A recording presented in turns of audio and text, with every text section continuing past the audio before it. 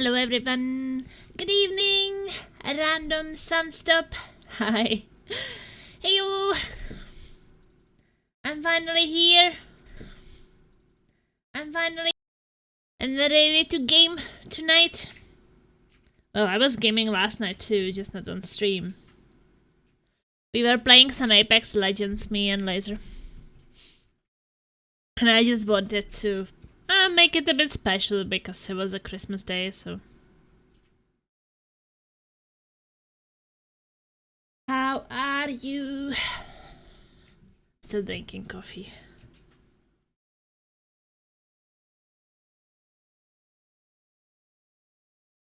So yesterday I was thinking that maybe I should not stream.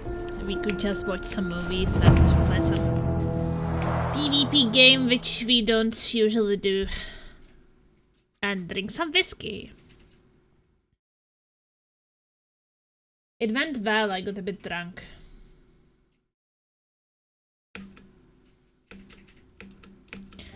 And the schnitzels yesterday and today were amazing. So good. Still will have some schnitzels tomorrow.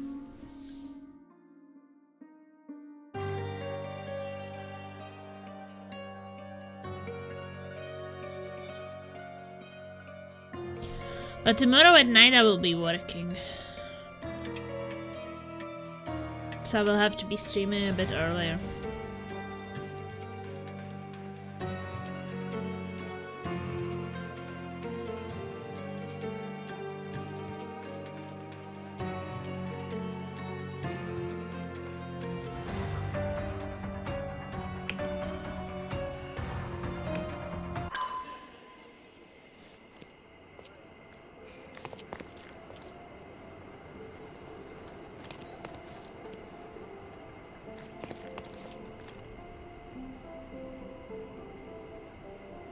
Well, I was investigating some accident here.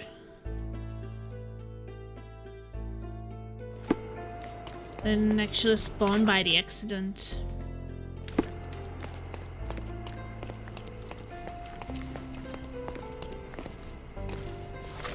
So that was where I saved.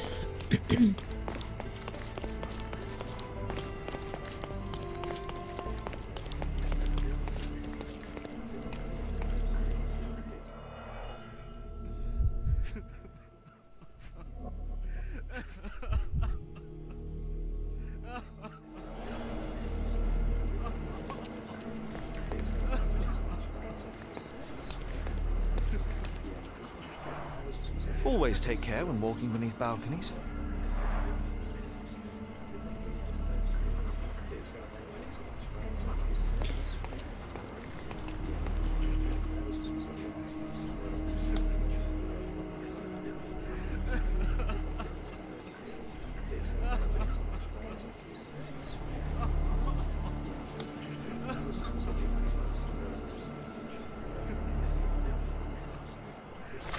Yeah, I think that I'm supposed to make this chemical analysis thing. Okay, let's try. Okay, how was that?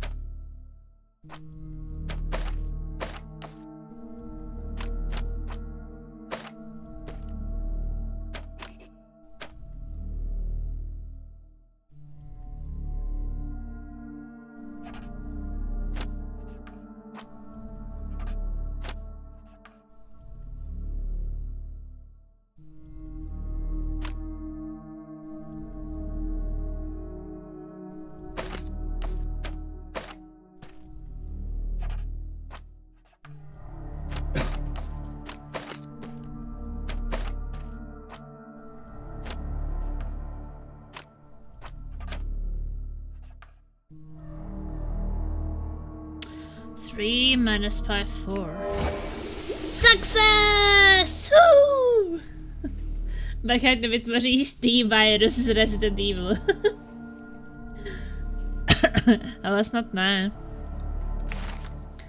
Hidden with invisible ink, the note contains an address, Northwestern Scaladio, the crossing of Reichenbach RD and Hudson Street. Look for the bird sign.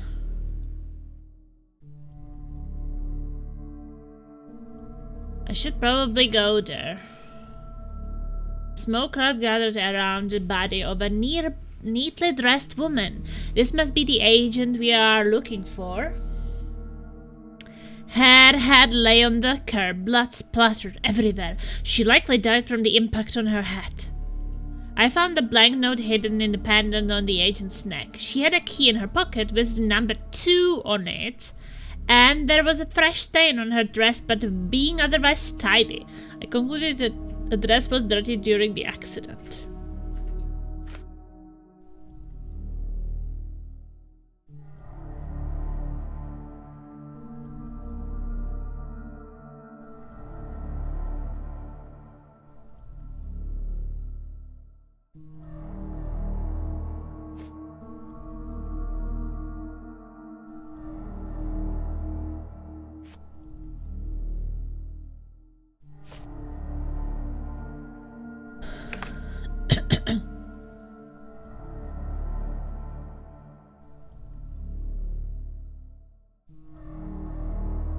Northwestern Scaladio.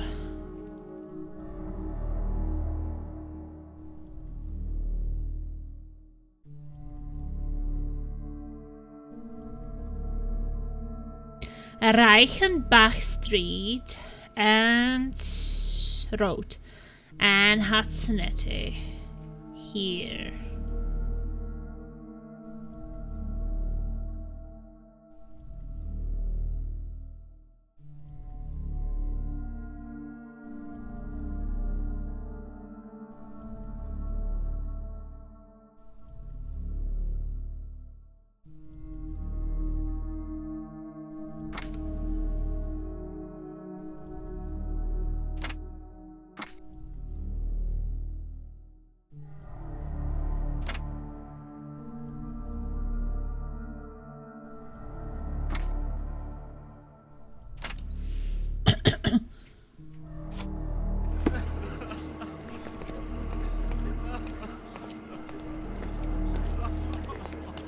A co teď ty hraješ?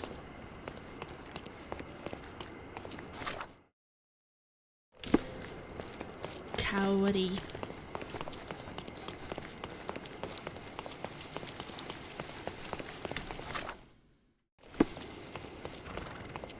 I have a key from door number 2.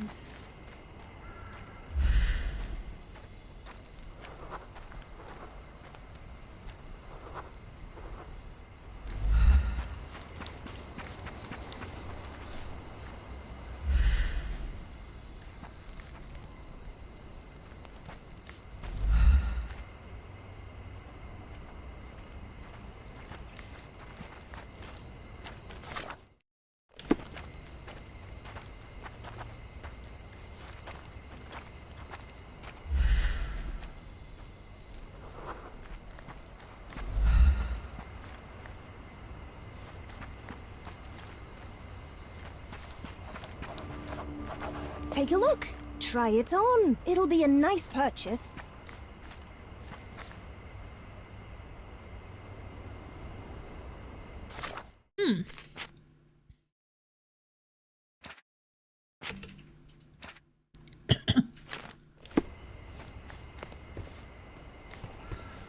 The finest clothes for the finest citizens.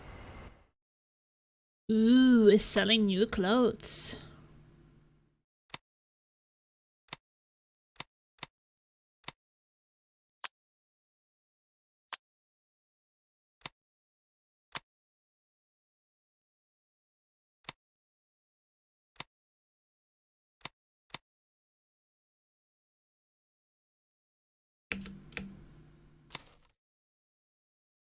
Well, I did earn some money, so...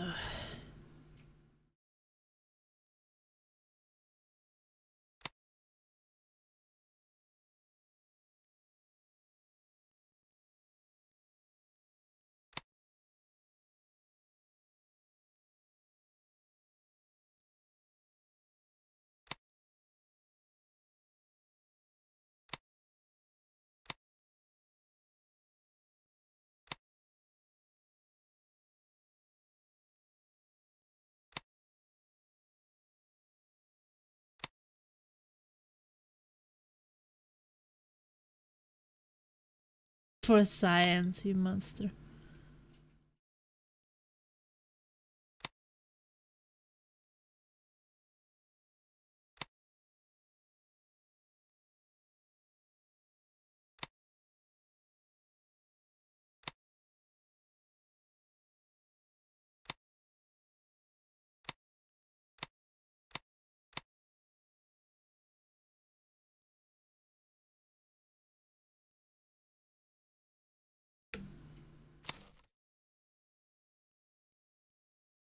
A perfect choice.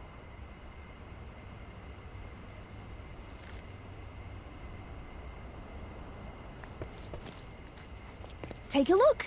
Try it on. It'll be a nice purchase.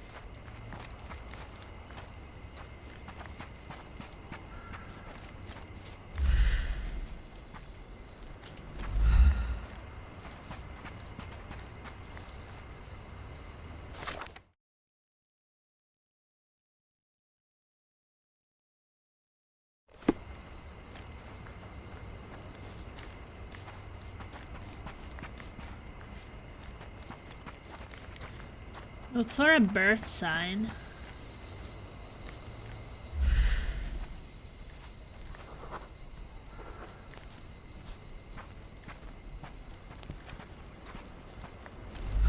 Oh yeah, I see it. That's the birth sign.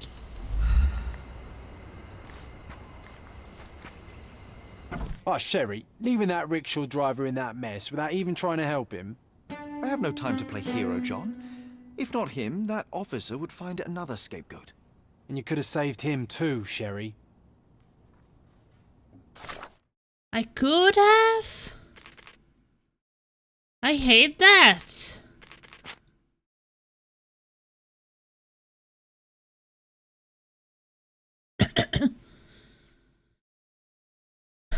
I mean, how do you know that there is a time for saving him?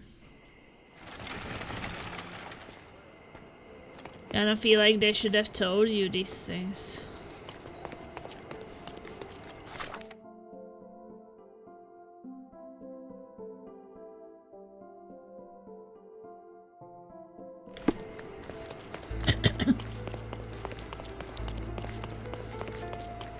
Nice to see you. I'm fine. Hello.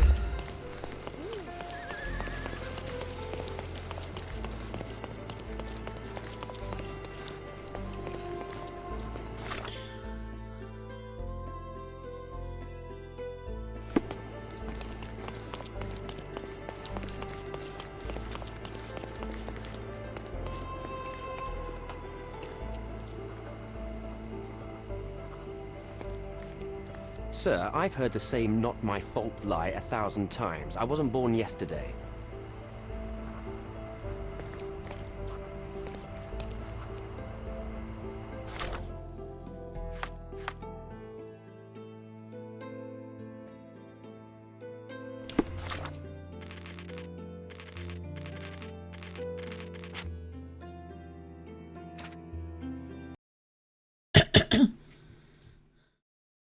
I don't like that the game is doing that.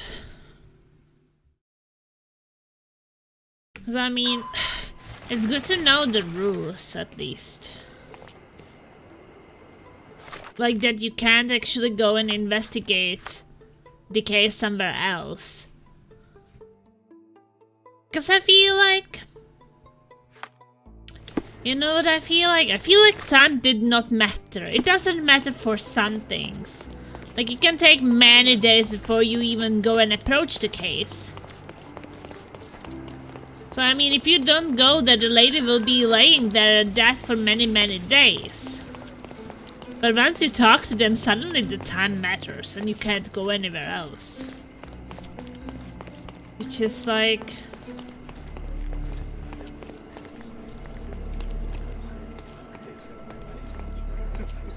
Sir, I've heard the same not my fault lie 1,000 times. I wasn't born yesterday.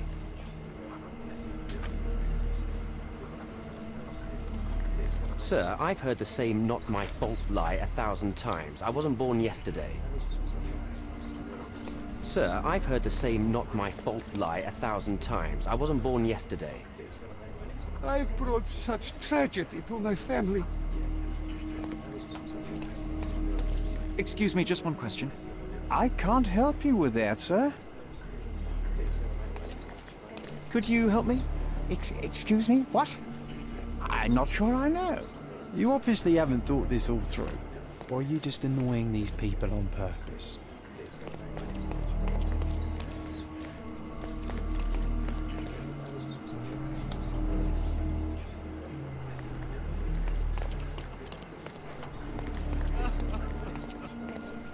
Sir, I've heard the same not my fault lie 1,000 times. I wasn't born yesterday.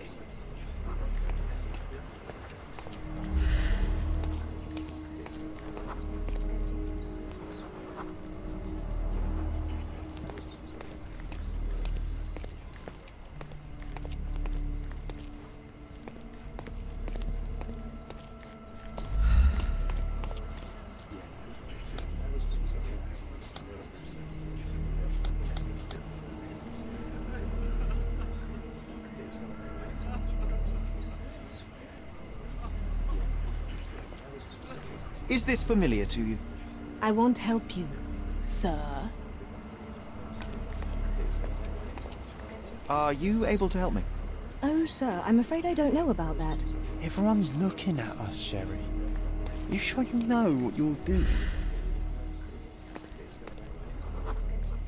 From the position of the body, we can deduce that Mycroft's agent walked down the street from the east. Oh.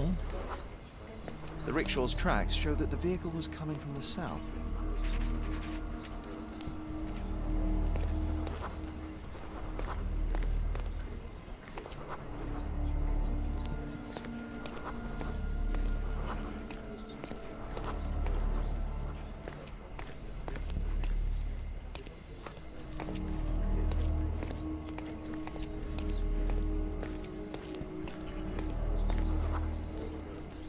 The rickshaw gained speed down the slope of the road and was going too fast to stop for a pedestrian.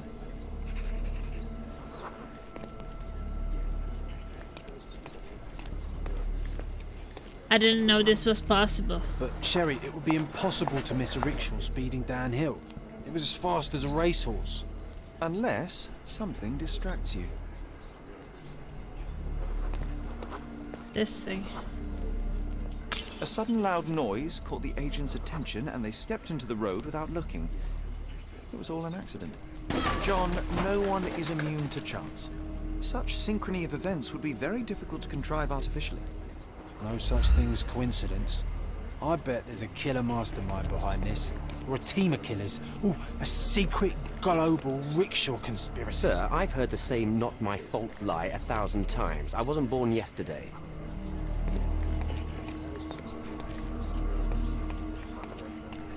I've brought such tragedy to my family.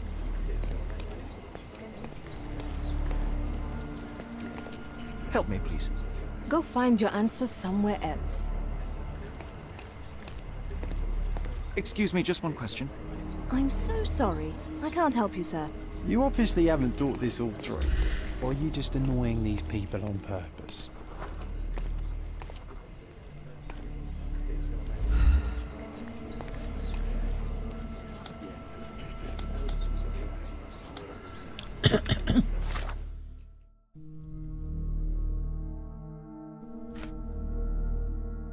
Oh, what are these signs?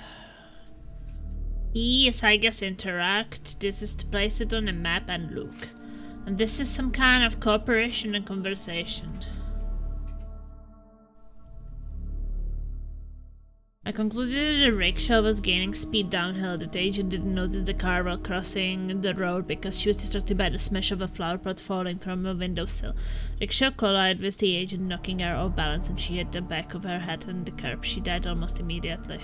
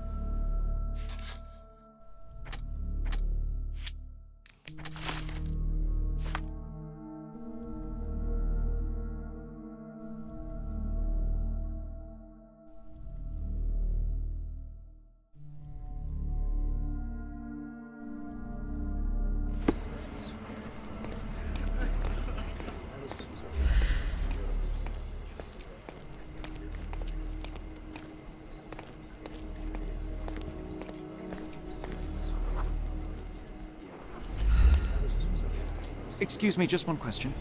Excuse me? What? I'm not sure I know. Could you help me? A man like you should not speak to a man like me. You obviously haven't thought this all through.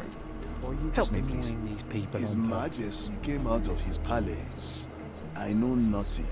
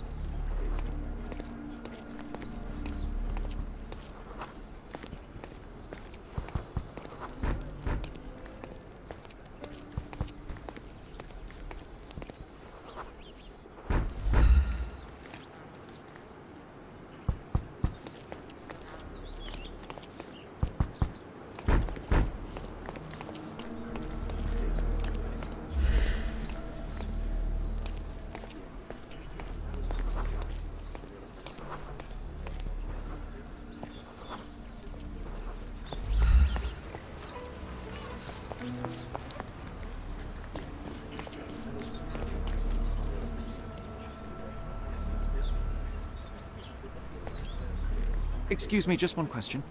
I usually have an answer for everything, but not for this.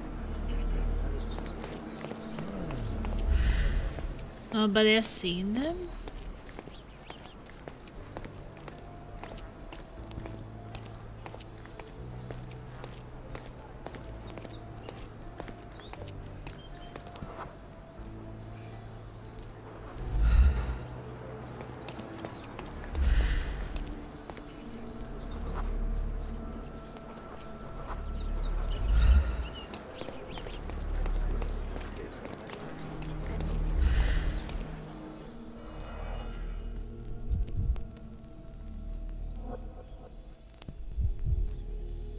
You know, they kind of did find everything here.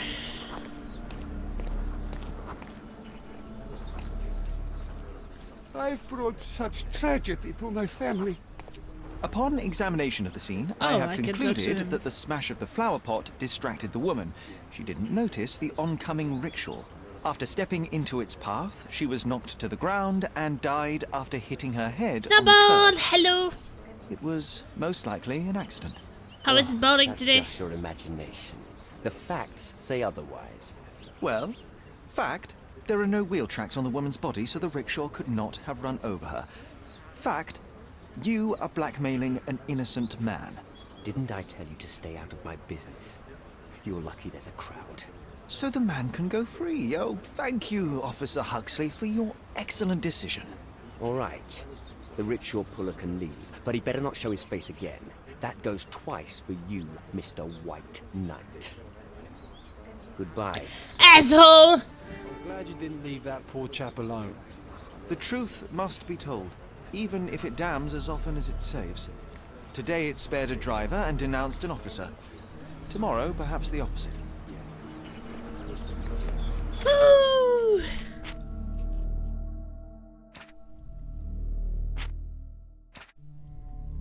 Hello, I've done absolutely nothing useful today, so it's bowling very well.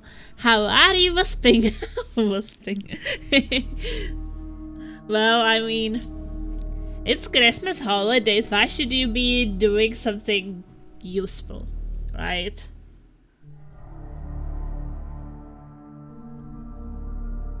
I think that is very justified. Now, Thank you, sir. But this policeman would have never let me go if you hadn't intervened. you are very welcome.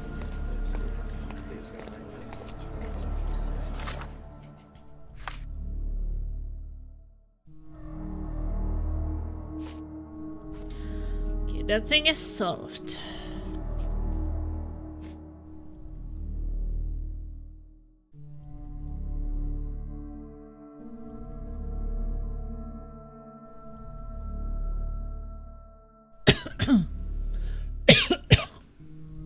I know, right, Samuel? Needed relaxing.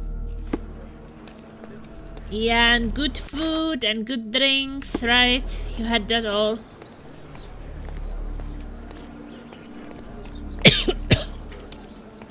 I'm glad you didn't leave that poor chap alone. Me too. And you played some Subnautica, right?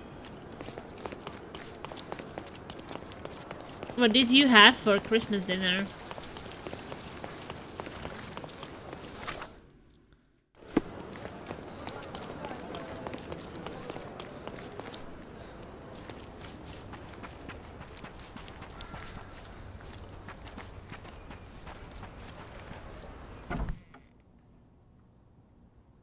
Oh, Sherry, leaving that rickshaw driver in that mess without even trying to help him.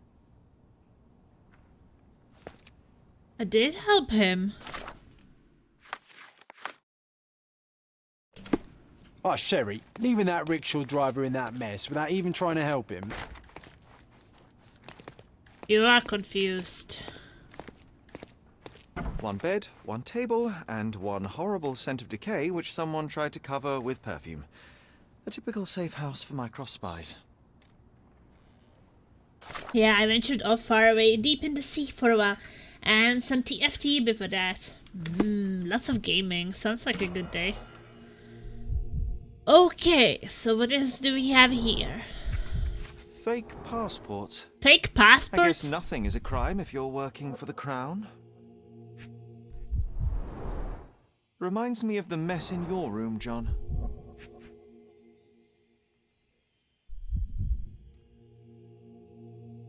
John's mess.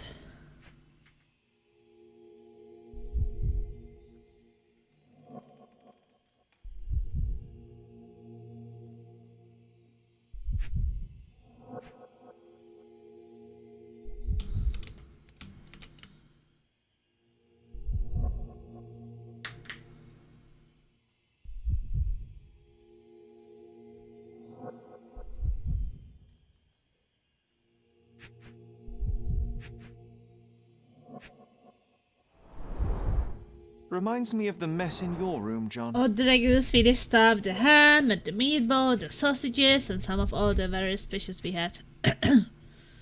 Yeah, Laser informed me that you're having quite a lot of different things during Christmas.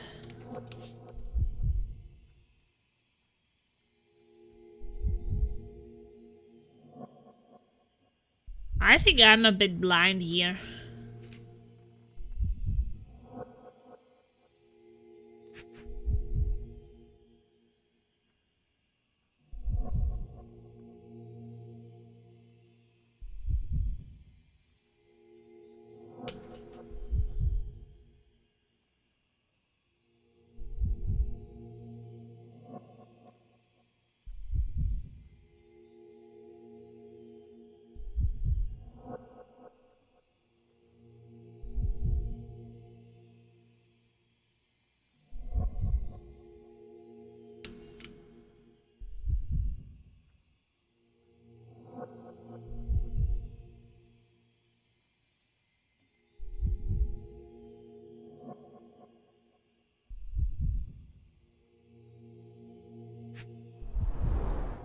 Reminds me of the mess in your room, John.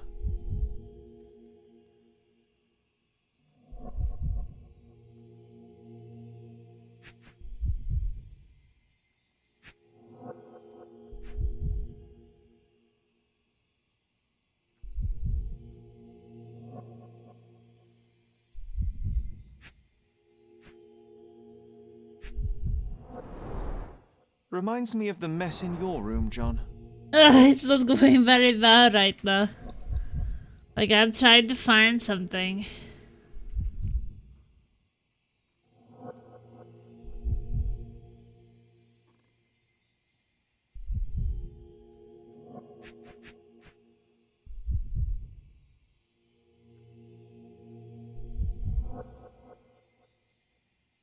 I'm not very successful.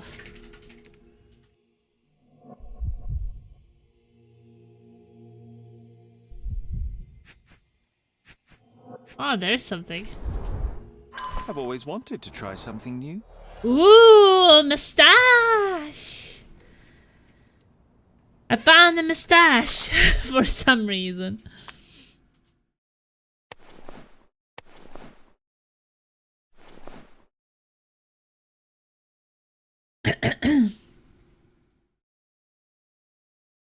Plasma thought she was doing detective work, but it wasn't detective work, it was detective work. This bird.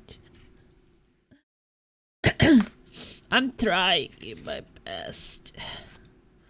A hidden address written here. The room was a complete mess. On the floor were fraudulent passports and a fake mustache, but nothing of value.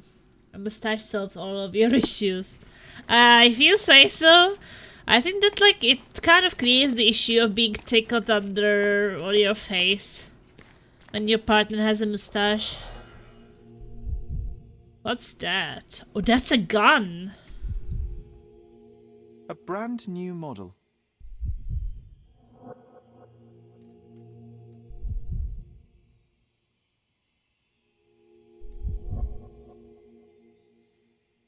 A brand new model. A brand new model. Anything else to know about this gun? Must say, perfectly maintained. She took good care of it. Okay.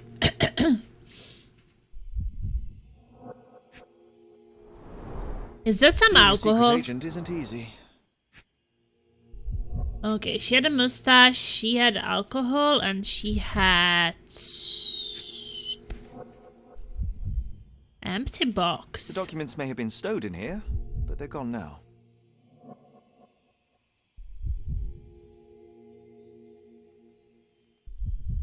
Whoever broke in clearly does not appreciate lockpicks.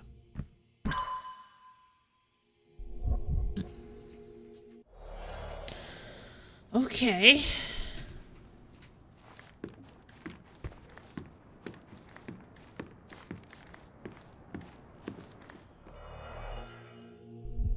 More clues here. Broken window. A brute force intrusion rather than a stealthy sneak-in.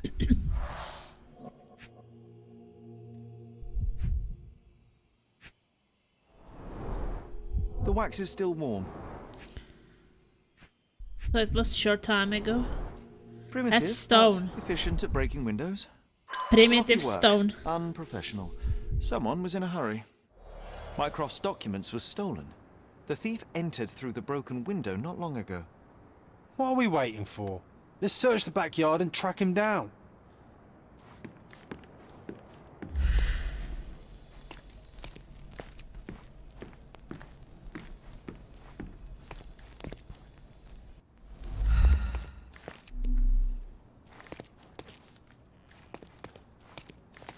The espionage life. Safe. Don't point the gun at us. At any moment you could die. Did you get a bit Boredom. scared?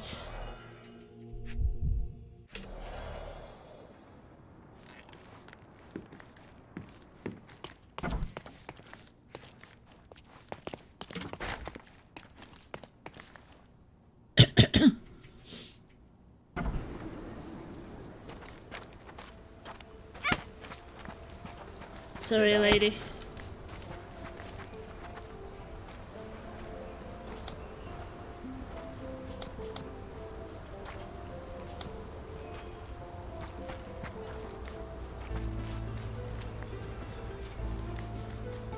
So this is the backyard, this is the window. Sharp They're in venomous such a blood. hurry that they cut themselves. Okay, so there's someone who is bleeding. We can follow the blood tail.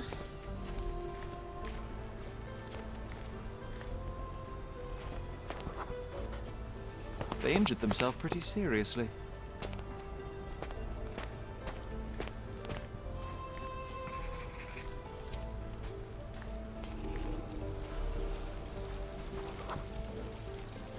Look at the amount of blood. Does it mean they were waiting here for something? The police patrol schedule sends officers along here regularly. Our thief wasn't waiting. They were hiding. Okay.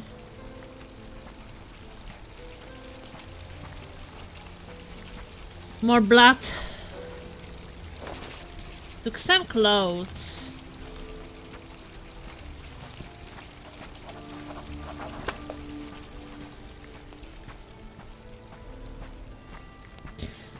There's something foul here. That's blood. Torn bits of cloth. The blood trail stops here. They must have finally bandaged the wound.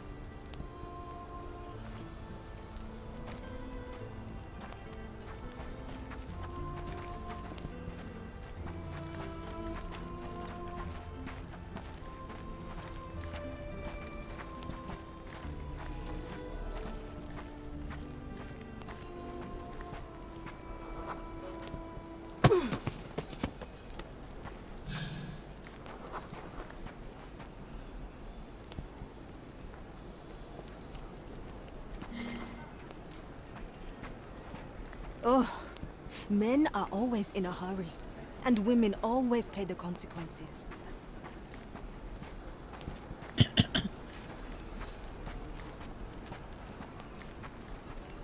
thief must be somewhere around here. I can almost smell him.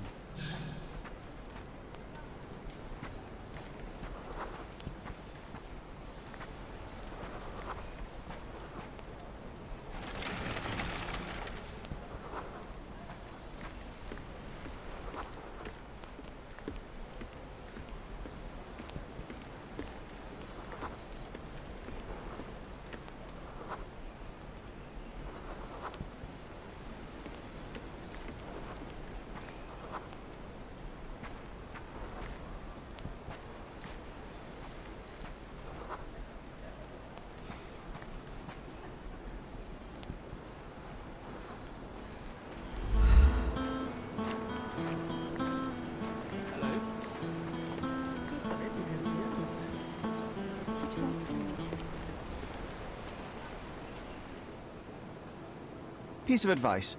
Next time you try to steal from an agent of the United Kingdom, don't leave a trail of blood behind you. Try using a lockpick. So it seems this is it.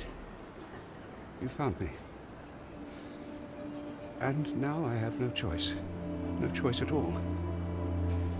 He told me to give you this letter. So where are the documents, and who is he? Huh.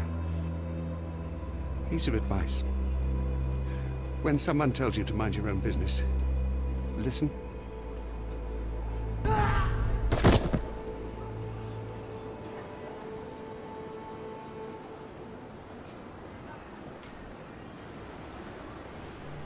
Sherry. What horror could he have been facing that suicide was the better option? It's a grim augury indeed. There's something bigger brewing, John. We should inspect the poor man for any leads. So that man killed himself? When we found him? The blood traces stopped near the rolling bridges. The thief must have been nearby. S find me in 20 to 27 M.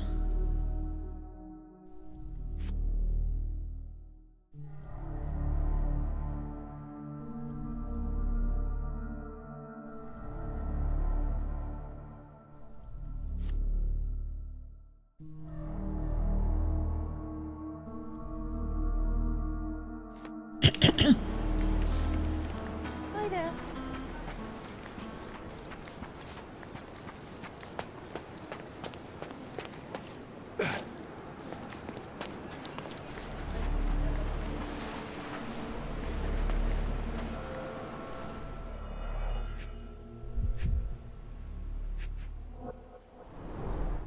He managed to bandage the wound properly.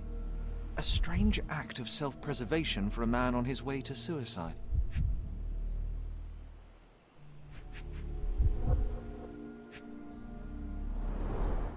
Expensive clothes.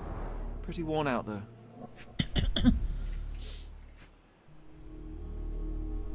That is weird. Old and made of silver.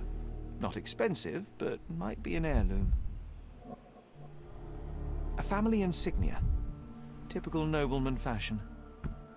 Take a photo of this poor bugger. Better to give Mycroft something rather than nothing. Use E to activate your camera, then press it to take a photo. The frame of the viewfinder will turn wide when you are aiming correctly.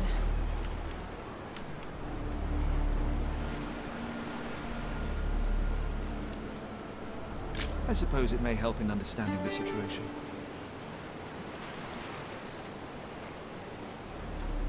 Well, well.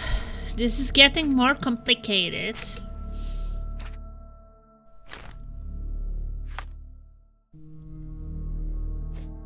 Photo of thief. I didn't find any documents on the thief's body. The way he clumsily broke into the safe house suggests he was a professional. He was not a professional. It's unlikely he could have found out about the secret documents and safe house on his own. He's a pawn on someone's board, and that someone has just put me in check. The thief probably passed the documents to this M, who continues to evade discovery. It seems he wanted to leave me just one clue, a note of invitation. I took a photo of thief so Mycroft's agent could perhaps help clarify the situation. Okay, so maybe I should go to the agent.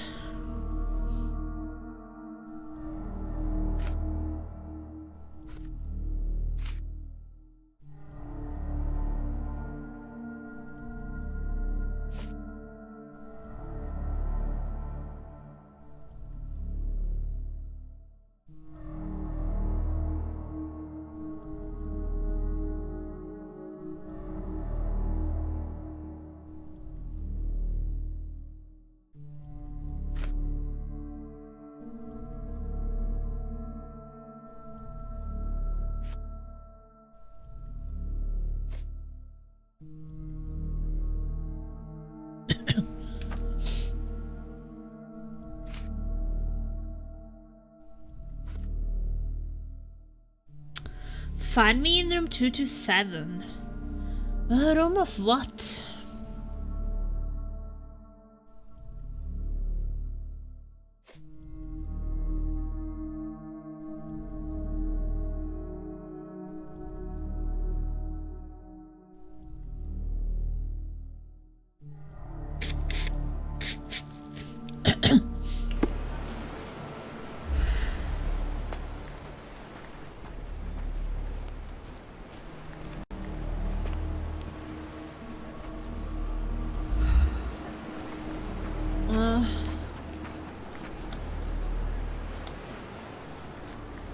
Where's City Hall?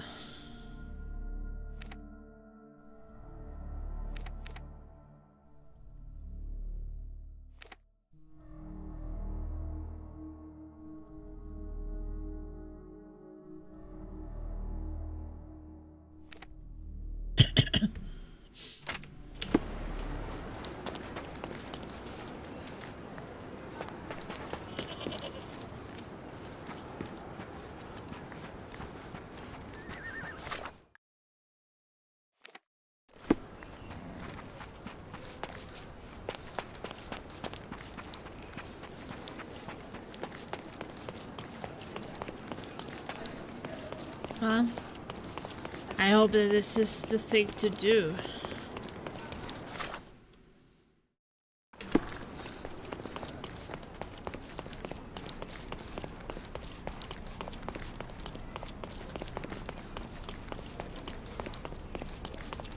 I guess maybe I will get a bit more clues when I show him the dead body. Maybe the agent will recognize him. And that's kind of the only clue I could think of right now.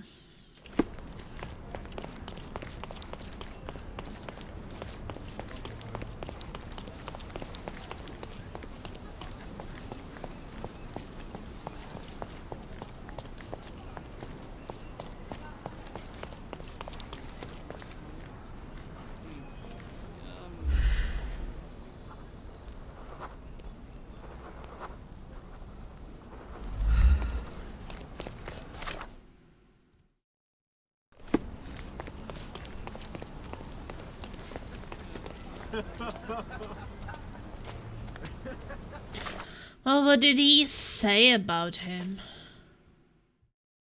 The man is afraid of fire, you will see it on his face.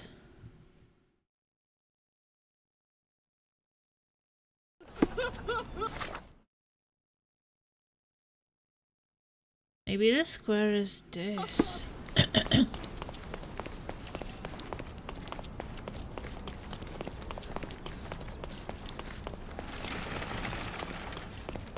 Does it look remotely familiar to you? Should it? Concentrate, Sherry. Okay.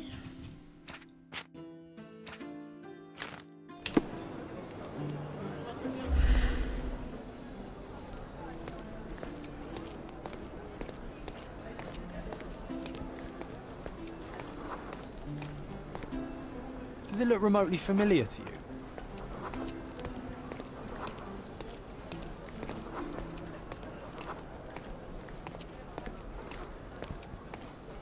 Should it be? Guests of Cordona, the treasures await you. Collect them all and return for more. Burn as a child, okay.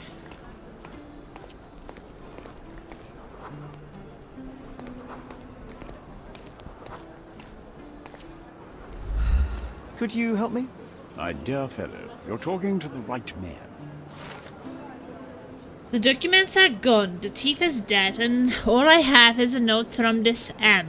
Maybe John was right and the rickshaw accident was a setup. If it was the person behind it has played us all. And yet rather than despair, I feel alive. There is someone out there. Someone like me. Someone at my level. And I gladly accept the challenge. Machine! Howdy, Plasman, everyone. Alas, Howdy, that's a machine. terrible blow for the office. I'd better pass on your report immediately. Thank you for your service. The accident doesn't look so accidental anymore, does it? I think you might be right, John. I feel like someone is leading us by the nose. First time I've encountered such a devious mind. I suspect not the last.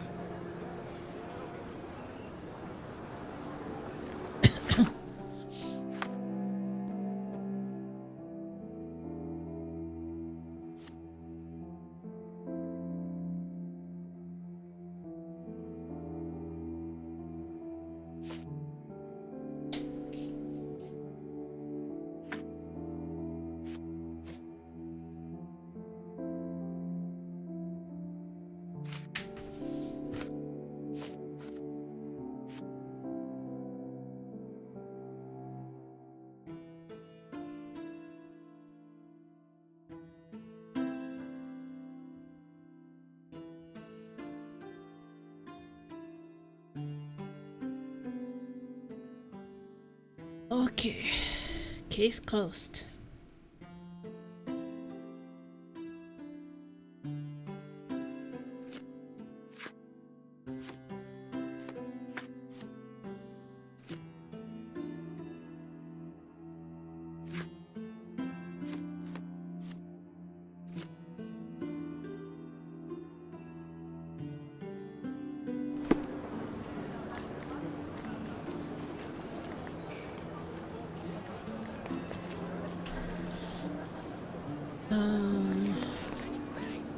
I would like to pin that thing.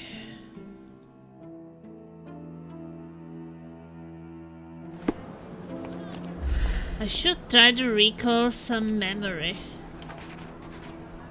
Yeah, this thing. A large crowd gathered. There is some boy. I was here. I was here. Young and passionate about the truth. Mycroft stood close to me. He was keen on my attending every official event, that I might prepare myself for the Crown service. Lucky for you, that was the last time he did it.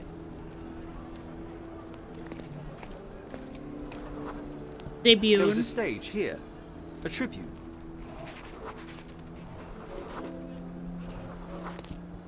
The governor gave his speech there. He was lying through his teeth and nobody noticed, or didn't want to, but I noticed. I was extremely irritated by his lies. I shouted my opinions very loudly for everyone to hear. The crowd went wild.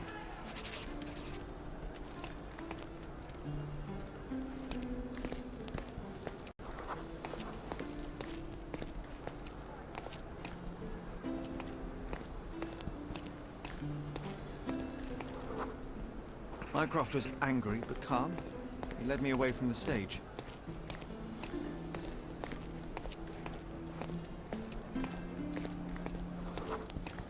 He told me that I should keep my mouth shut, and that silence is golden. I couldn't stand for that. Behold, Sherlock Holmes's famous adherence to justice was born here. Case complete! It was more like a memory. You know, my memories are my cases now as well. For some reason.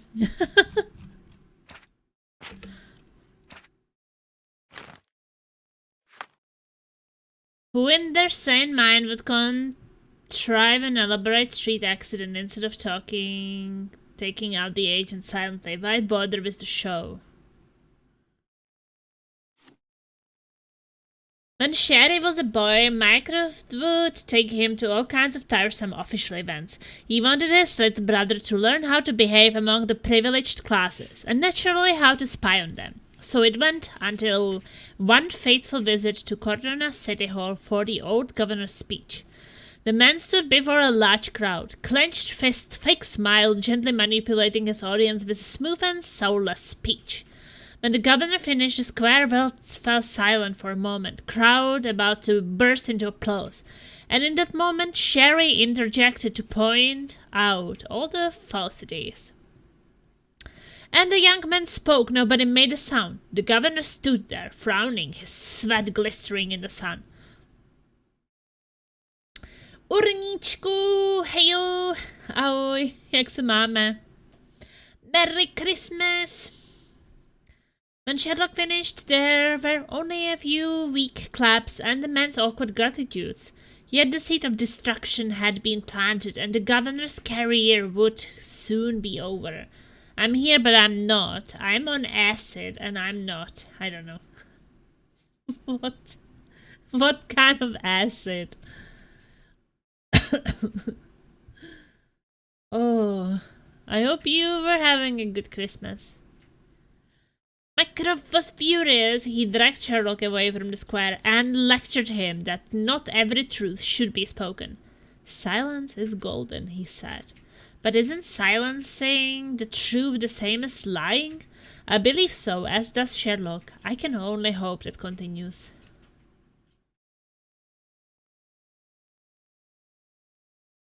Maybe give me time for today, thanks. Time for what? I can't give you time.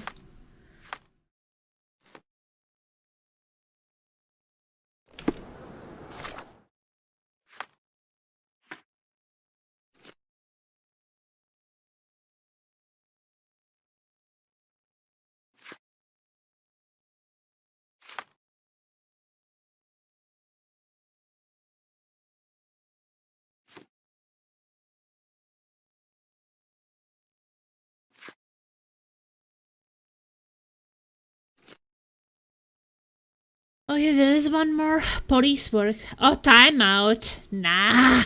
Why would I give you timeout? Roger Smiley, 42 years old, previously arrested for theft. Was wearing glasses. Cause of death, shotgun wounds to the torso. Bill Devon, 35 years old, previously affiliated with the Red Scarves gang. Cause of death, blood loss from a severe jugular vein. Identity unknown, around 30 years old, was wearing a hat. Suffered a leg wound. Cause of death, point blank, shot to the heart. Oof. 3 men were killed in a quarrel over the distribution of bank robbery loot. The gunfight was reported at the northern end of Silverton and a backyard of engineers LN. What is LN? ST Street, RDS Road, what is LN? Lane. between a Bernard Street and Corpet Street. Hey, Date Mac, how are you? Merry Christmas to you as well. Merry Christmas to everyone. I hope you were guys celebrating it well.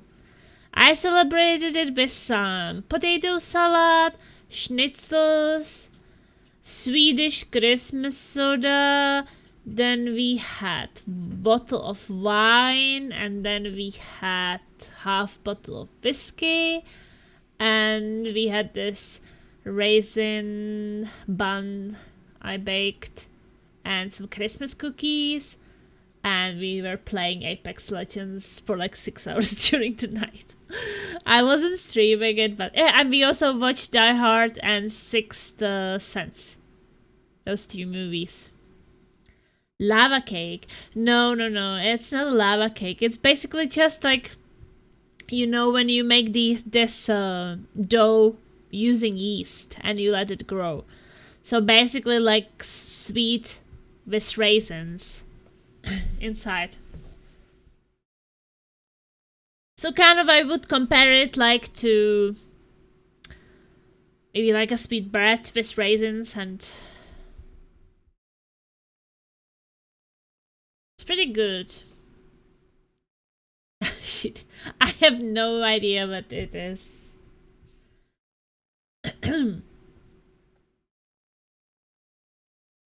What did you have, and how was your Christmas?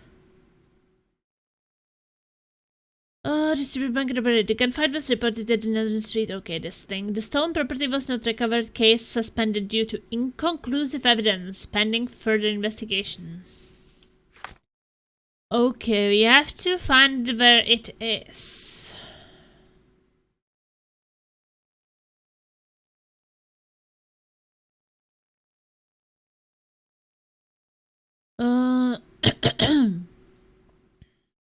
Somewhere in the north of this place. And in a backyard of engineers.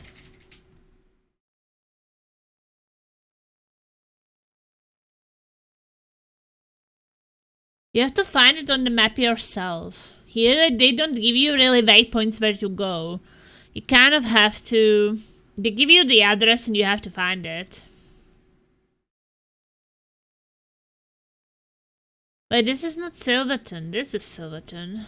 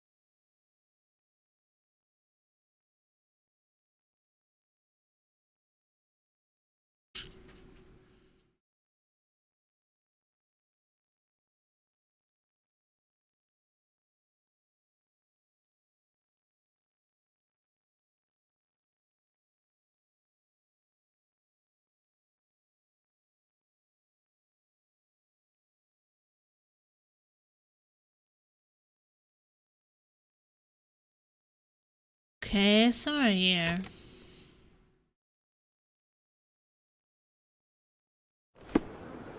Probably go there.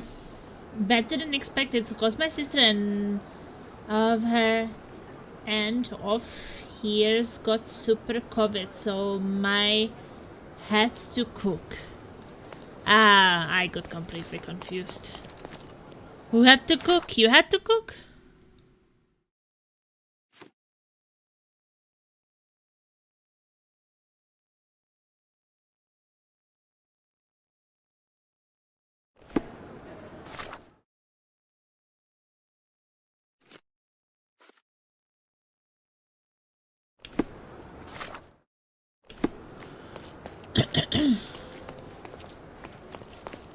Why did that...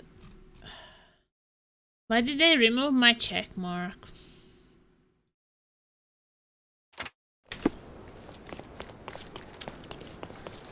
I don't think that I got it. Your sister and someone else got super COVID. So at least 2 people in your family got super COVID. And someone else had to cook.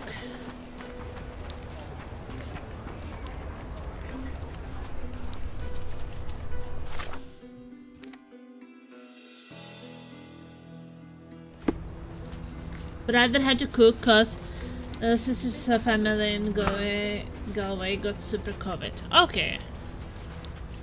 Well, I guess your brother is able to cook, right? Was it good?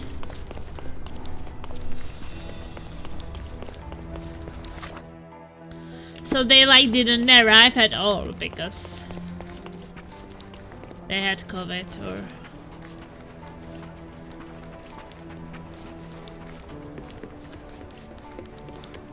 I guess you were already there when we were playing 7 Days to Die, right?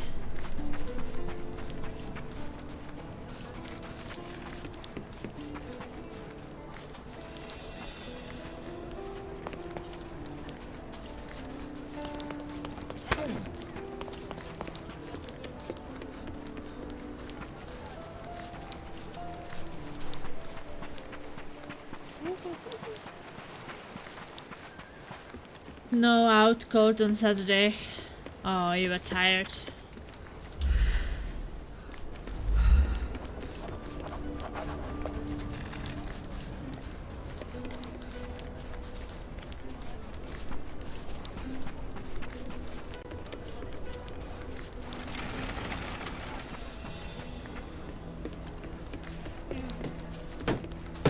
Well, I work for police now, so I'm also solving their cases.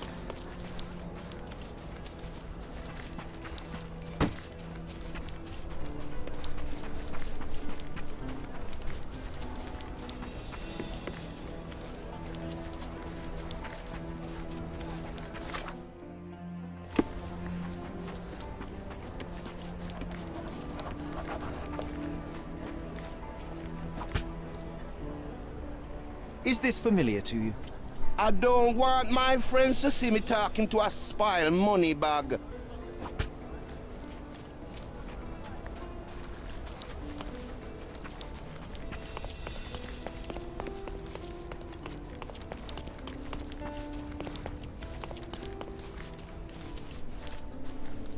May I ask for your assistance?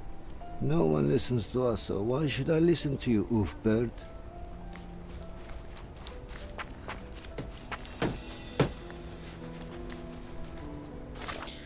Oh, maybe I should save it.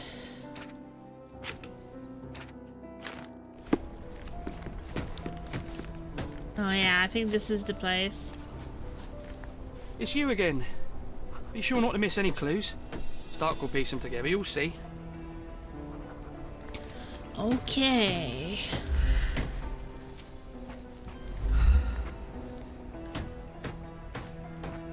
Interesting place to shoot one another. There's mess everywhere.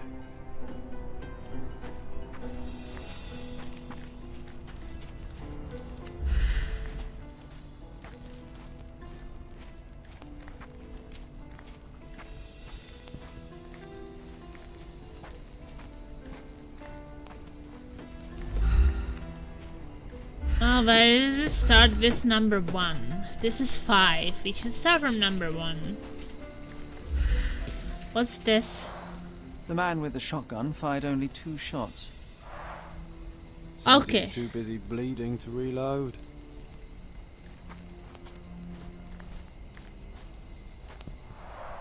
The man with the shotgun fired only 2 shots. Do we know it's the man with the shotgun?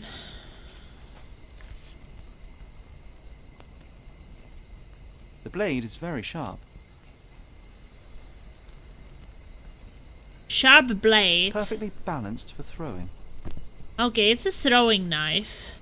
So shotgun fired 2 shots and a knife was thrown.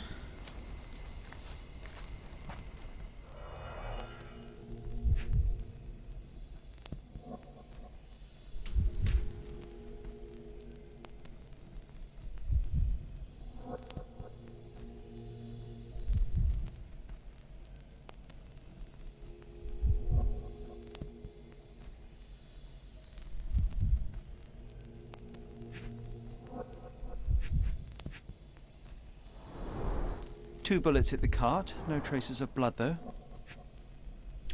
Okay, so 2 bullets went to the car. But shotgun also fired 2.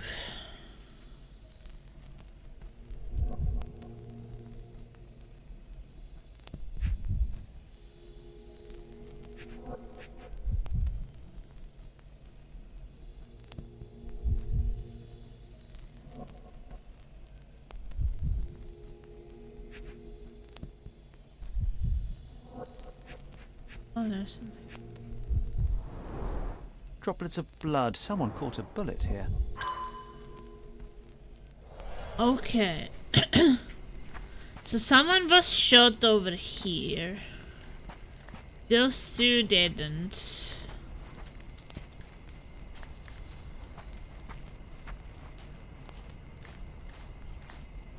Number 1.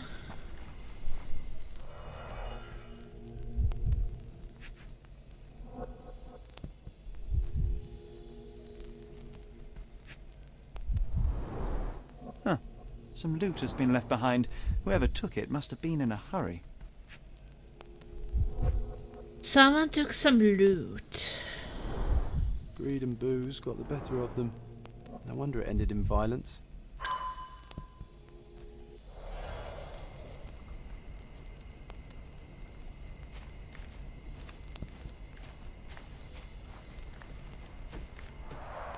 Pieces of brass tacks. Piranha rounds.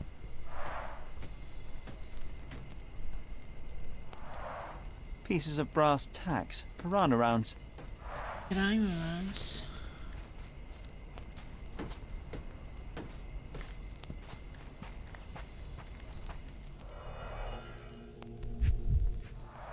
Bent glasses with cracked lenses.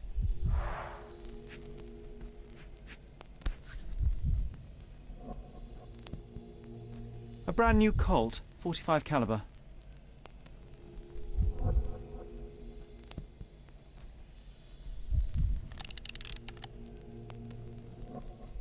The shooter fired 3 rounds. Okay, 3 rounds.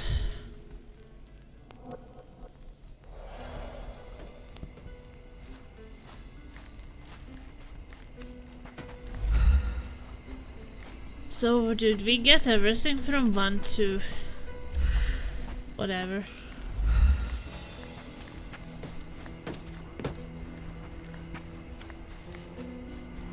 Is this 5, 6, 1? It's 2. 1, 2, 3. Perfectly balanced for throwing. Perfectly balanced for throwing. 3, 4. The man with the shotgun fired only 2 shots. 4.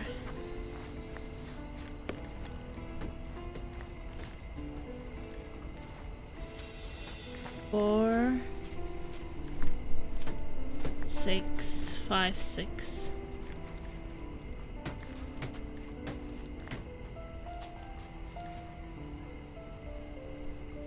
So what do we know about it now?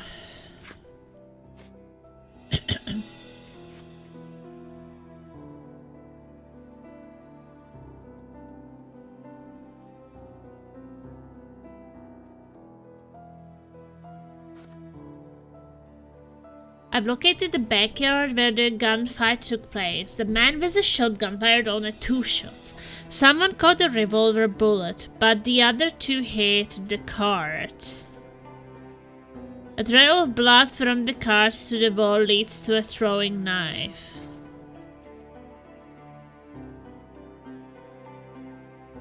The man with a revolver fired 3 rounds. His broken glasses are lying behind a driftwood log. The log is riddled with brass tacks.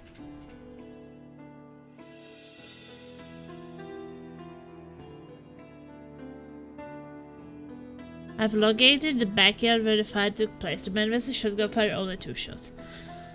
Okay, guy with shotgun fired 2 shots. Someone caught a revolver bullet, but the other 2 hit the cart. So the guy with the revolver fired 3 rounds, hit 2 with a cart and 1 to a person.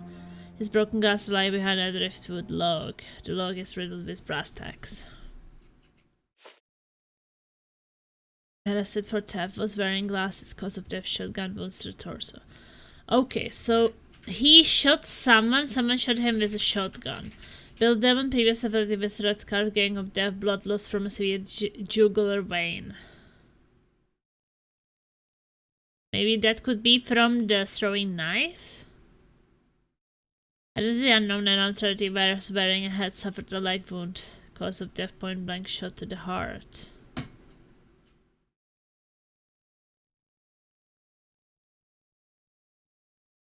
Okay.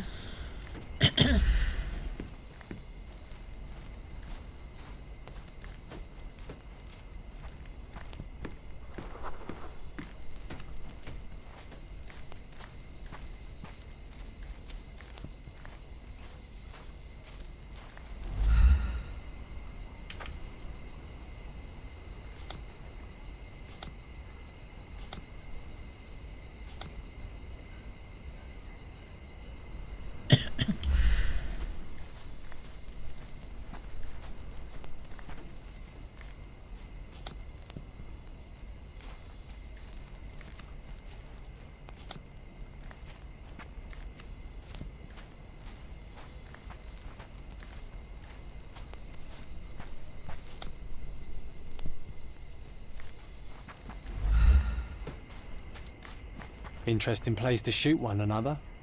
There's mess everywhere.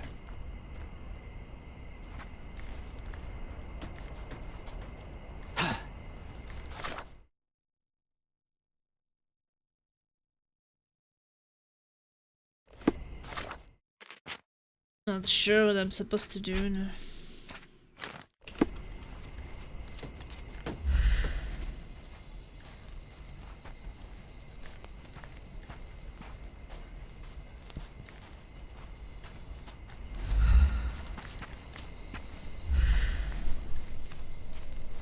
Stuck deep in the wood. Okay.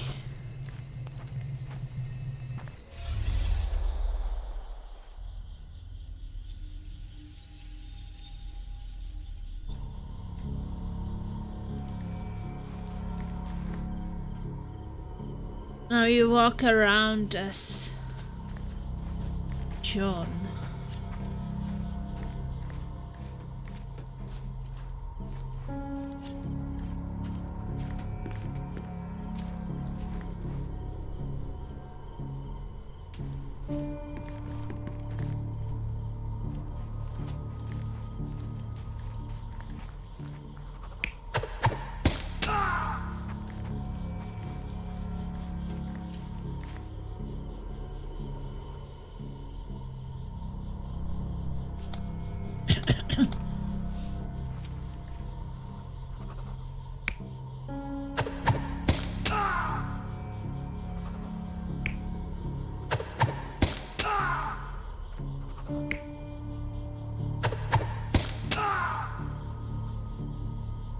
We don't know who was caught there.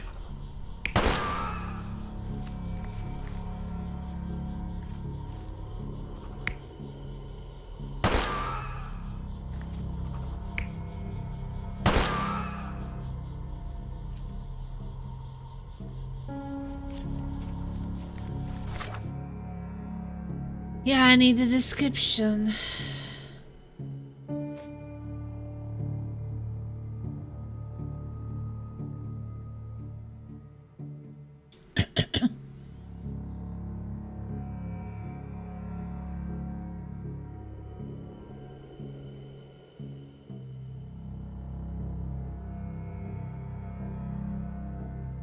Well, he was wearing a hat.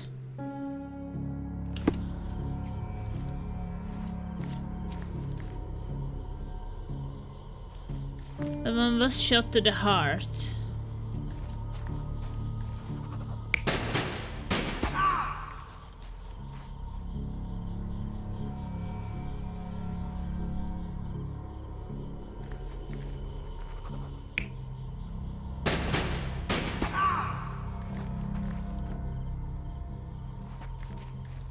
I mean, this guy got shot into leg.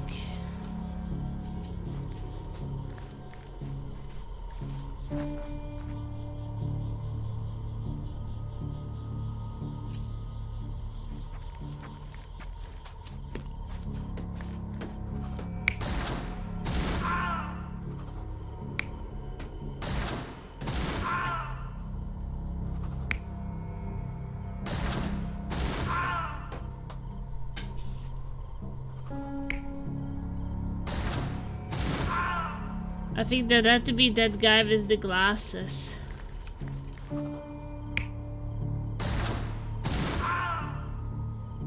Oh, this guy has glasses. This guy was shot.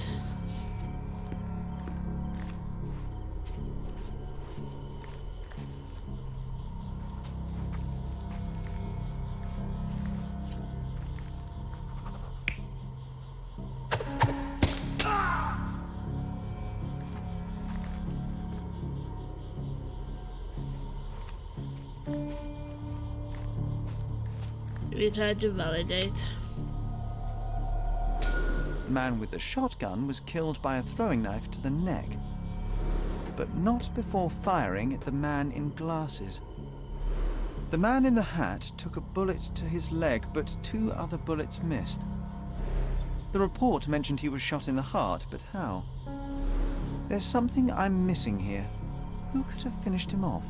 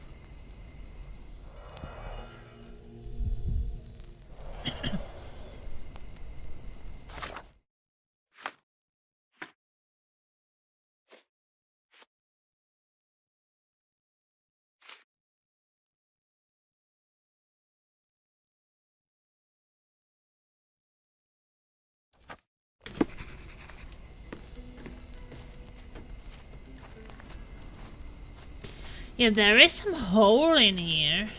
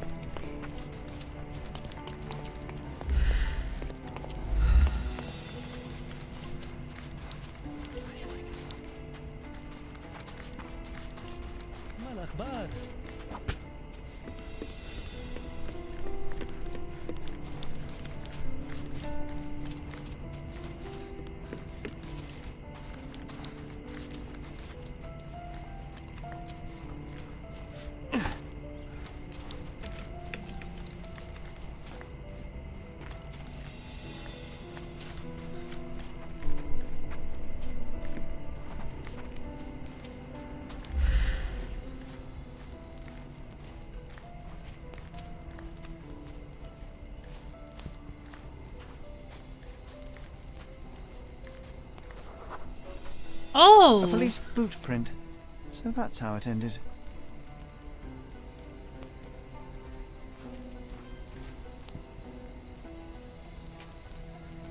The policeman shot him?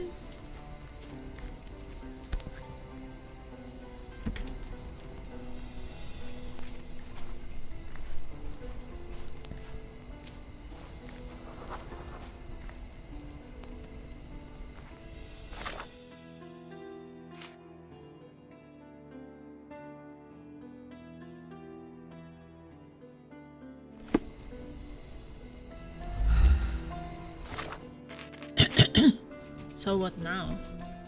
Fun Christmas then? I'm gonna crash soon because it's been a while since I had rest.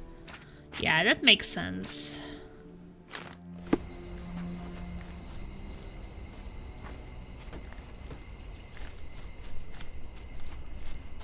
I just arrived here this morning. I just arrived here this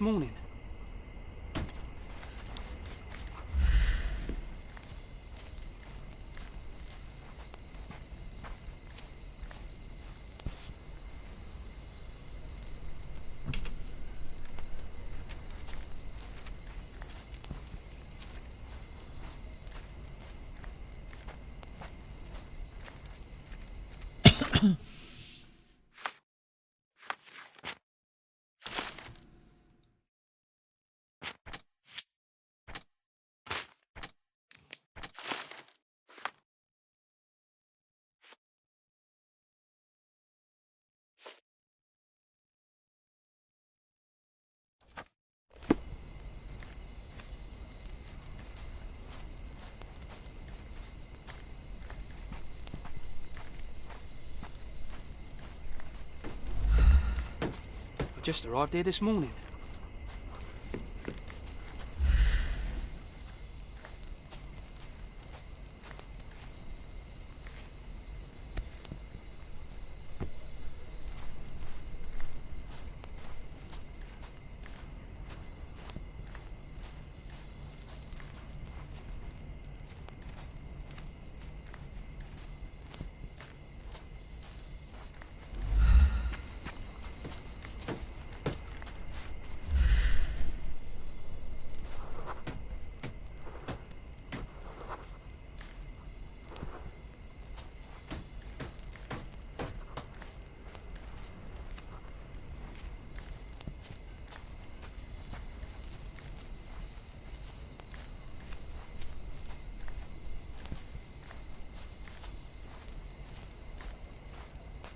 Well, the question is, like, do I need to go to the police station? Because, I mean, I will not find out more about the police foot here. Interesting place to shoot one another.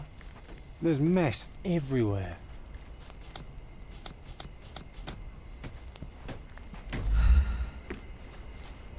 I just arrived here this morning. Oh, maybe I should go to police station.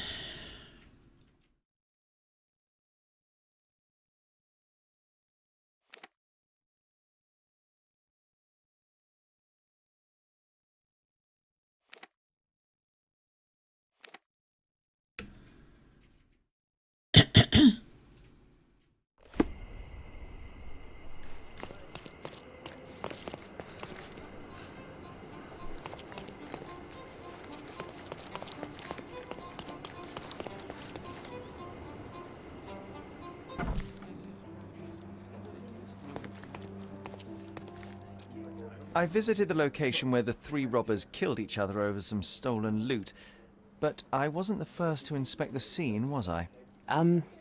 No. Officer Schmidt arrived there first, just hours after it was reported. Poor Schmidt. That same day, he received news that his dear old grandmother in Austria had died. He had to leave for the funeral immediately. He is anything but poor. I doubt he'll be coming back. It was he who killed the last robber and took the loot for himself. Blast it. I knew he was acting suspiciously. He may be beyond our reach now, but I'll be sure to expose the little weasel when I write my report. Nice work. Feel free to take another case. We make a great team, you and I. Yes! Thanks for the money. What was did in the shadow?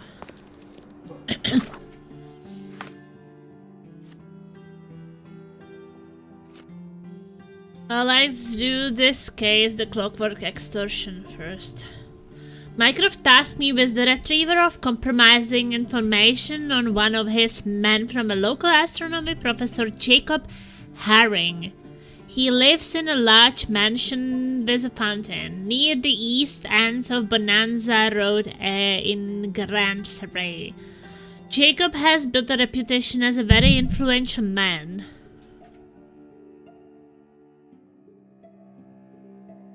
But few know that it's because of the substantial collection of blackmail material he used to coerce high society. Mycroft's agent said the professor is a loner and very cunning type, so I must be careful.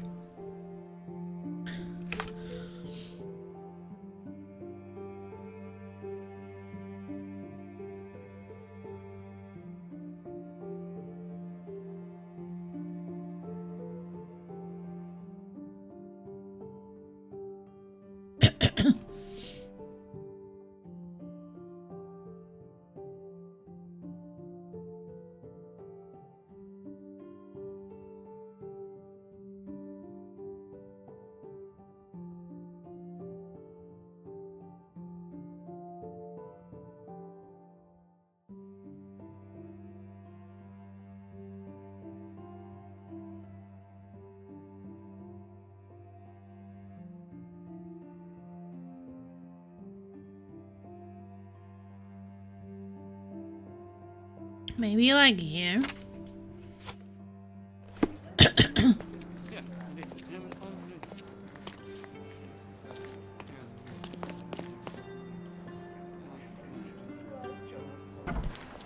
Solving crimes.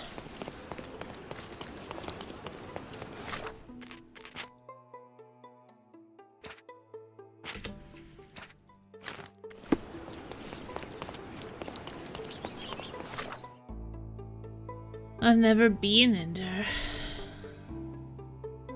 I don't know, do I have a fast travel there? Oh yeah.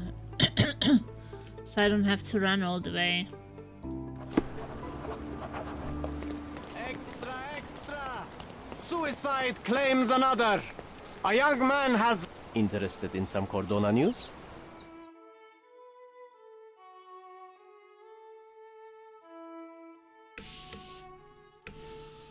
Check the front page. You won't regret it.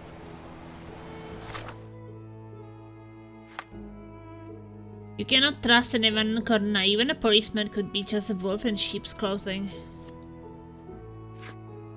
Shocking scene at the Rolling Bricks Bridge today as a young man leapt to his death in broad daylight. Witnesses report that the man was running as if hell itself was chasing him. With police refusing to discuss the matter, many questions remain. Was he mad or being pursued by something truly terrifying? As officers continue to investigate, we encourage any with knowledge of this tragic event to come forward.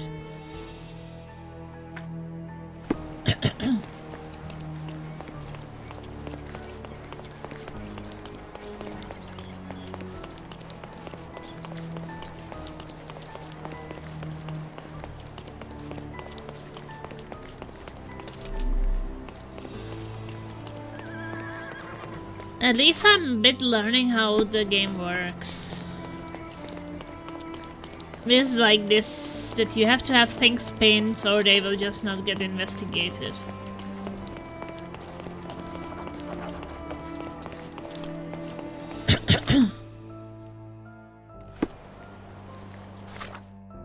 Well, this is his place, I guess, then. Yeah. Isn't that where we are supposed to go? Yeah, Jacob Herring.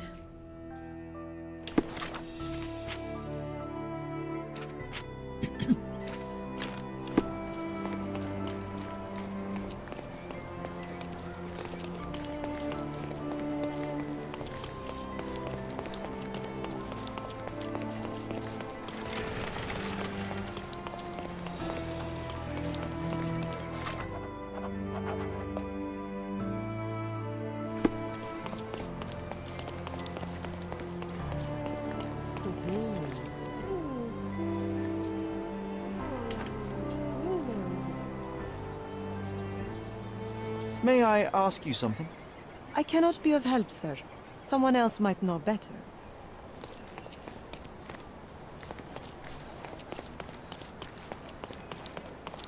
How do you do?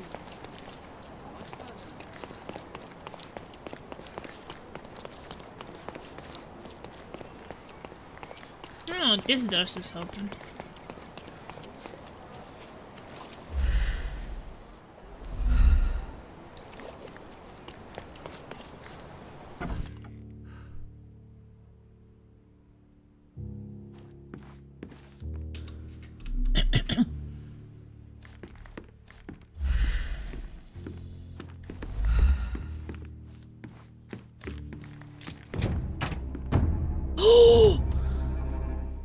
Boom, Sherry. I found a corpse. Don't you think it's strange we always end up in situations like this? Seek, and ye shall find. Oh, we were finding way too many corpses, guys. Every time we go somewhere, it's like, boom, corpse!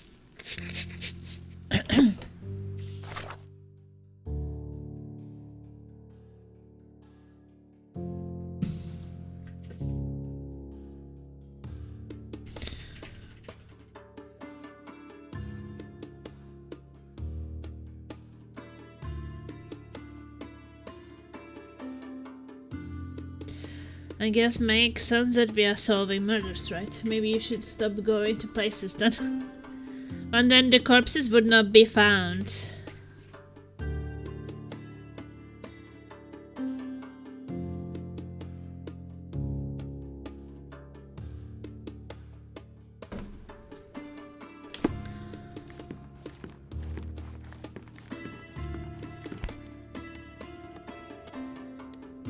Pheasant feathers.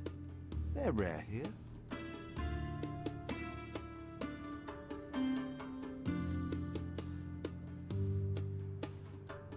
It would not be easy to cut this hat in two. Whoever is responsible is a master of their craft. The professor's study.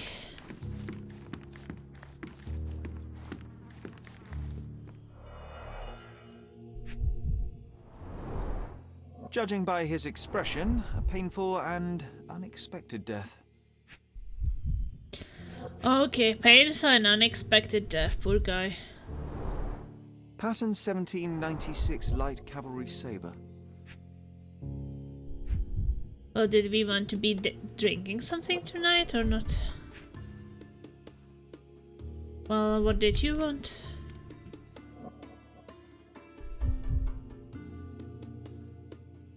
Oh, you want to have some tea or something? His hand is clinging to his chest, but he has no stab or gunshot wounds. It looks like he died of natural causes, but something doesn't add up. He's holding his heart, dead body.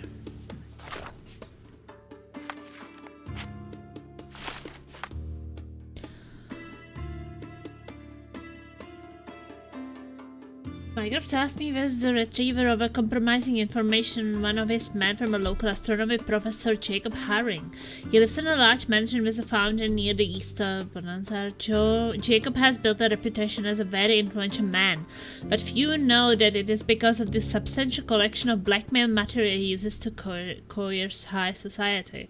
So maybe someone else. Mycroft's agent said the professor is a loner and very cunning type, so I must be careful. Dead body lay in Jacob's Haring's study. So we don't even know if it's Jacob. A starched up head with pheasant feathers had been cut in two and lay near the professor's body.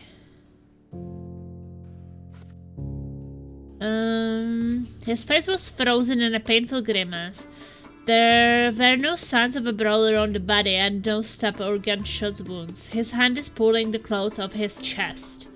A cavalry saber lay beside the body.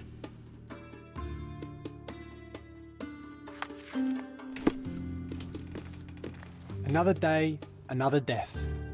Do you think we're just lucky? Old, but still deadly. 2 sabers used to be mounted here. So one was taken away?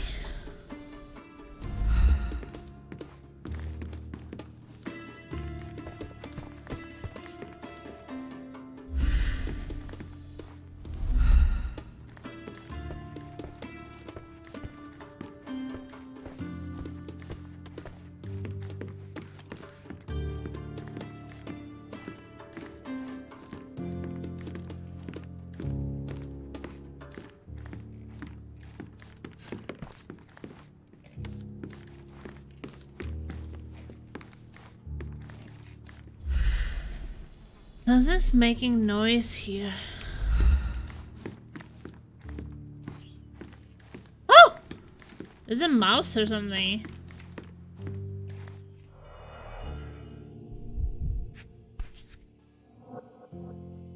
So, the victim is Professor Jacob Okay, Haring so the victim himself. is him. That's no great surprise. London Fencing Club, 1876.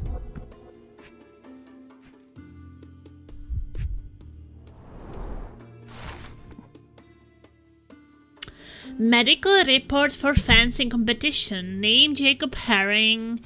Haring, sex male and age 52. To whom it may concern, patient Jacob Haring has completed his physical and is in perfect health to participate in the fencing competition at the London Fencing Club. Kind regards, Dr. Wagner Bush, April 2nd, 1880. Completely healthy and ready to take part in the fencing competition. Yeah. Notes. Ooh, daily schedule. A man with a plan. Admittedly, not a great plan if you write on paper exactly when you will do your illegal business, but a plan nonetheless. He was writing a plan about his illegal business. Oh my god, Christ. Daily schedule. 6 a.m. wake up. Who would want to wake up at 6 a.m.? Means I have to wake up in 1.5 hours? Well, I'm already awake, so I guess I'm lucky. 6:05 a.m. morning constitutional. 6:45 morning ablutions. Don't know what that is. 7 a.m. breakfast. 8 a.m. walk on the quay. 9 a.m. collect mail from the post office. 10 a.m. work on the science article. 12:30 p.m. the Sirius B lunch and tea. 2 p.m. answers letters. 3:30 p.m. check my precious collection. 4 p.m. repair the clock. 5 p.m. evening repast. 6 p.m. exercise. 7 p.m. walk along the quay. 8 p.m. reading and 9 p.m. prepare for sleep. Where's the damn coffee or woman's tea? Definitely a woman's tea.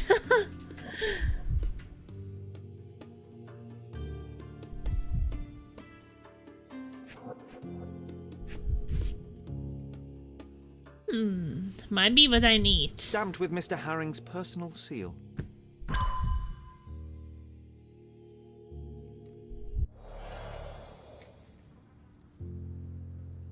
So, what do we know?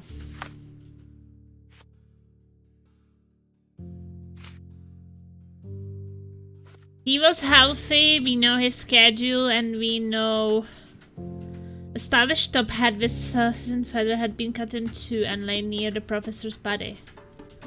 That body was Professor Jacob Haring, was found on the floor of his study. At his desk, we located a notebook with Haring's schedule, a photograph of him and the meeting of the London Fencing Club, and the result of a medical examination permitting Jacob's participation on the fencing competition.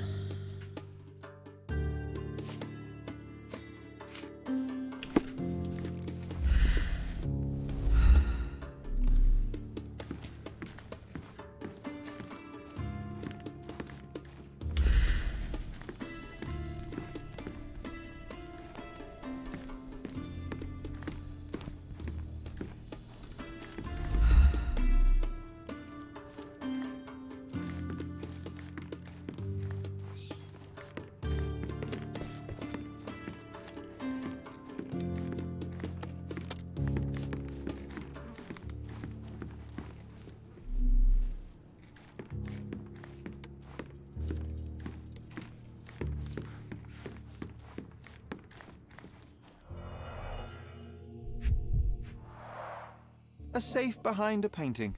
Classic. Ooh, a safe. This was opened carefully. And someone had a key. One presumes that empty safes are not some hip new trend. If you had an enormous collection of blackmail material, where would you keep it? Oh, nice try, Sherry. But I ain't telling you nothing.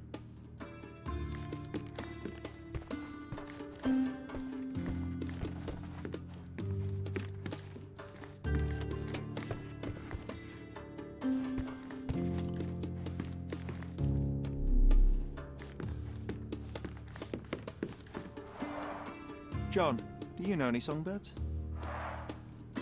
Oh, I don't know. Partridges, birds of paradise, chickens. Okay, I might just be hungry. A little bird sang to me. That's maybe where he is hiding his things.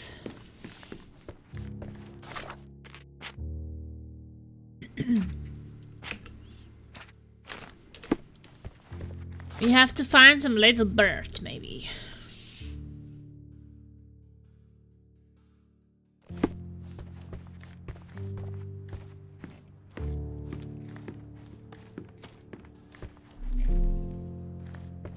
Oh, the clock. The clock's hands aren't moving.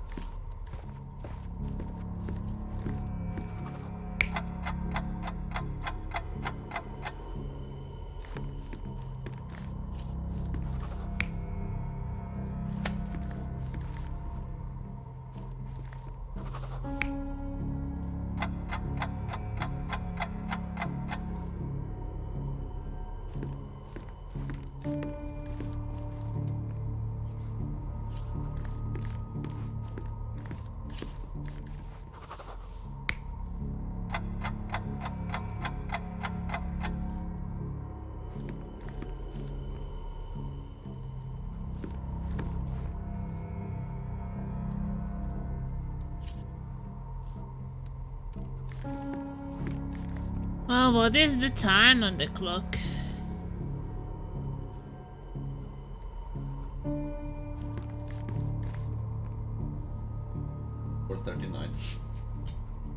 Isn't it 10:10? No, it's just.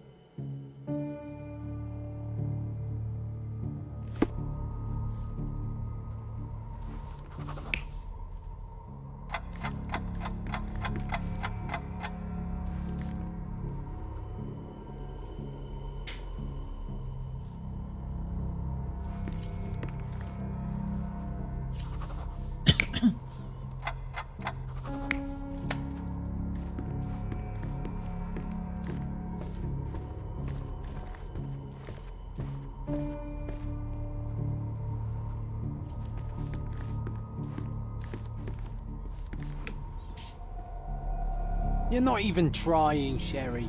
Concentrate.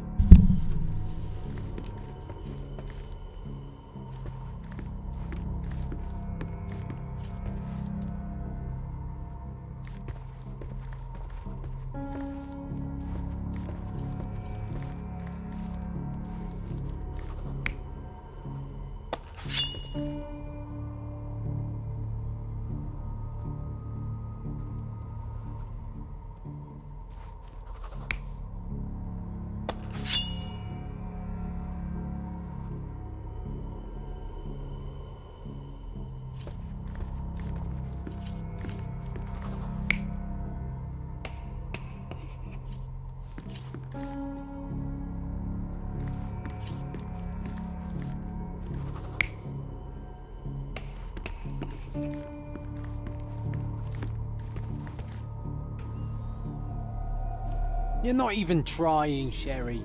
Concentrate. I am trying.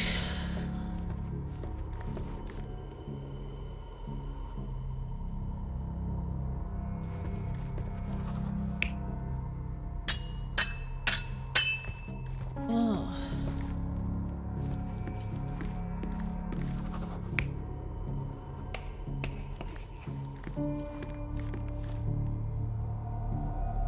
You're not even trying, Sherry. Concentrate.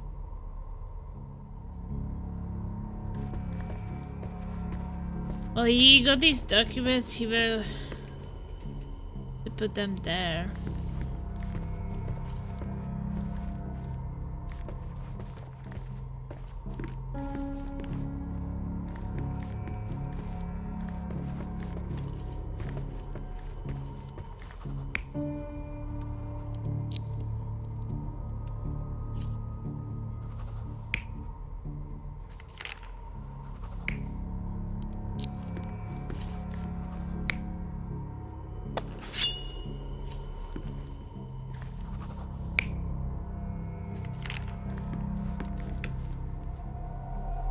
You're not even trying, Sherry. Concentrate.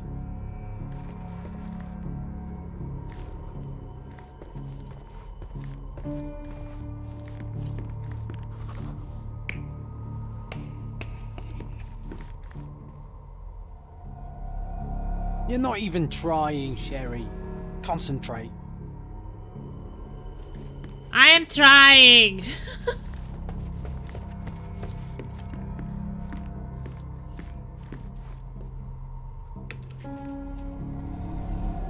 You're not even trying, Sherry. Concentrate.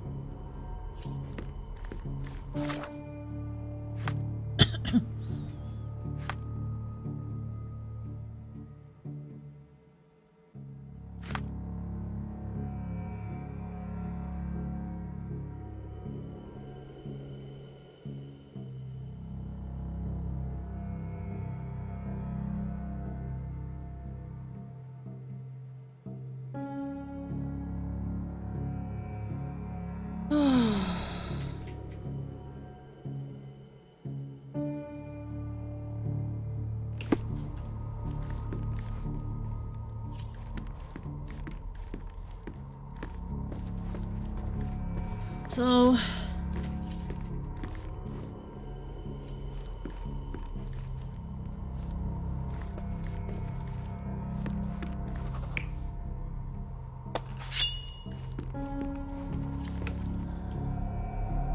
You're not even trying, Sherry.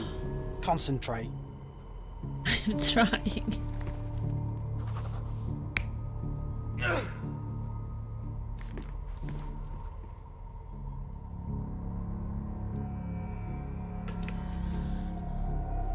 You're not even trying, Sherry. Concentrate.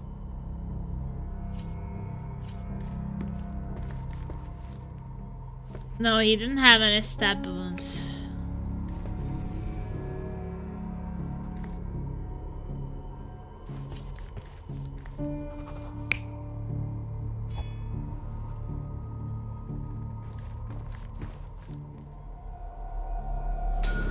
Mr. Herring was not one to deviate from his plans, and yet, on this day, he only managed to answer his mail, and never did get to repair the clock.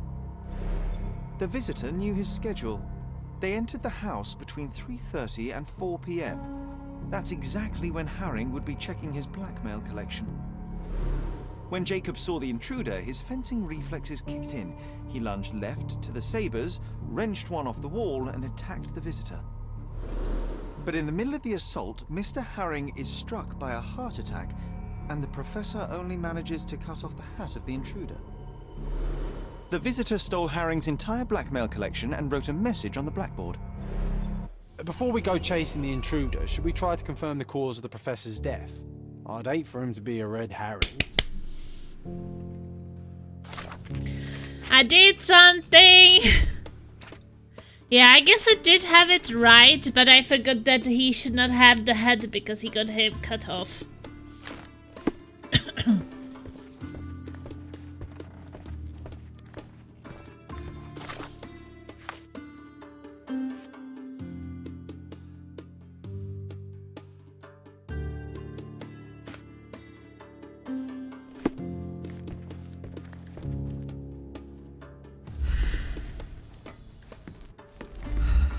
Another day, another death.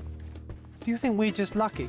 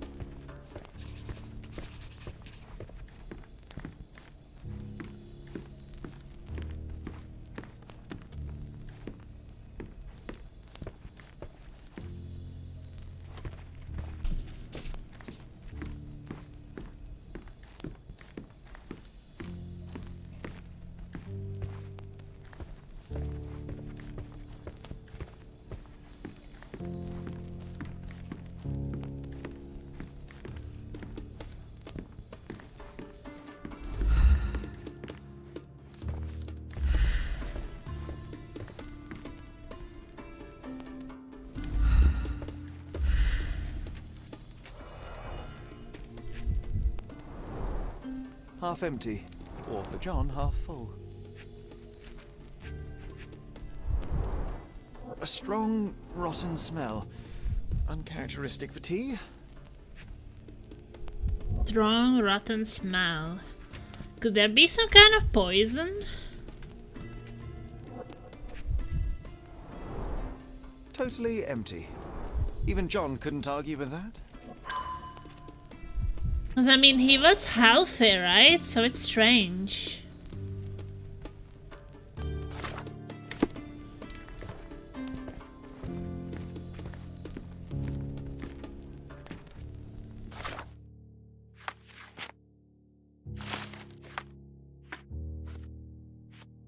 Oh yeah, I can make the analysis. Ooh, chemistry, let's go! Oh.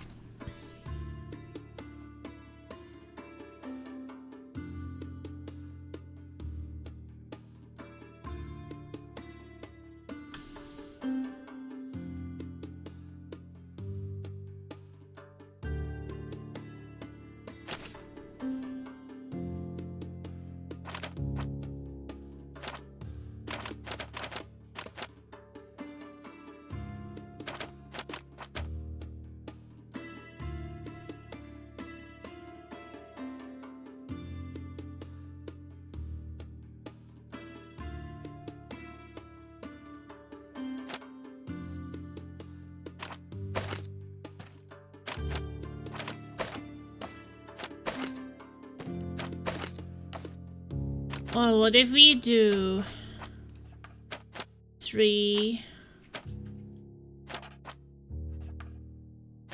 and now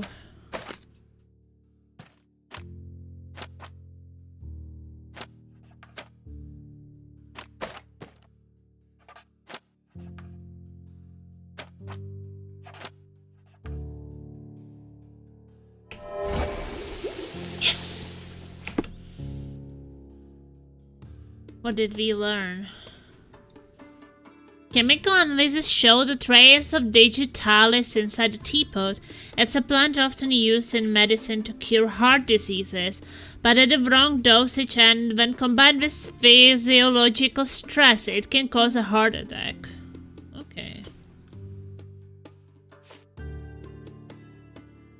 Digitalis is usually used to cure heart disease, but every drug is a poison if you get the dosage wrong. Or right, if that's your goal.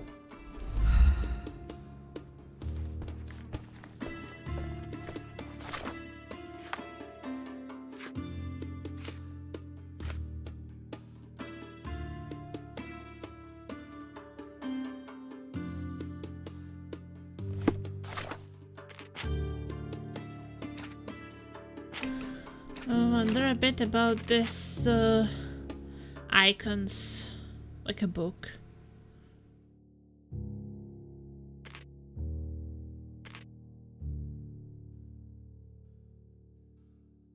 At times, John will challenge you with a special objective. These tasks are indicated with a unique icon in your... Okay, so this one is with a special objective from John. These icons indicate John's reaction to your behavior.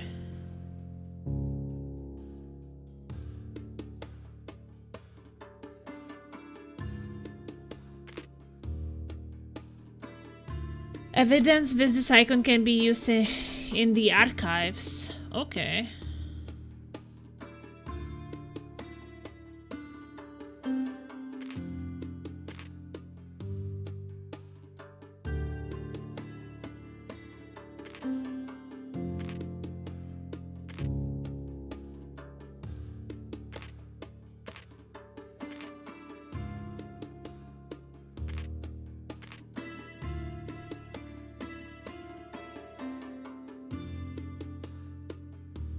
I means you need to use concentration.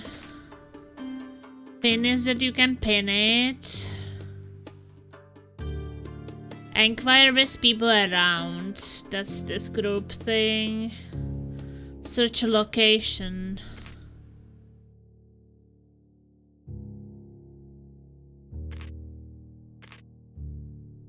This is that you need, John.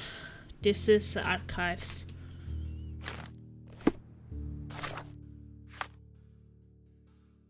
So I think that we should check archives.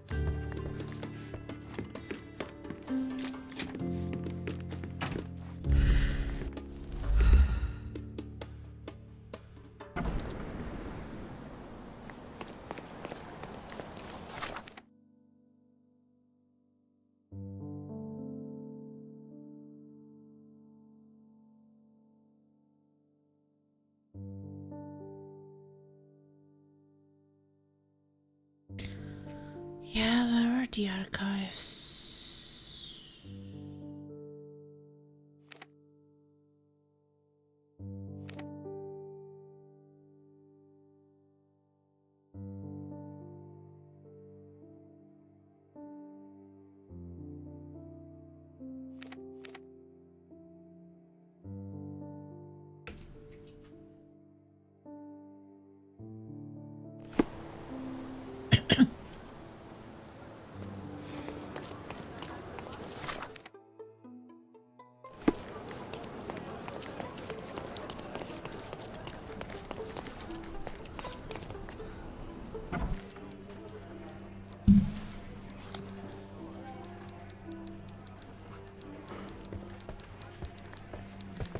I'm watching you closely, Mr. Holmes.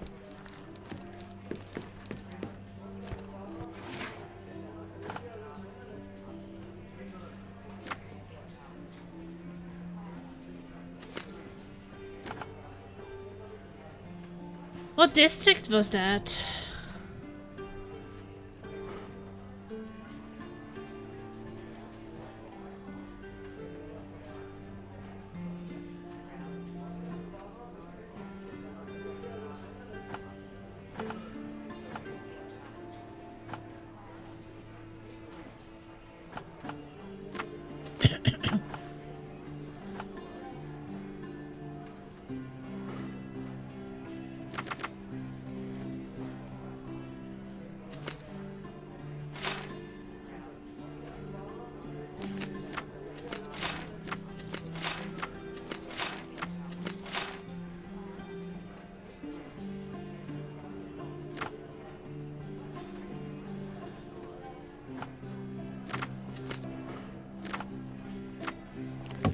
I don't know what's the...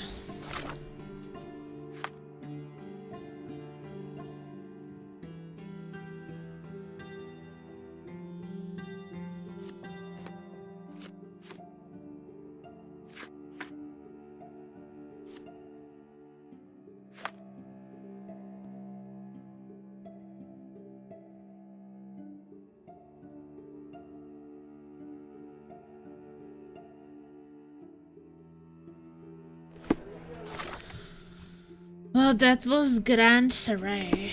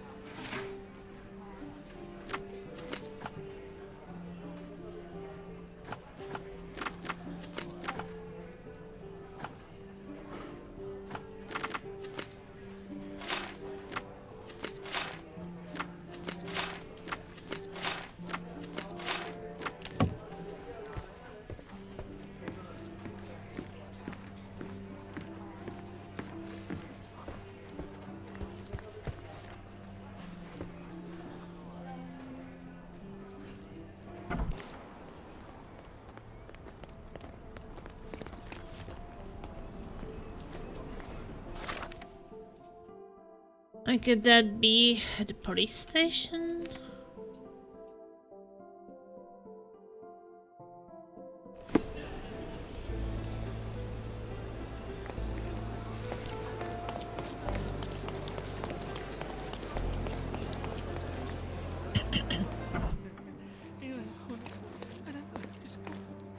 Any progress with the case, Mr. Holmes?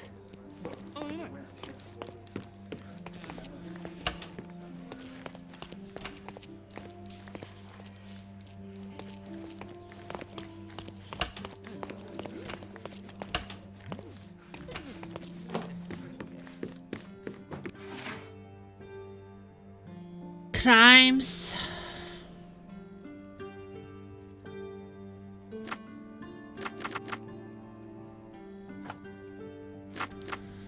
District. Wait, what was it Grand Saray?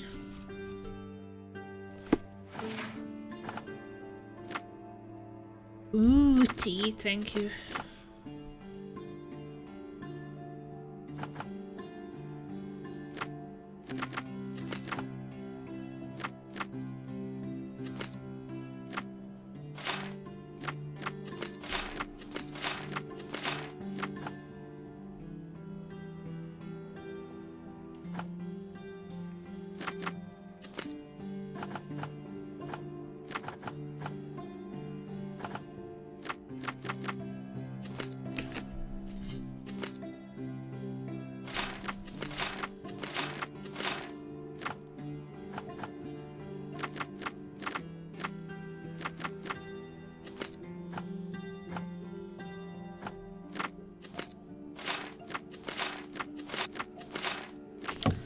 I don't understand.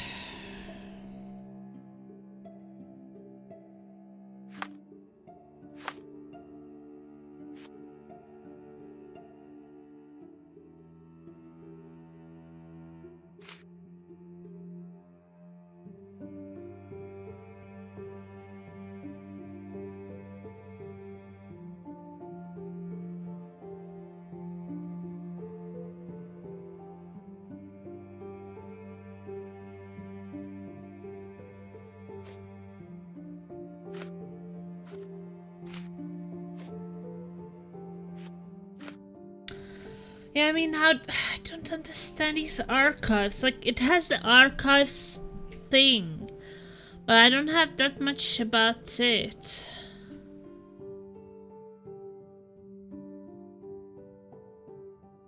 There was an intruder in Professor Herring's house. He broke in and wrote, "A little bird sang to me" on the blackboard. He wears a stylish hat with a red ribbon and pheasant feathers. What's that bird?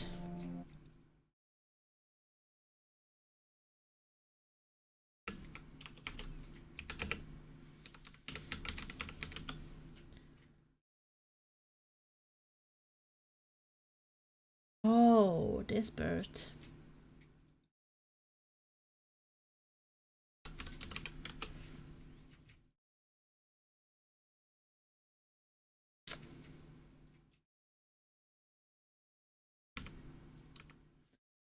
Yeah, sometimes I don't understand this words.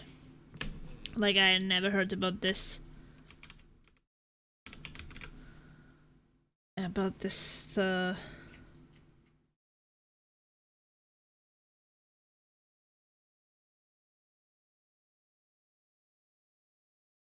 just don't understand, like, this, the icon of archives.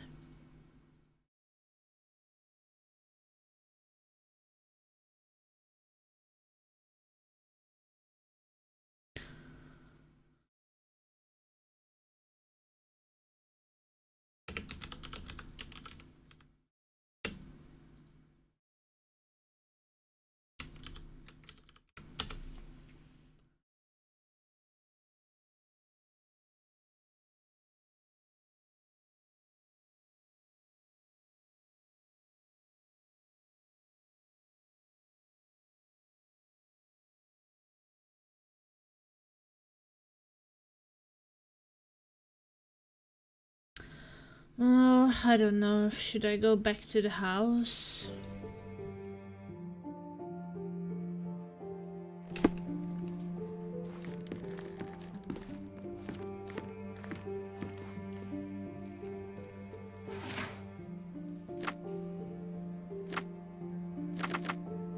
Well, this means dismiss demeanors.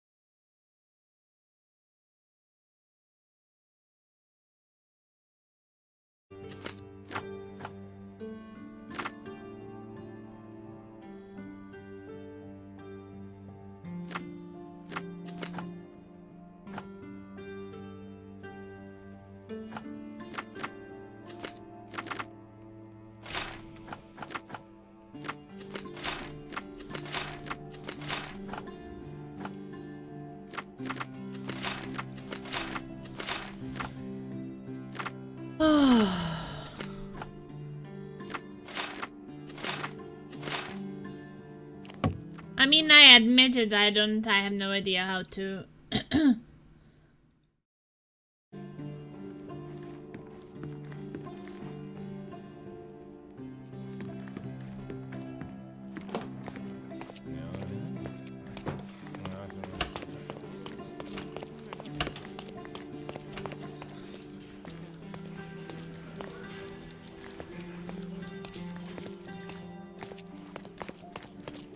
Oh, that is the archives thing. But that was what was written in there.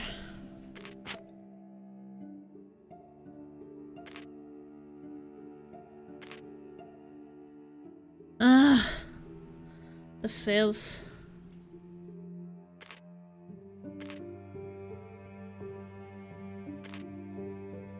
Evidence with the icon can be used in the archives.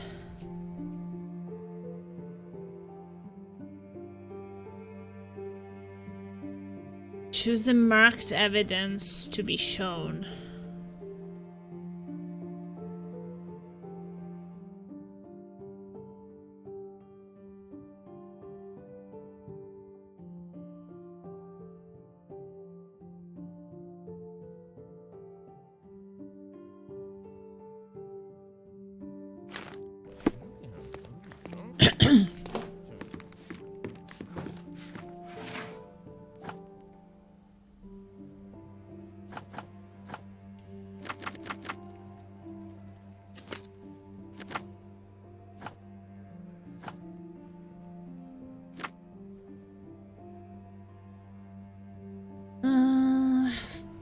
UK slang for the police.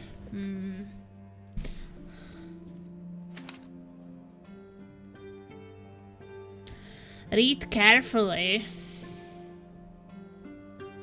Choose the evidence marked with a book. Choose appropriate search criteria for the selected evidence. Read carefully. Well, I'm reading it.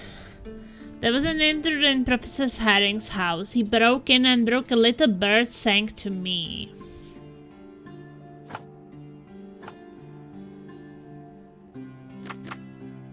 So that's a witness or victim? Witness? He wears a stylish hat with a red ribbon and pheasant. Looks like he stole the professor's collections.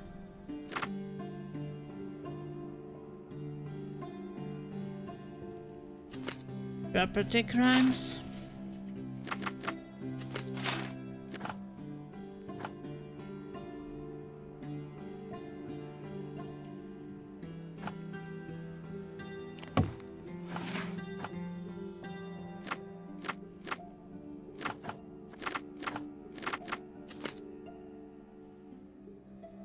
It was a long day. Yeah. I don't know, it says like, how does this clues give me what I should search for? There was an intruder in Professor Herring's house. He broke in and broke a little bird sang to me. Well, what does that mean?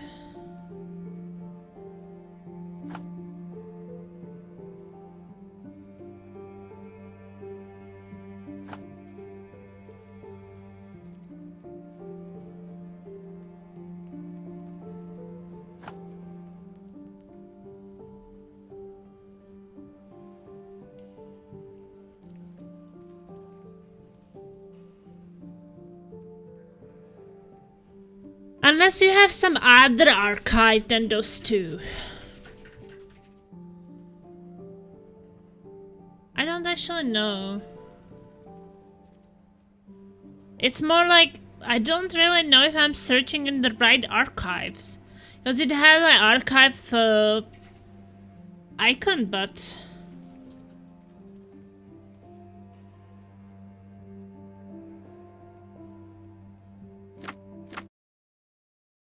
Well, maybe we can at least check how many archives we have indispensable.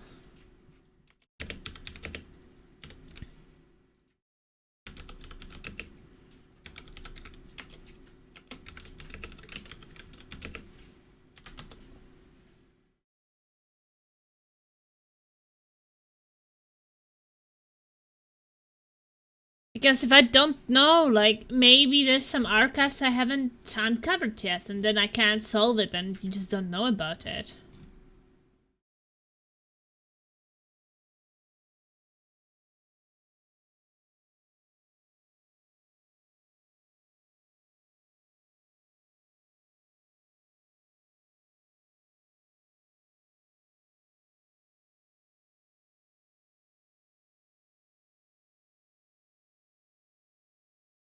Oh, I think that there are more archives.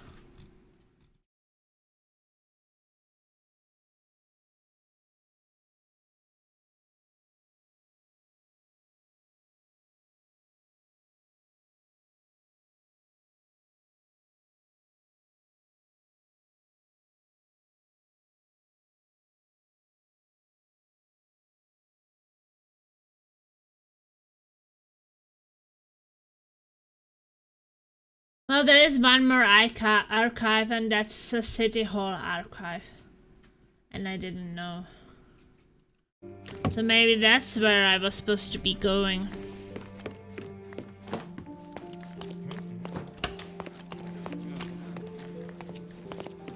See, I was only introduced to two archives.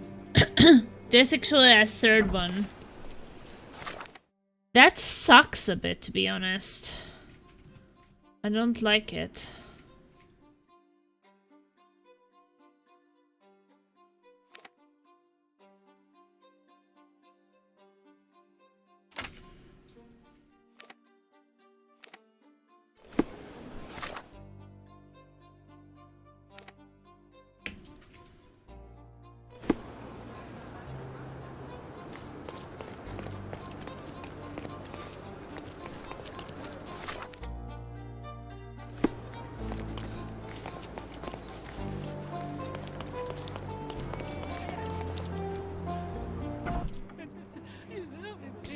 No, wait, this is a police station, this is not City Hall.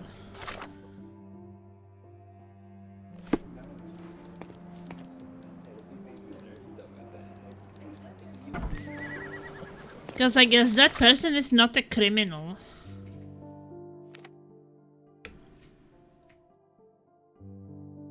So either you can get a newspaper, police station, or City Hall archives.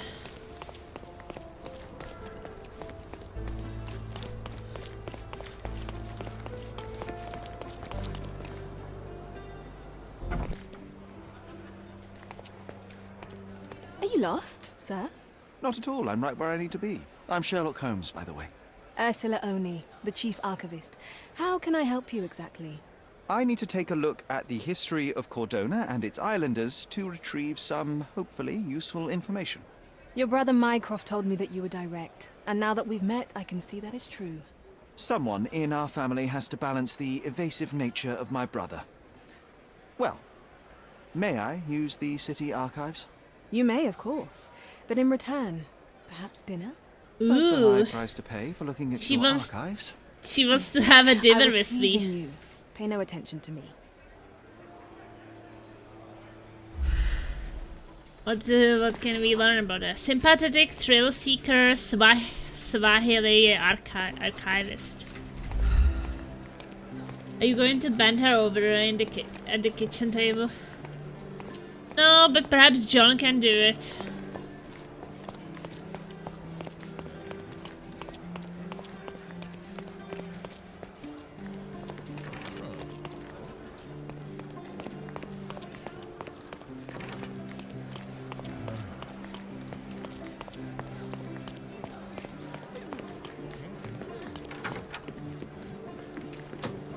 I'll be right here.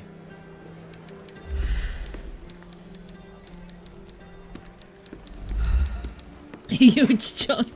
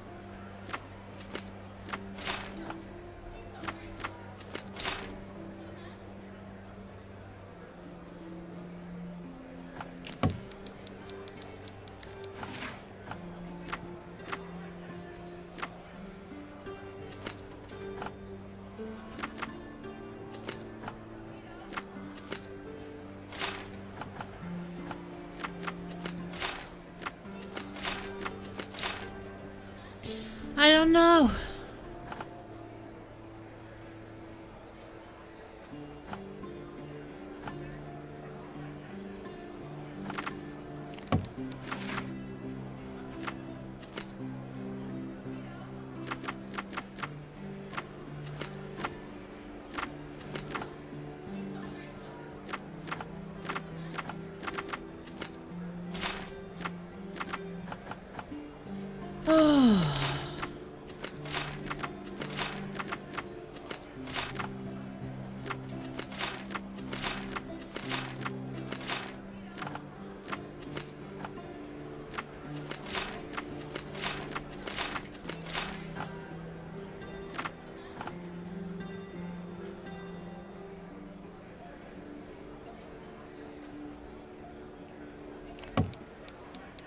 I'm completely lost. I don't know. I really don't know what I should be searching for. It's not clear. Visitor's portrait. There was an interim Professor Herring's house, right? The house of Professor Herring is in Grand Seray. So if I choose Grand Seray, and then what? A little bird sang to me. What does that even mean? Oh, he wears a stylish hat with a red ribbon and these feathers. Well, I don't know what kind of people wear red ribbons and these hats. I have like no idea what that means to wear it. If it's like a hint for some kind of citizen, official, business.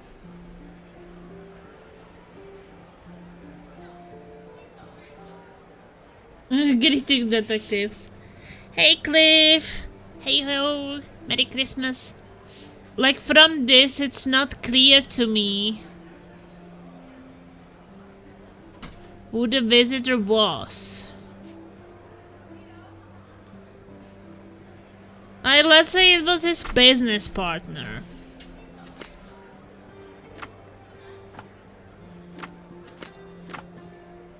No. I don't know. Like from this visitor's portrait, it doesn't really tell me anything.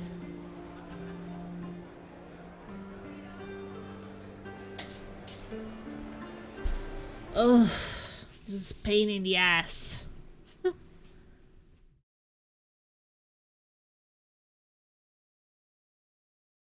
I don't know.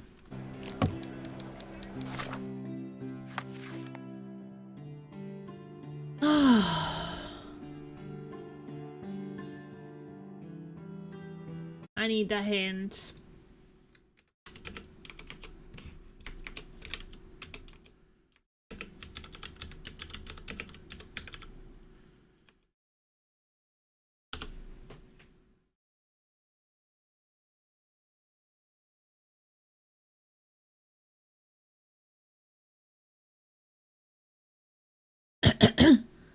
I need a little bit. At least, like, I don't know. The archives are just not logical. I don't know what to search in these stupid archives.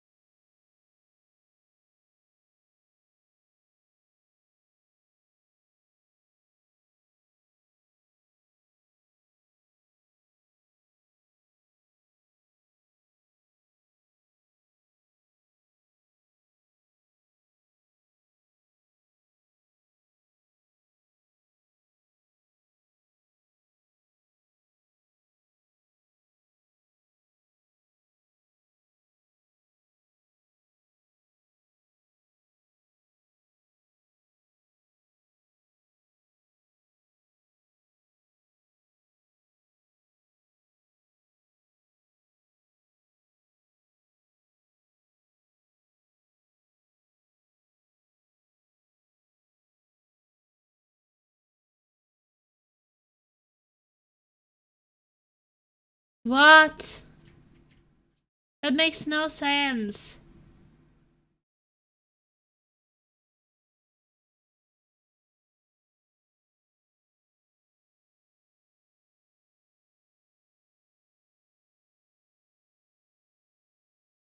Okay.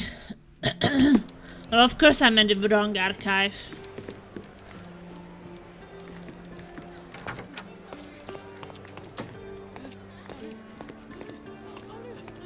I don't like this searching in archives part. I think it's pretty messed up. But of course I'm in the wrong archives. But the thing is that, like, in the description of visitor's portrait, the visitor's portrait doesn't tell you anything about that cruise, like, at all. So it's just like a joke. Like, you should... the game is like, yeah, you will find the clues in that what's written there. No, you don't. You don't.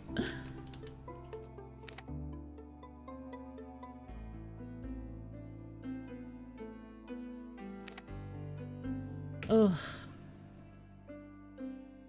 I think I like most things about the game, but not the archives.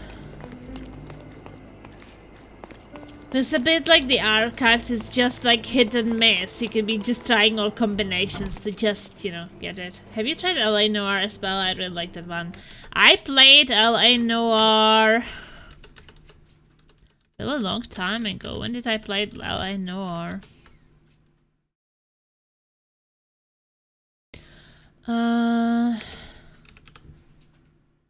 I played LA Noire in 2015. 2015. So that is...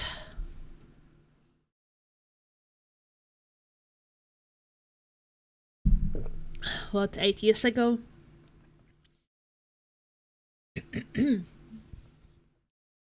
But I also played Sherlock Holmes, Crimes and Punishments. This one I really recommend. That's my favorite Sherlock Holmes game so far. Crimes and Punishments. And I played The Devil's Daughter. I think I liked Crimes and Punishments more than The Devil's Daughter, for sure. We'll still see how the chapter 1 will be.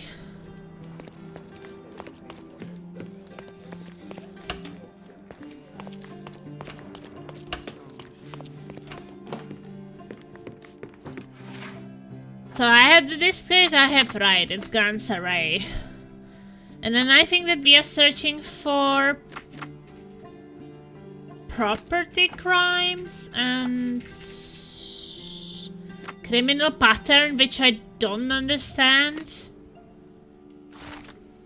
Yeah, I would never have guessed anything about the criminal pattern. It's like, what? A report of the Robbins Gang, 1878. A woman reported a loud noise and screams in Grand Saray. When the police arrived at the place, they were instantly ambushed and the shootout began. By the way, how did you enjoy the Alex, Half-Life Alex? Did you play it on Christmas Day? There were no casualties on either side, but most of the suspects managed to escape. The officers succeeded in arresting only 2 gang members, Sid Parity and Harry Trelawney. Both are sons of a local nobleman. During the interrogation, Parity and Trelawney confessed that they are associated with the Robbins gang. The Robbins are rumored to engage in blackmail, robbery, and illegal bookmaking, but have remained elusive for a long time. The gang members tend to distinguish themselves by wearing bright red waistcoats and hats with red ribbons and bird feathers. They often emblazon their crime scenes with a reference to little birds singing. Presumably, the detail would be informants from betraying them. The leader calls himself Lucky Joe, but his true identity remains unconfirmed. The detained gang members have revealed the location of their hideout. It's in Grand Saray, west from the intersection of Vernet Street and LeBlanc Road, requesting approval to raid the hideout. Ugh, it's gonna be rough. Seems like we have fun neighbours. Hey, Sherry. We should introduce ourselves. Kink. I know I was great, but I didn't have a clue how to install the demo disc on my mother's potato. Yeah, I liked it too.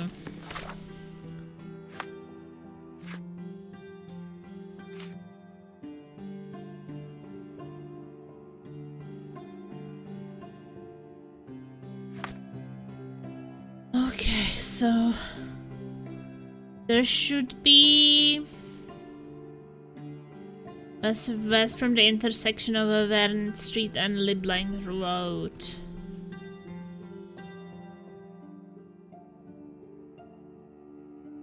Where is Vernet Street? Old Install Corp.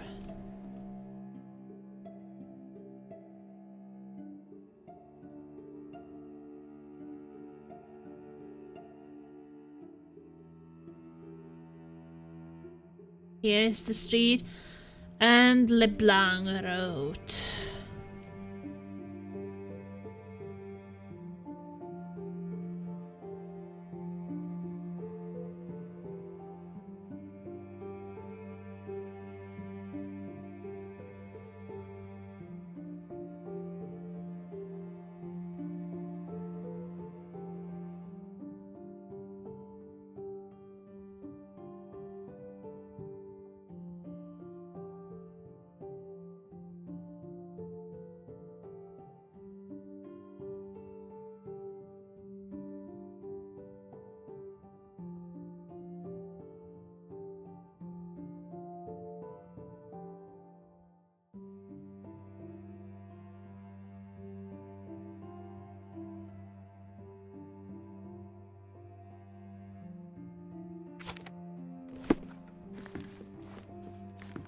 Damn typos. Okay, I'm going there.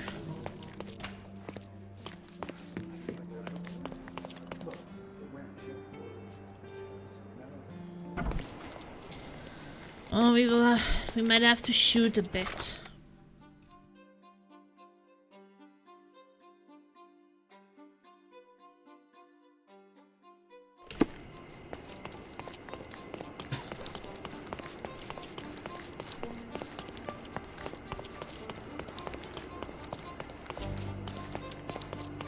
I kind of did forget how was the combat again.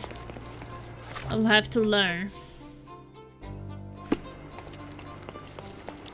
If there is the gangler and we want to arrest them all, that'll take some time.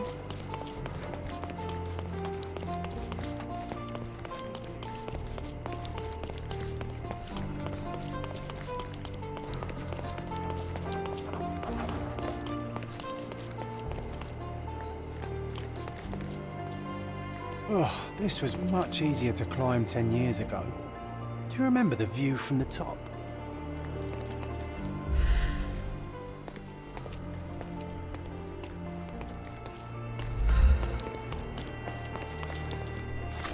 Not really.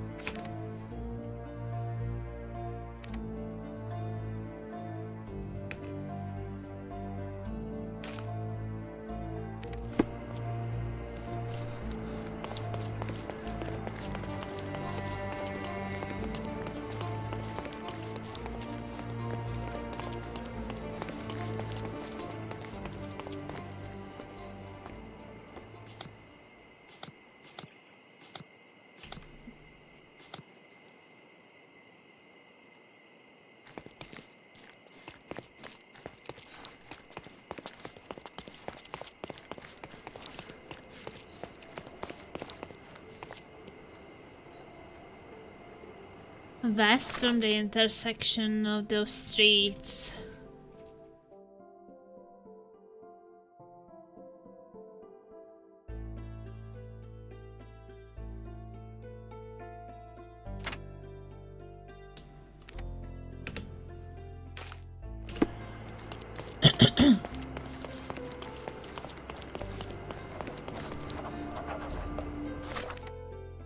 Okay, Robin's lair.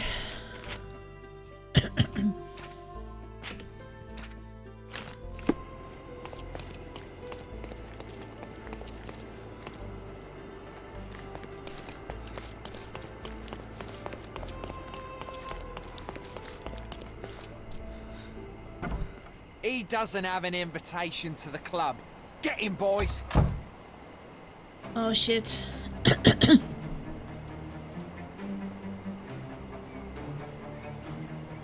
I'm coming.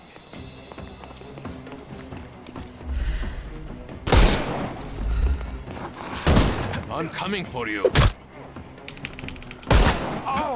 Okay, one is No more arrested. crime for you until next month.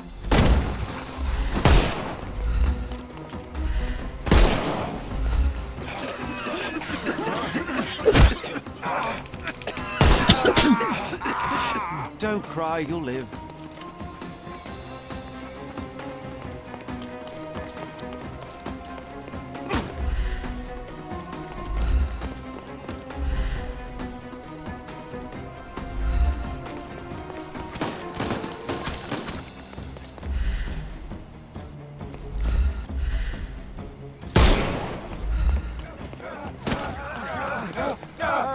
The snuff's ready. Not that easy. Just die. Oh shit, he didn't get snuffed. Come here.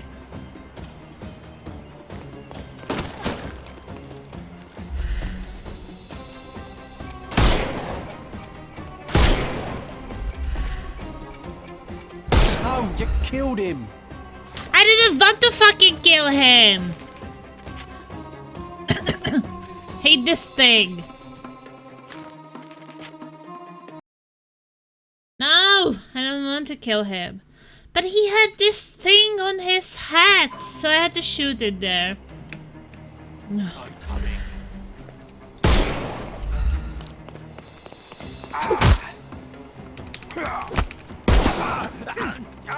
Don't bother moving. You've lost.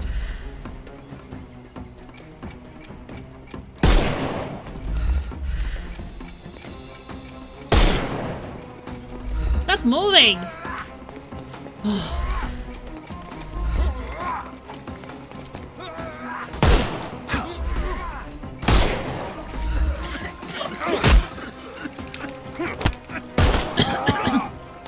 No more crime for you until next month.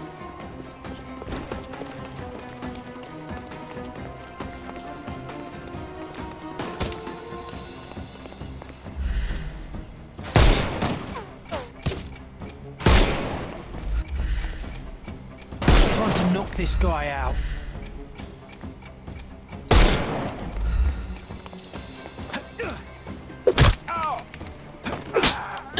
Take a rest, my friend. Give him the pepper snuff.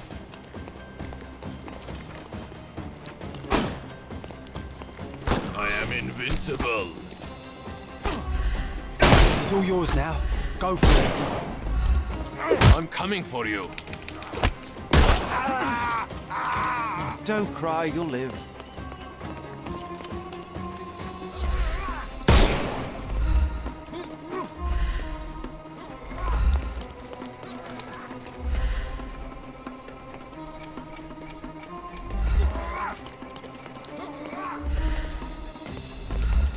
Ah! Run.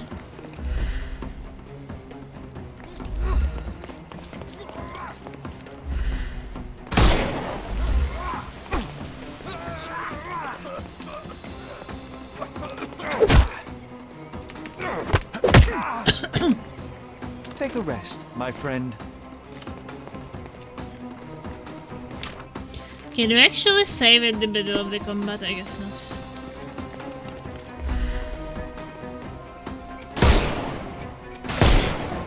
Time to knock. The snuff's ready. Snuff's ready. Okay. Oh, shit.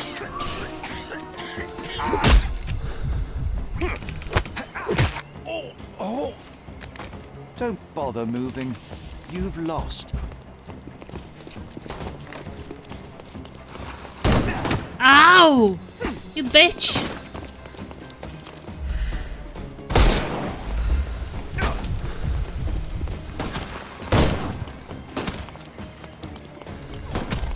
I'll put you 6 feet under.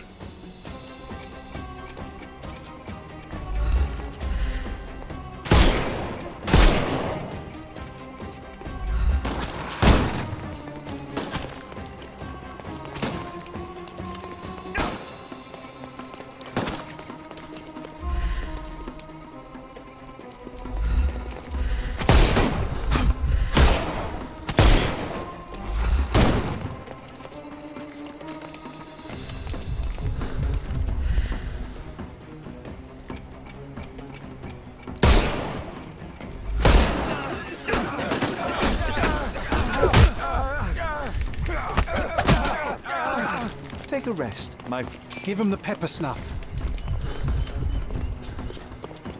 I am invincible. It's all yours now. Go for it. Don't bother moving. You've lost. How many more?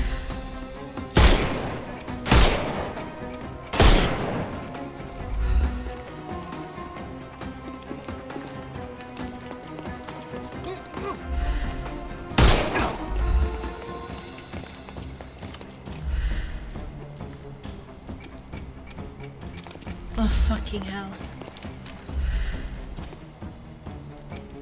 You can overcome the brute now.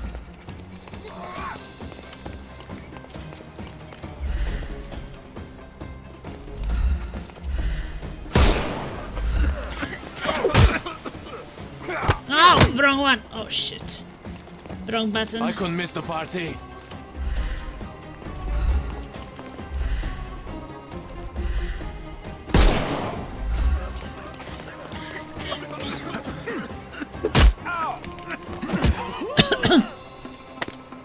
too simple. The snuff's ready. Oh, it's over. Alright, fella. I give up. Take me into custody. You have nothing on me anyway. So I'll walk out the station right after you do.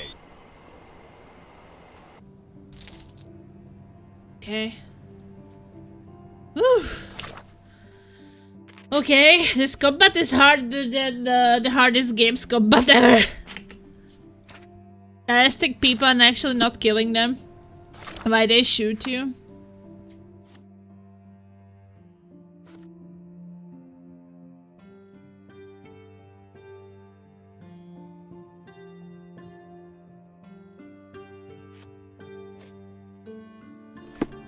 What was that achievement I got? Disorient 10 enemies with the snuffle box. Okay.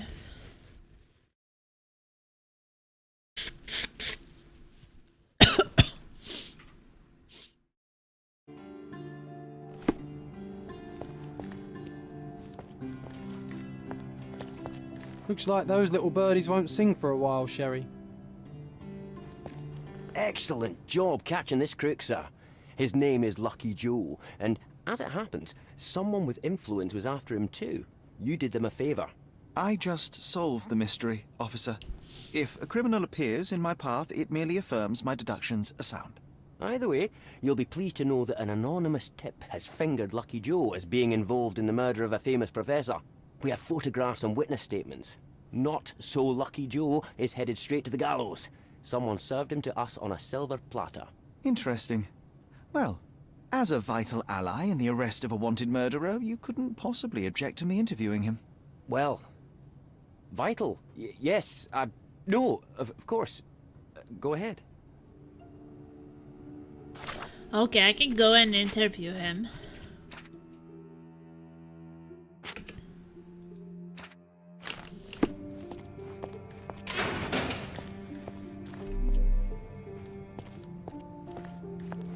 You, haven't you made my day bad enough? Get out! The police received an anonymous tip. Someone saw you entering Professor Jacob Haring's house. They have photos. You're in trouble. I didn't even touch the old fool. This whole business was a setup from the beginning. You broke into the house at the exact time Jacob Haring had his safe open and his collection of blackmail materials out. Perfect timing to steal the lot. Ah, that's circumstantial at best. Alas, the professor turned out to be less feeble than you expected. He pulled a saber from the wall and nearly took your head off. But lo, the vigor evaporated, and all at once he fell to the floor, grasping his chest as if his heart itself had given up. That's exactly what happened. And that's why I'll be out of this reeking cell by morning, once the coroner has done his business. Unlikely. You claim somebody set you up. If so, they will ensure that you're hanged. We both want to know who is truly behind this, so tell me the whole story. It may yet save your life. Oh, blast. All right. What do you want to know?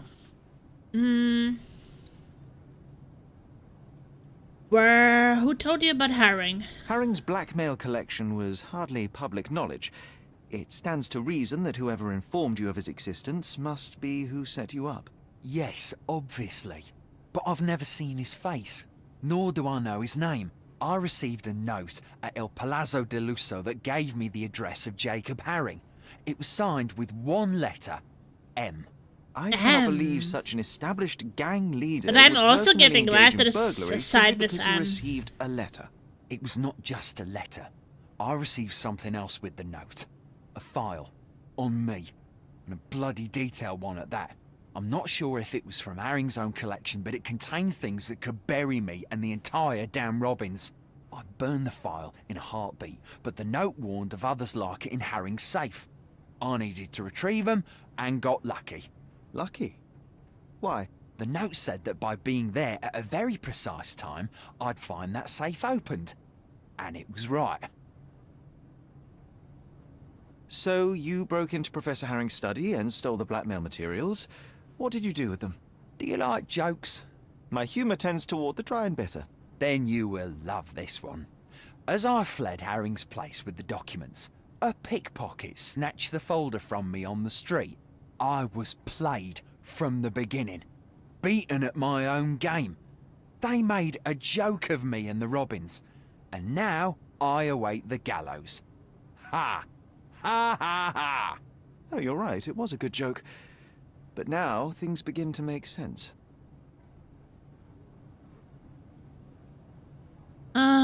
I will prove your innocence. Fear not, Joe. I will prove you didn't kill Professor Herring. What? Then you better do it fast. Per his schedule, Professor Herring had tea with a guest not long before you arrived. The tea in Herring's teapot was dosed with digitalis. A large dose of such a drug, coupled with physical exertion, can cause cardiac arrest. So if the old man hadn't attacked me... He may have lived, yes. But it wasn't you who killed him. The real murderer is the one that poisoned the professor and set you up. I'll make sure the police know it. Yeah, you may save my bacon. Oh, I wouldn't sing a victory song just yet. I believe they're preparing for a conversation with you on many subjects, like the Robins. I can handle those fools. I thought you were the copper's pet. But you have character those bloodthirsty mongrels lack. I respect that. Make no mistake, Joe, we are not friends. Should we meet again under different circumstances, well, you know my character. Yes!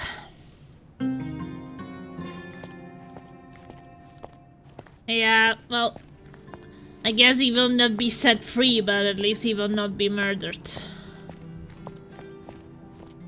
Hey you, mutton shunter. Come up here. Come on, is it bring your idiot to work day at the station? We have serious business to discuss.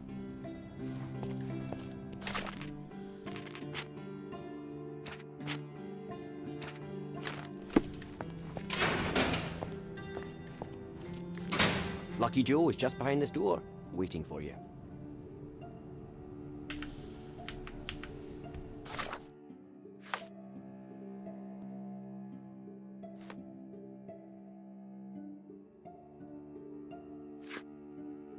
And for the mystery, this has become rather interesting. Lucky Joe is locked up, but the blackmail materials have been stolen by someone else.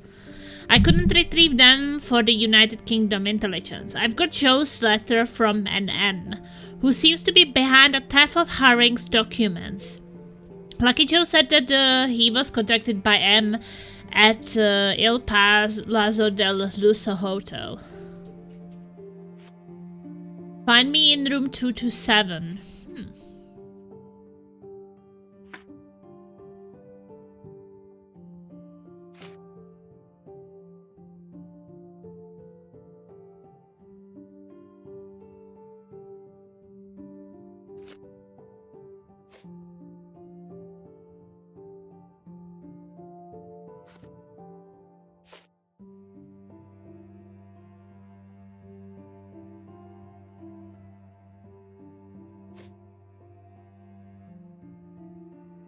I think that this thing is connected.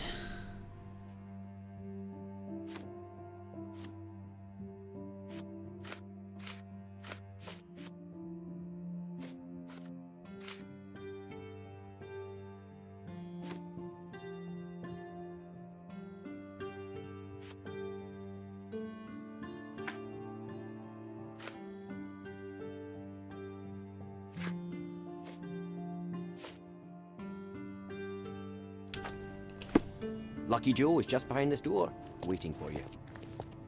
Looks like those little birdies won't sing This for a area while, is Sherry. restricted.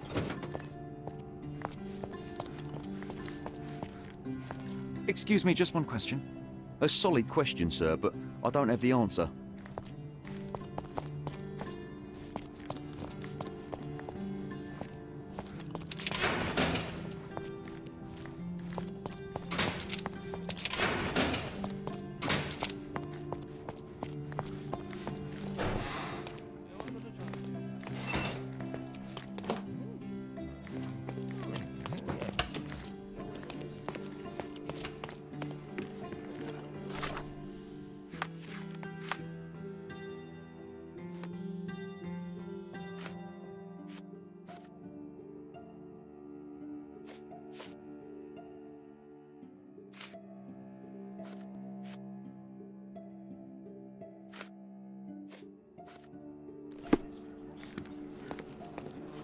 Any progress with the case, Mr. Holmes?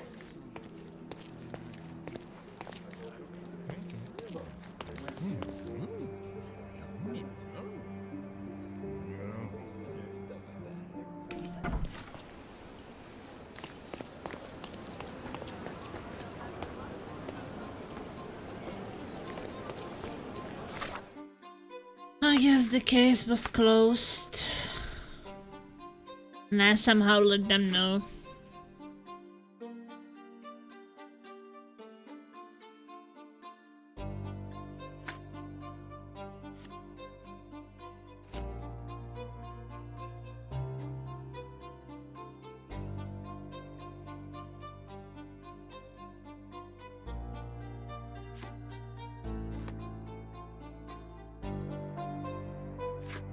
Maybe I should go there.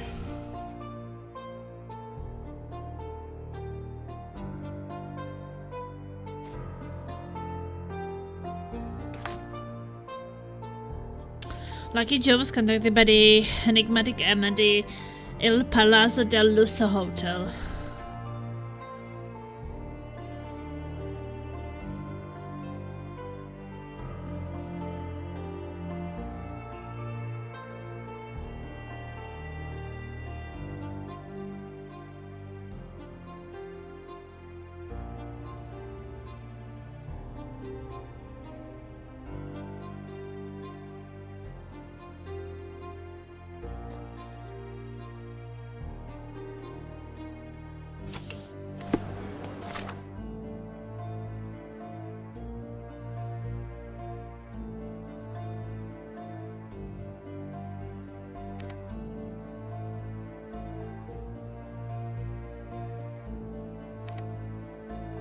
Where is the hotel?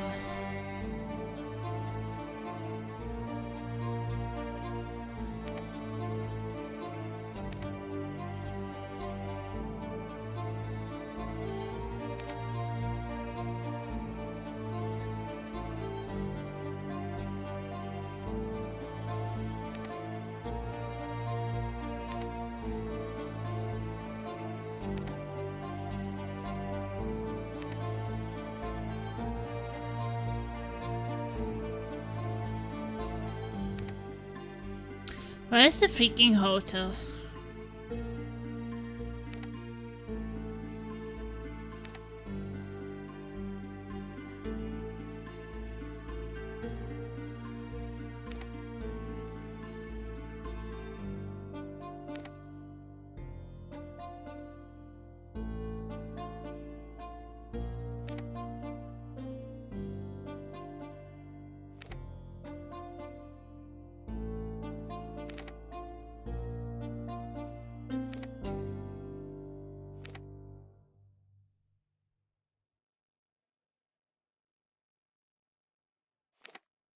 Yeah, I don't know. Where is my hotel?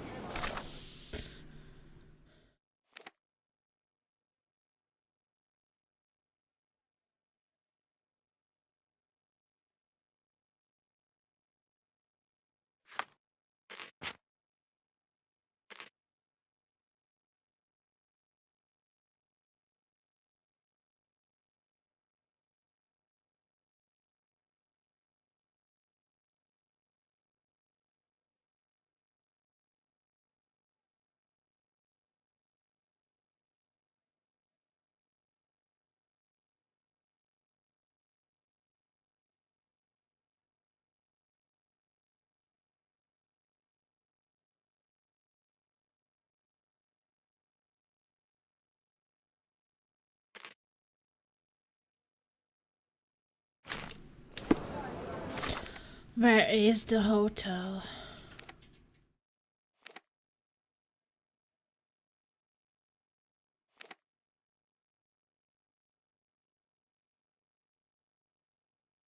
I don't even know if I can return to the hotel.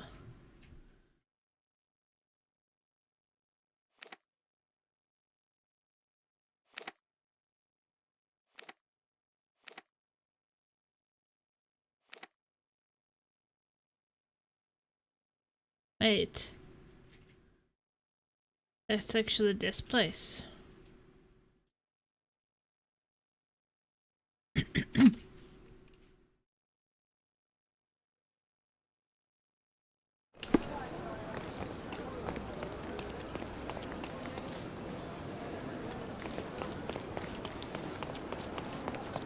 It can be a bit hard to find everything.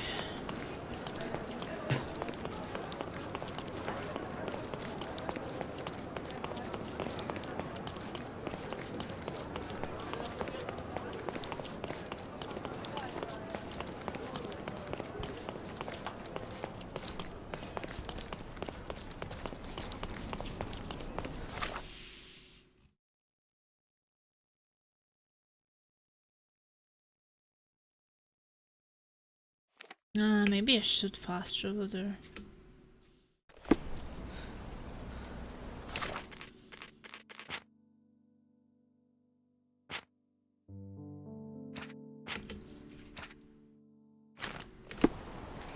Extra, extra! Robin's finally put in cage. Interested in some Cordona news?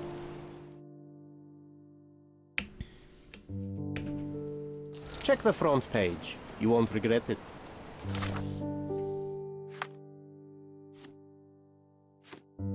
In one fell swoop, the entire of the Robbins gang were today arrested, including infamous leader Lucky Joe. The hoodlums have been charged with multiple cases of blackmail, robbery, illegal bookmaking, and murder. The police raid revealed a vast collection of incriminating materials that the gang used to extort the rich and powerful. Due to the sensitivity of these documents, the defendants will face trial in a closed court, with the blackmail material subsequently destroyed.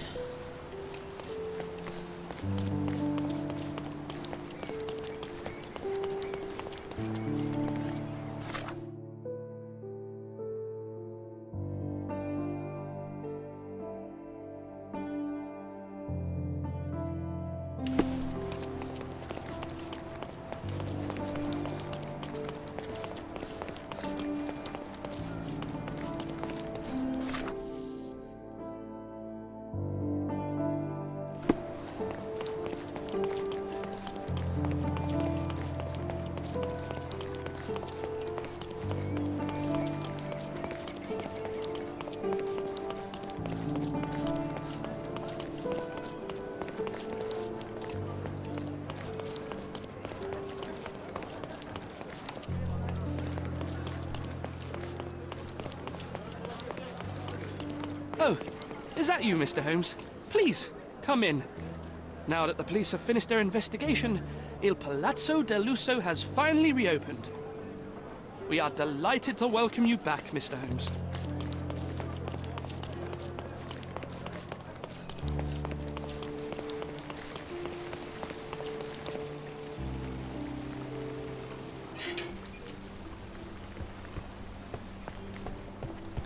Lots of running that could put people off their lart. How can I help you, sir? Good day. I'm looking for room 227. An acquaintance of mine has invited me to visit him. Oh, Mr. Holmes, what what a delight to see you again. Professor Malice told me he was expecting someone, but I didn't know it would be you. 227 is upstairs and to the left. He said you should spare him the trouble and let yourself in. Here's the key. I'm sure he'll be thrilled to see you. Professor Malice. Yes. Yes, of course. Well, I'd best not keep him waiting, thank you. Sherry, this feels awfully like someone has set a mousetrap and we're walking right into it. I have it under control, John.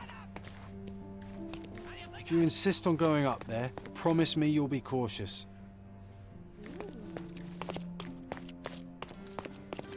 Sure, we will be cautious, but what is our room?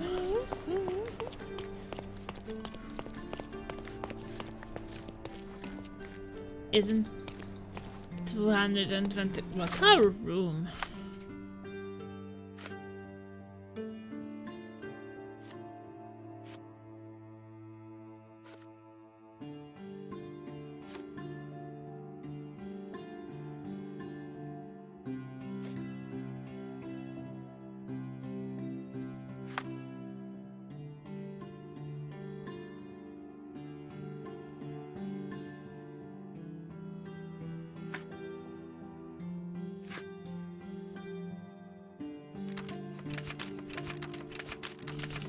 cooking pot.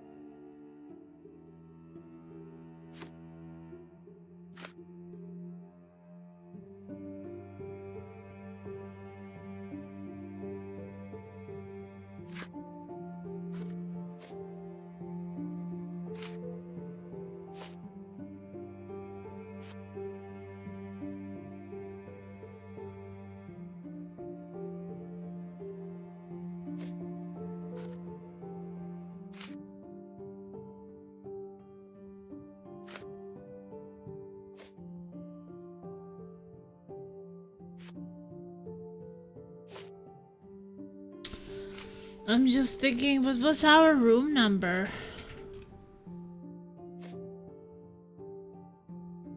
I would like to go to my room and check it out, but I forgot what was my room number.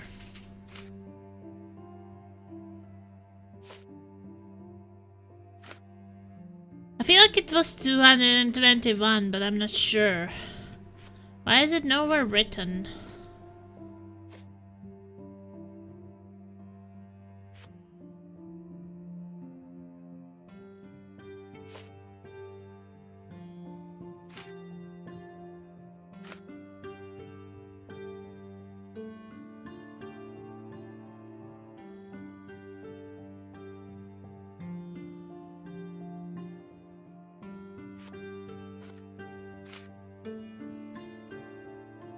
No, I don't know.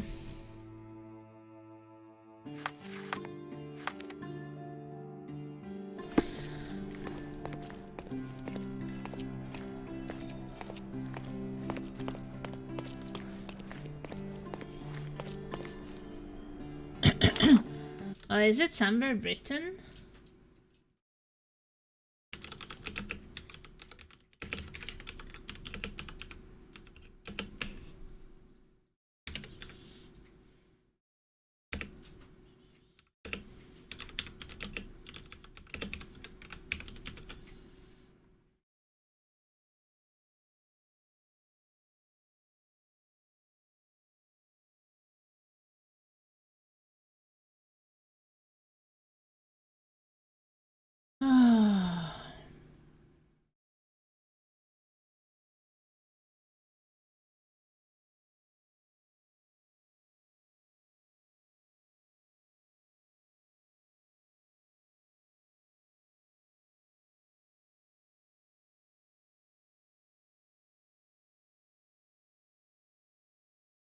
Why can't you just find it somewhere? What's your hotel room number? And why can't I find it in the game? Shouldn't the game say where I live? Ugh.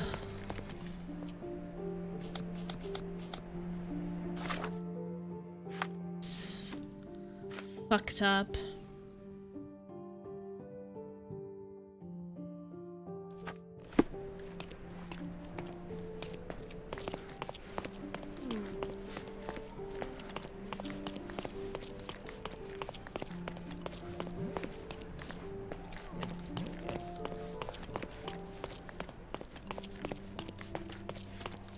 Is this familiar to you? I have nothing to hide, sir, but I've never heard of this. I actually do think that 221 is my room. So I remembered that it wasn't ready.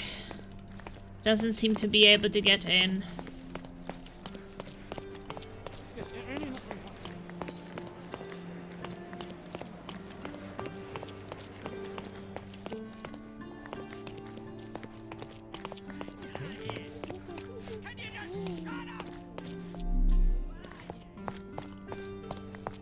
Really, Sherry, I don't like this. Please.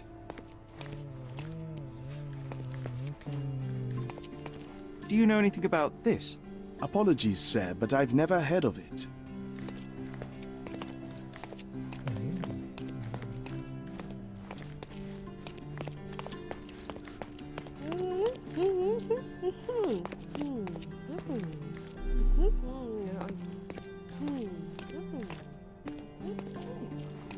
May I ask you something? I cannot be of help, sir. Someone else might know better. Ladies are gossiping.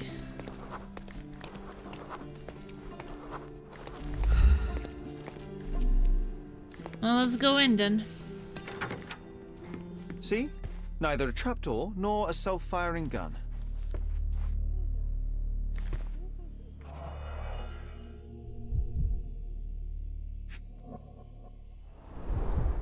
The first move has been made. Someone is playing with me. The champagne bottle is uncorked, yet still chilled and bubbly. The gall of this man. Someone's celebrating a victory, and I'm not sure it's us. Anglo-Egyptian war looms.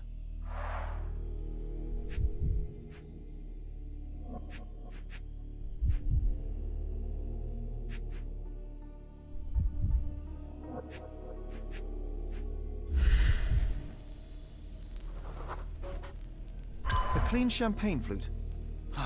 M is celebrating and wants us to know it. Okay. Yeah, M is celebrating and he wants us to know he is celebrating. Mycroft's agent. So M did orchestrate her accident with unimaginable precision.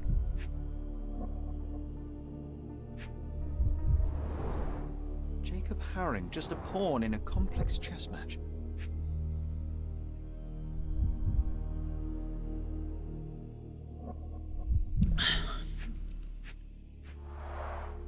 A marked map of Cordona. We've visited most of these locations recently. So he is watching us. The position of naval forces in the Mediterranean. This M has his sights set on bigger things. All these thefts, exactions, and deaths are the intricately entwined pieces of a greater plan, and we fail to influence it in the slightest.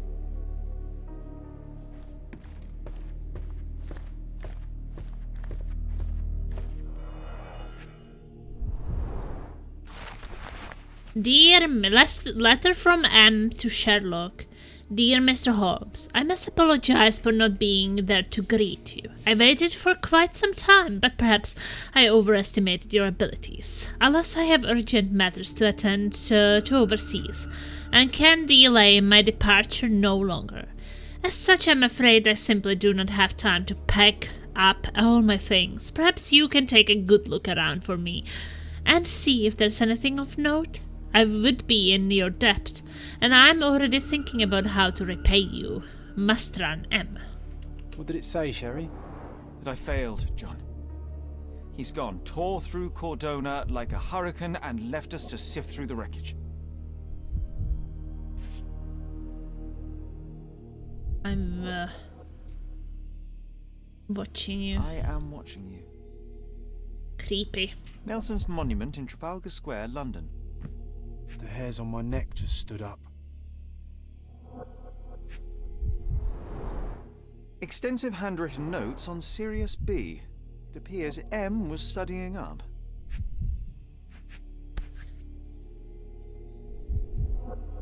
A dossier on General Garnet Wolseley, but now empty. Okay. I recognize this seal from Jacob Haring's mail. He left behind only what he wanted us to find. Infuriating. Of course! A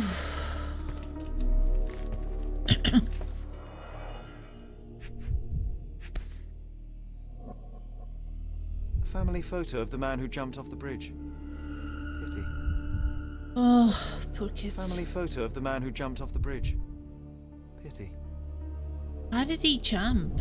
Everybody has pressure points. What would happen if I pushed yours? Everybody has pressure points.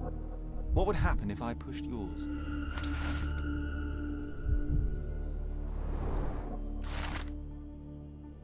Wellington family dossier. Daniel Wellington was a wealthy nobleman that arrived on Cordona at the very beginning of the silver rush of 1818. He funneled all of his money into mining and earned himself a fortune in return. Daniel had 4 sons, all infamous for their spoiled behavior and ability to pay their way out of any crime, including bludgeoning a man near to death and setting a bar on fire. Daniel Wellington died in 1859 at the age of 67, and his inheritance passed to his eldest son Tom. Tom Wellington was not nearly as smart at business as his father. Every new financial investment failed. But with the mining business still profitable, the family were insulated until, in 1862, the mines were exhausted.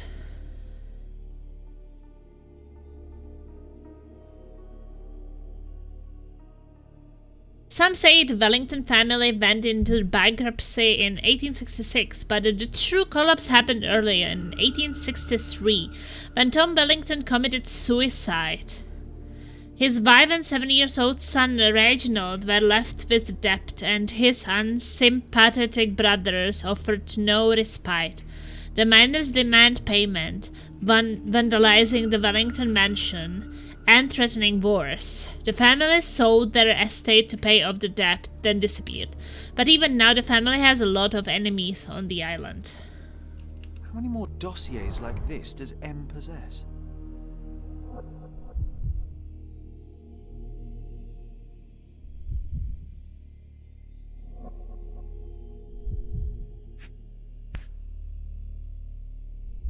Mysteries of Sirius B by Jacob Haring.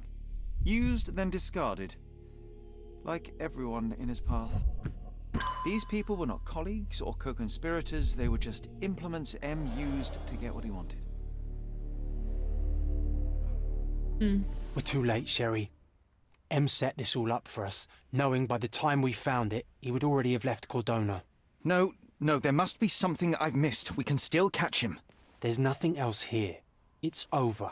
You read his letter. He laid out this makeshift museum to taunt you. Don't give him the satisfaction. I will not cede defeat. I will treat this threat with the seriousness it deserves, which is to say, my absolute attention. Then you were giving him the win, Sherlock. Have you considered you might be out of your depth? He was sitting here in this very room, spinning his web around Cordona and beyond, manipulating and murdering people, using the Mediterranean as his playground like some sodding Napoleon of crime. Are you trying to suggest? I am not suggesting. I am stating outright that he is toying with you and you are too arrogant to avoid the bait. Sherlock, we stumbled into the lion's den. Now we must slow down, be smart, and make sure we get to walk out alive.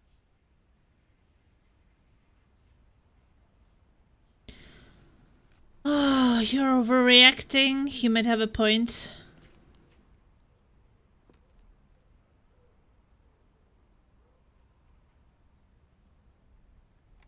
So what do you suggest? I know you want to catch him on your own, but it's time to face the facts. You lost. The smartest thing we can do now is lick our wounds and tell Mycroft everything. Mycroft? Now you are being hysterical. Look around you, Sherry.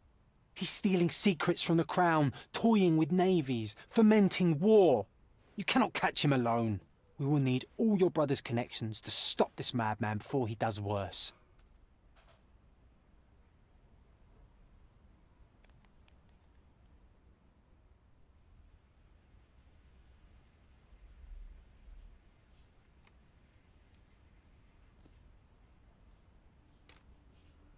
Okay, I will take Mycroft. Perhaps you're right. He could be anywhere in Europe, and the only practical way to find him is with Mycroft's eyes and ears. I shall endeavour to tell my brother the whole story as soon as I can stomach another humiliation. Good. Thank you. And it is not humiliation, it is humility. For now, we need to put this wretched affair behind us. M has gone. Best to focus on the reason we came to Cordona in the first place. You're right. I'm glad you were here. I'm always looking out for you, brother. Thank you, John. Now, shall we?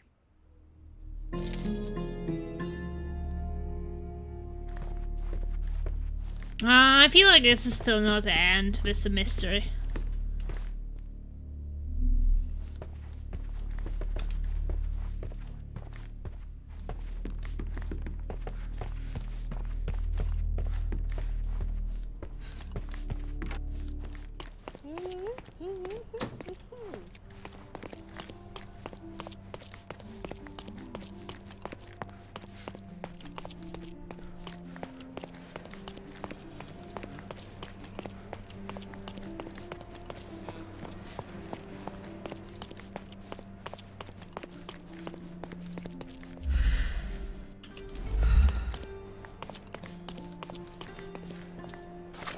Okay, so we agreed.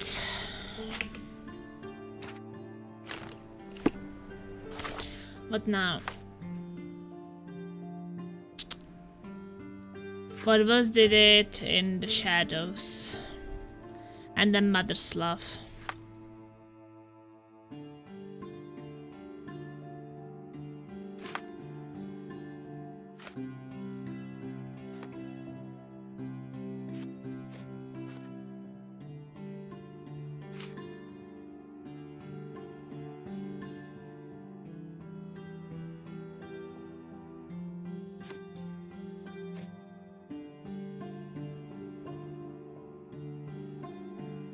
Two men were found near an open grave at the cemetery. Both victims had bite marks on their necks. Okay. Like a vampire?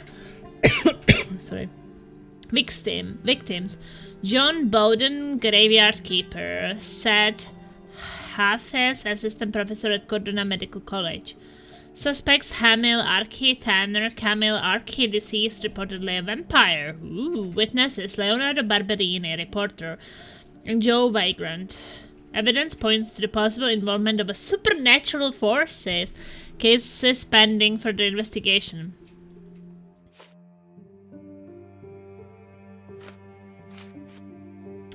Well, let's find the place on the map, I guess.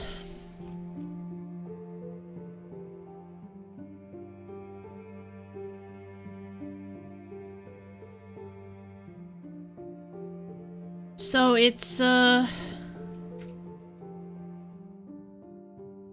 cemetery.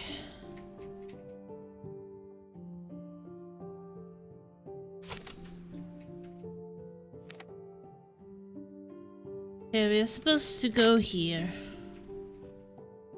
Any nearby fast travels? We can't fast travel from inside of the hotel. Probably not.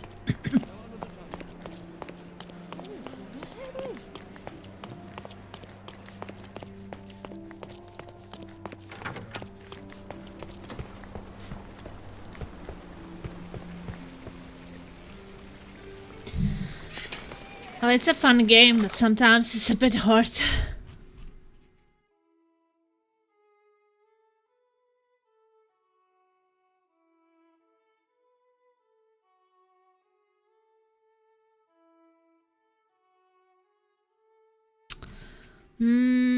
Maybe here.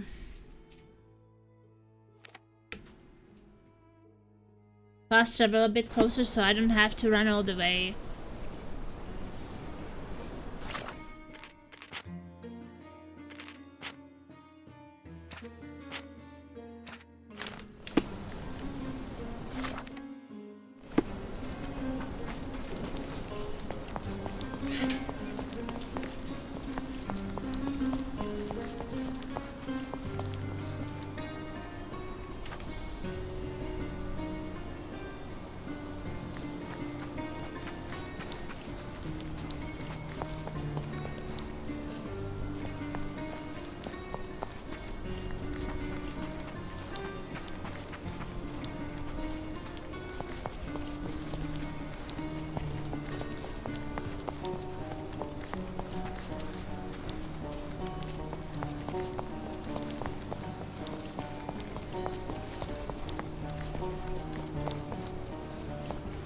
I have to find this open grave somewhere. Excuse me, just one question. Doesn't remind me of anything. Someone else can help better, sir. This place gives me the creeps. What if the vampire comes back?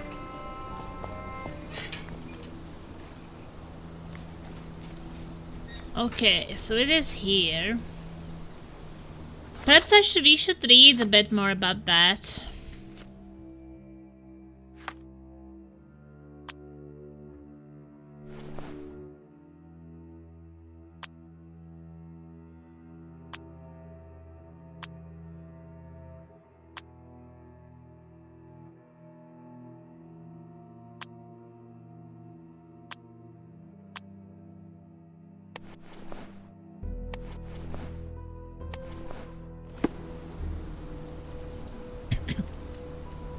Yeah, I wanted to read about that case. I've located the empty grave at the cemetery. Upon examination of the scene, I found... Okay, nothing yet. But first, I've always had a nose for a good story. I was strolling about the cemetery when I saw him. The necromancer. I'm not joking. He raised the woman from the grave and ordered her to attack the two men who were close by. Then they both turned into bats and flew away. I was too scared to take photographs of them, but I photographed their victims. This will be a front pager. So this is a reporter's testimony. So he saw a necromancer who raised a woman from the grave, and she attacked two men who were close by. And then they turned into bats and flew away. Yeah. It was probably something else, I don't really believe. I was having my supper when Johnny came to dig another grave. This is Vagrant's testimony. As usual, there was someone else with him too.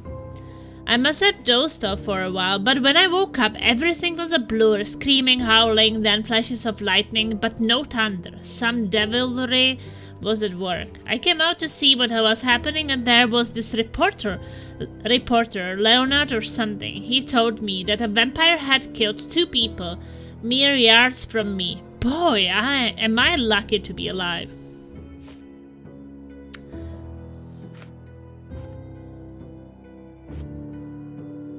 Suspect notes.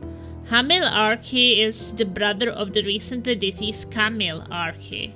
We tried to make him talk, but he is a hard nut to crack. His neighbors saw him leaving his house to put flowers on his sister's grave. They say he returned at dawn looking dirty and tired. Just in case, we also made him eat garlic. No reaction. Okay, that's funny. Victim 1, John Bowden, 37 years old, graveyard keeper. Blunt force injury to the head, 2 puncture wounds to the neck. Cause of death, massive blood loss from the carotid artery. So graveyard keeper died. And victim 2, Saeed Hafez, 56 years old, assistant professor at Cordona Medical College. Slight cut to the leg, blunt force trauma to the head. 2 puncture wounds to the neck. Major vessels intact, blood loss minimal. A cause of death, intracranial hemorrhage. 2 men were found dead nearby an open grave at the cemetery. Both victims had bite marks on their necks. Victims John Bowden, graveyard keeper, and Saeed Hafez, assistant professor at Cordona Medical College. Suspects Hamil Archie Tanner, Camille Archie, deceased, reportedly a vampire. Okay, so that's the sister. Witnesses Leandro Barbieri, reporter Joe, a vagrant. Evidence points to the possible involvement of supernatural forces, pending further investigation. Well, okay, let's investigate. Flowers are still fresh. We found fresh flowers, we found a hat. This is a somewhat neglected and dusty hat. Blood. The stone is rather unwieldy, so it couldn't be used as a weapon. Someone fell and hit their head on it. One more evidence somewhere. Hat, stone, and...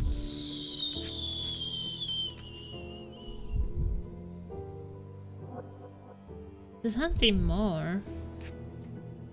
Blood. We're dealing with a very immoderate bloodsucker here. Bloodsucker! Okay, that's number 1. Shouldn't we have brought some wooden stakes with us? Or at least garlic? Garlic.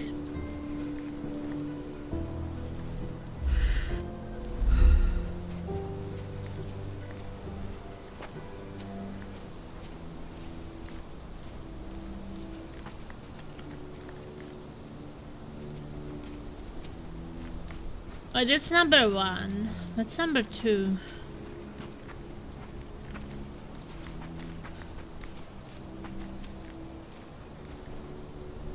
That's 4. 3.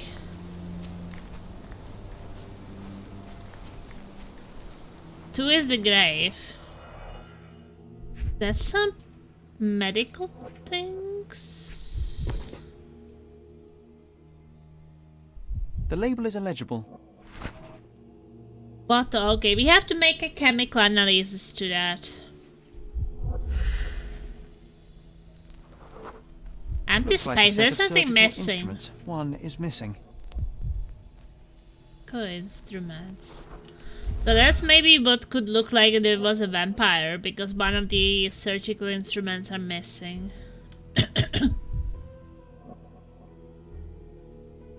There's something on the coffin. We've run out of fresh cadavers for this dissection. You know what to do, Professor Sherlock. So, maybe, what I'm thinking, my theory, like before knowing, maybe the student from the medical college needed bodies. So he was cooperating with the graveyard keeper to steal bodies for it. And that guy learned about it.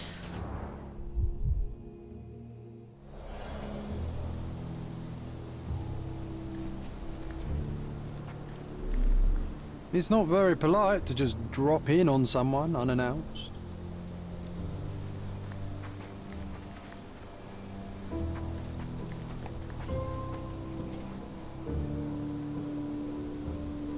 It's not very polite to just drop in on someone unannounced.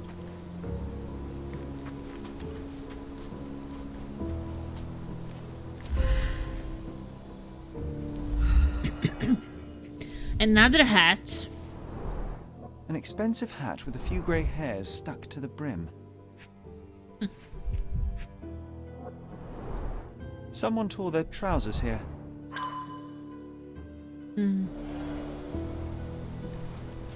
Piece of trousers. 4. The blade is bent from the impact. The bleeding wasn't severe, there are just a few drops.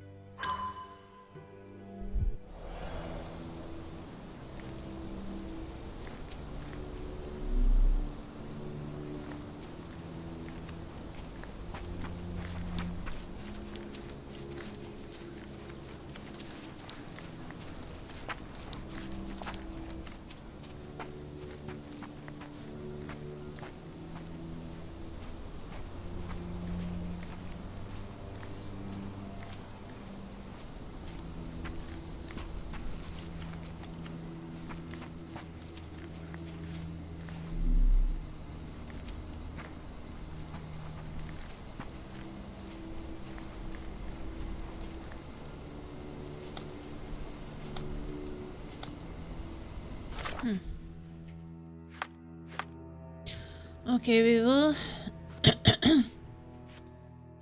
do the chemical thing.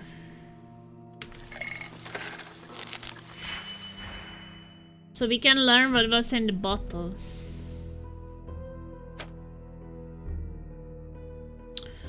What's that?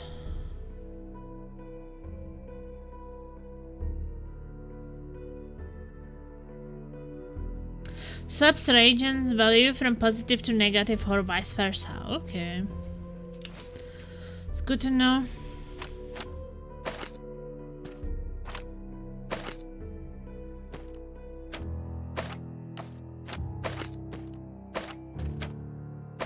So we want 4. 2 minus 4. Then we have 3. We want to combine it.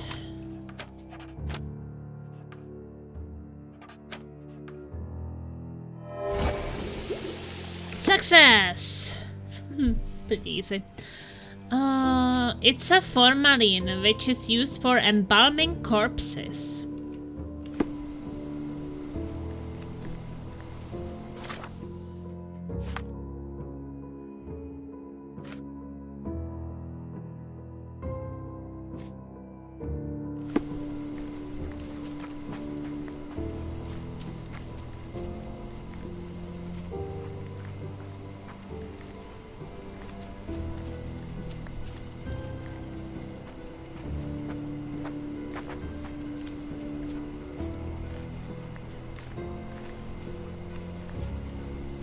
The flowers are still fresh.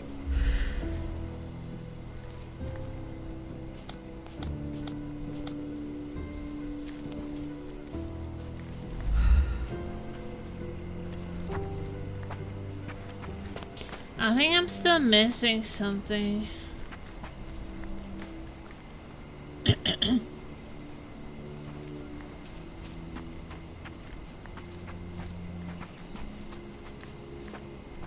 Oh, here. What is that? A rat on a stick? Nicely roasted. Or maybe that's the vagrant who was roasting it. Psilocybin mushrooms. These are powerful hallucinogens. Oh, that's why he saw the vampires. I wonder how even the most destitute always somehow manage to scrape together enough for a drink.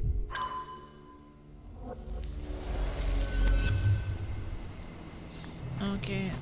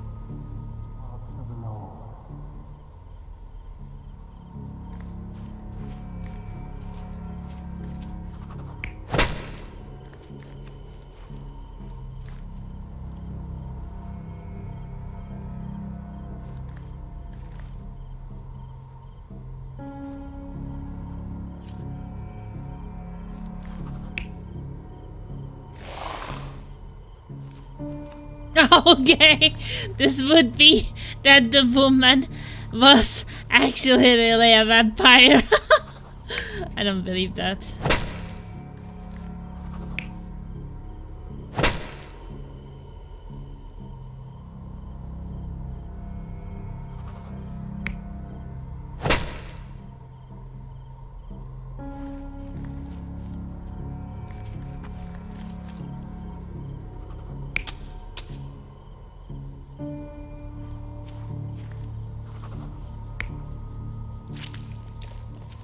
No! Okay, the vampire one is just funny.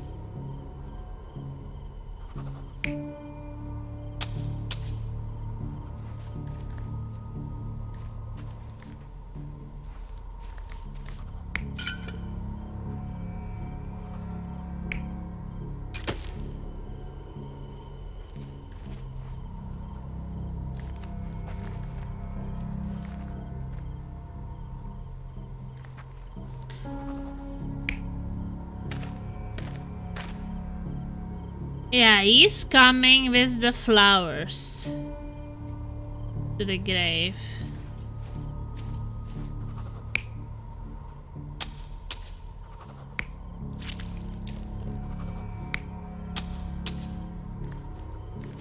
Well, the vampire story would be a good one.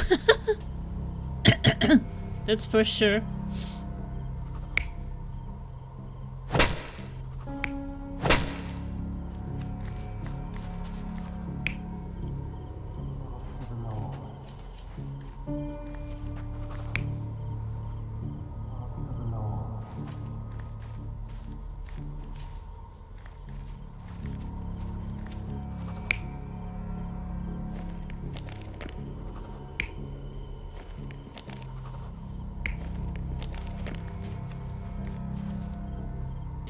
Maybe he took the knife and attacked them.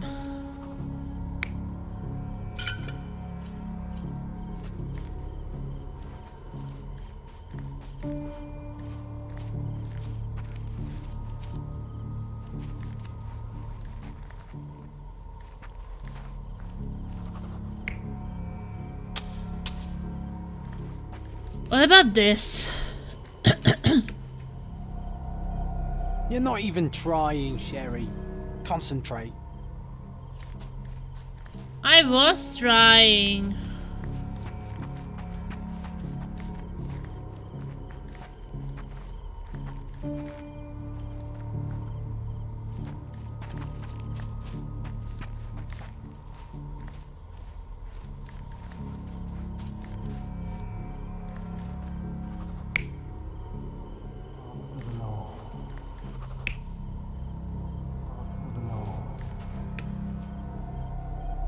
You're not even trying, Sherry. Concentrate.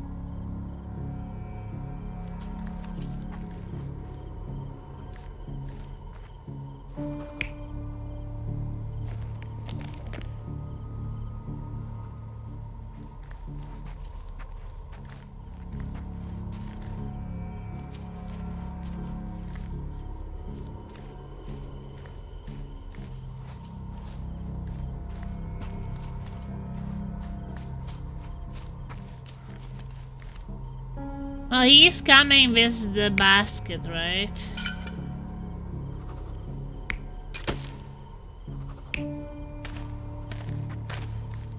Because then we found a basket there.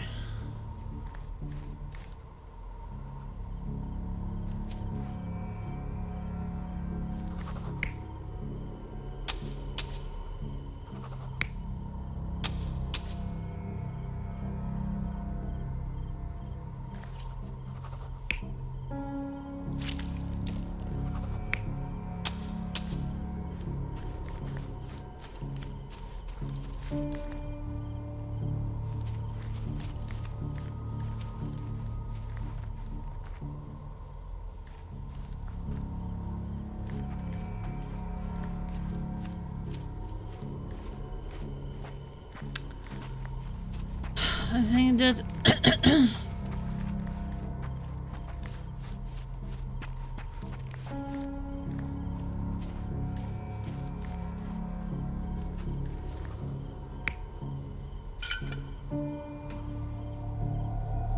You're not even trying, Sherry.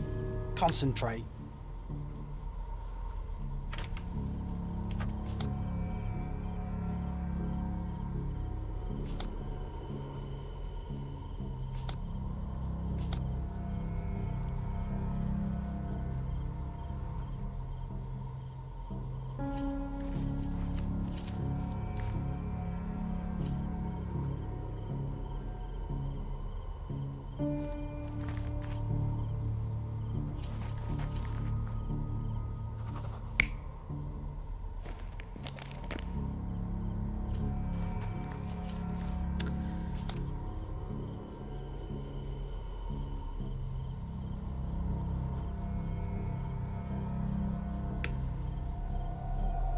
You're not even trying, Sherry. Concentrate.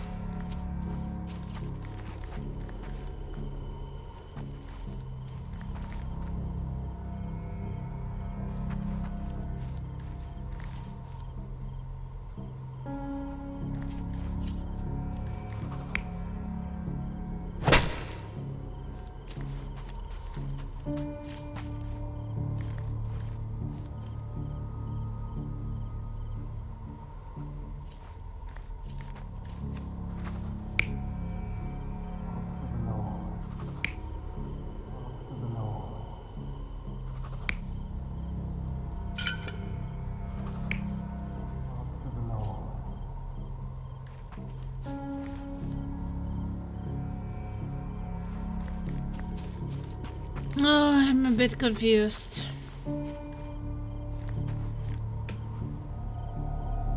You're not even trying, Sherry. Concentrate. Of course I'm trying.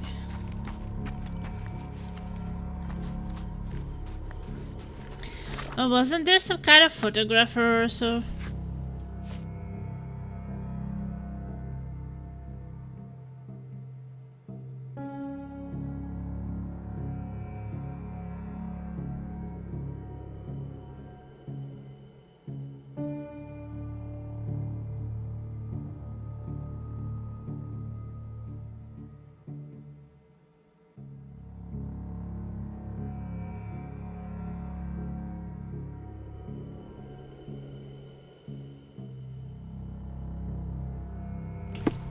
Oh, what if we try to do the vampire story? Wouldn't that be fun?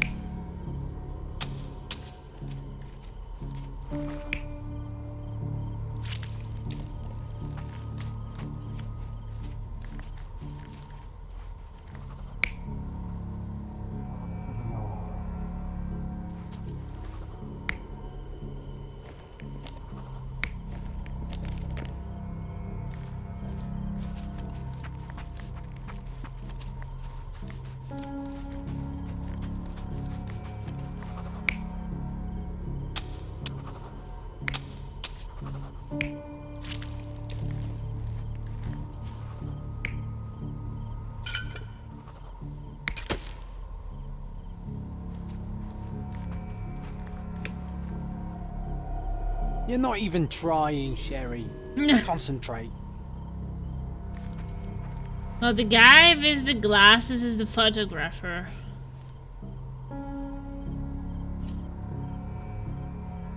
The reporter.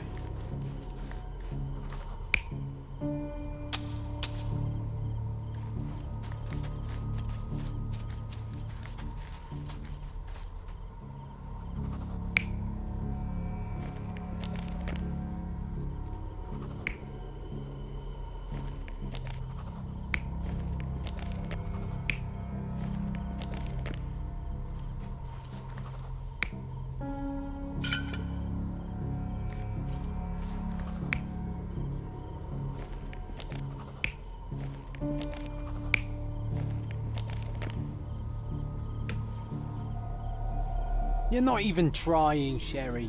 Concentrate.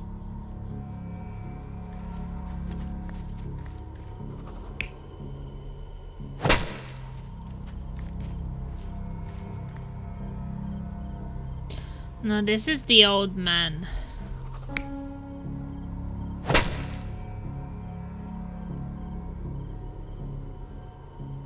This is the reporter.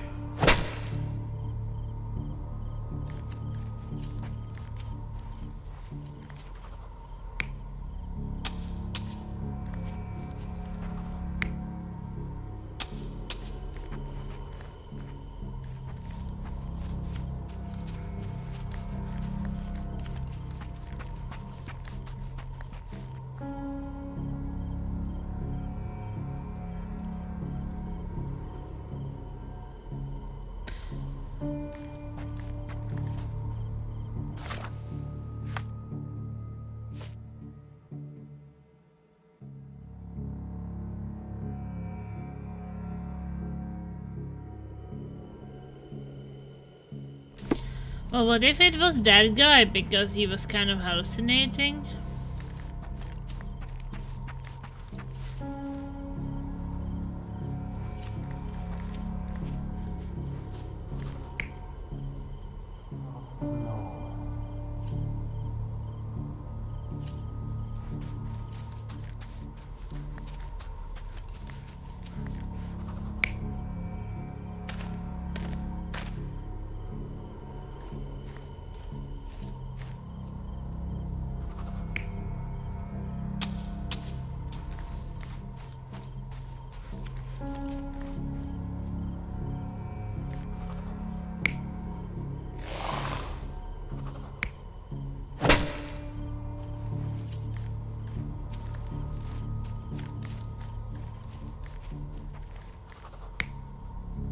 Nobody chatting. Well, it is at the UK say Boxing Day. Are you looking forward to Women's Christmas, also known as a Little Christmas?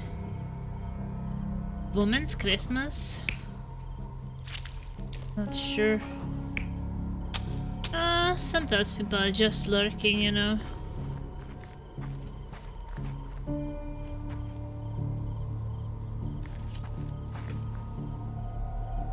You're not even trying, Sherry.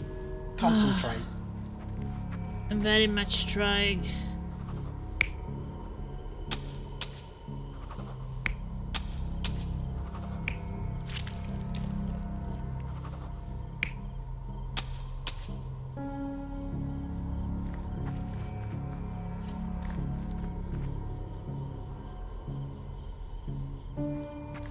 Is this the vagrant?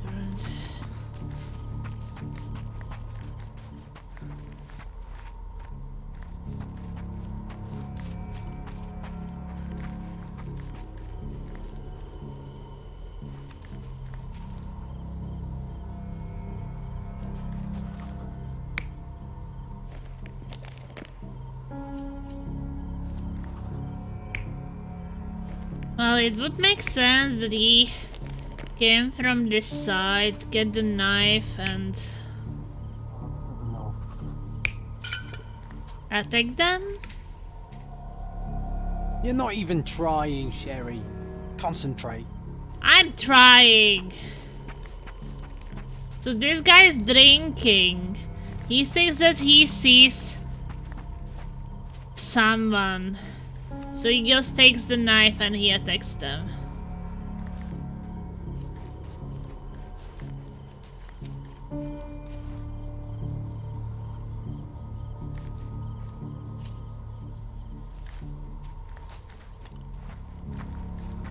Oh, that is obviously this guy. With the hat.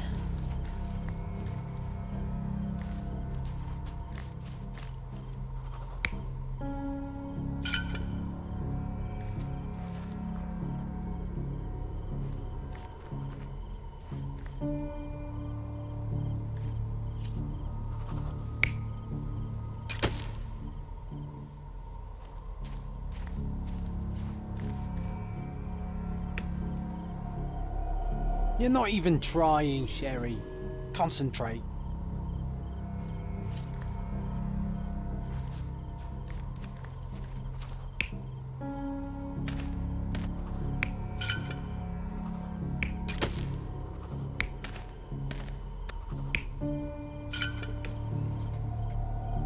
You're not even trying, Sherry. Concentrate. Oh, I'm trying so hard.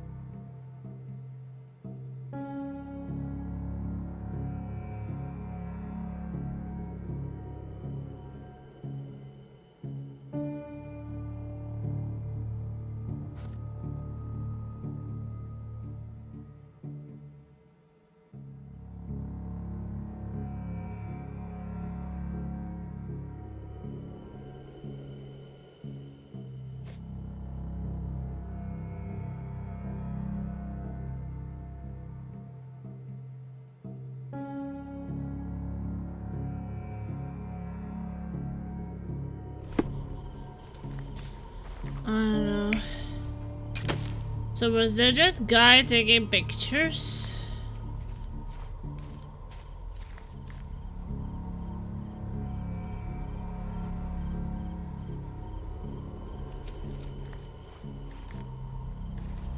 Or maybe that one was the one doing the bite marks. But that one was the one attacking them?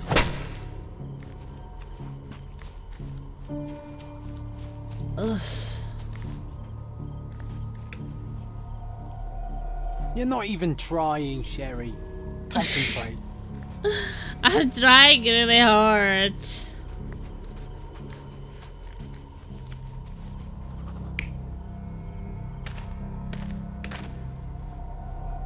You're not even trying, Sherry. Concentrate.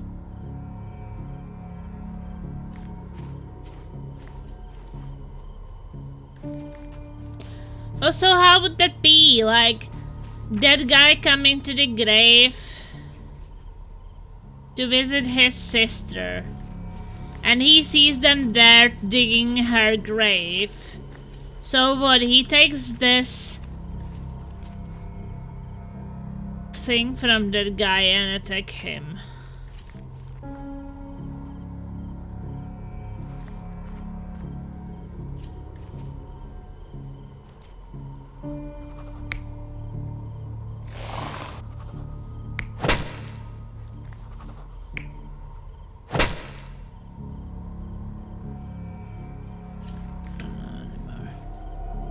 You're not even trying, Sherry.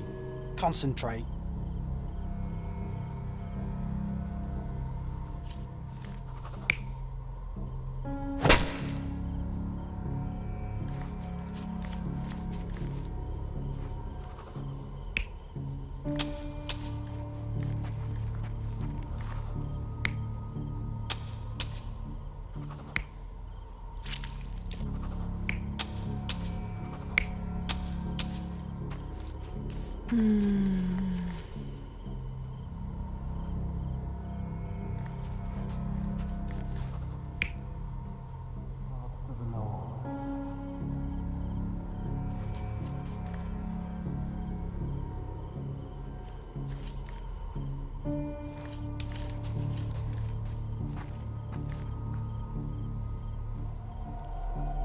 You're not even trying, Sherry.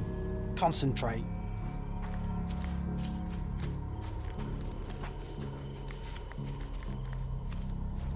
Well, we found a basket there.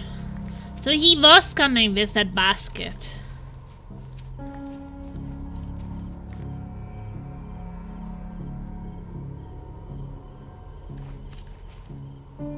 This is number 1.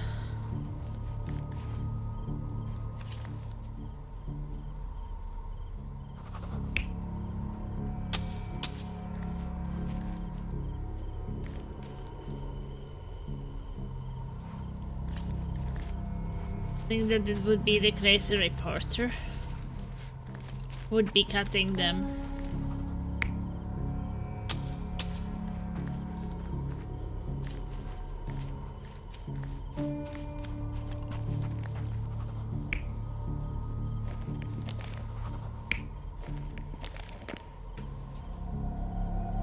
You're not even trying, Sherry. Concentrate. Yeah, I don't know anymore.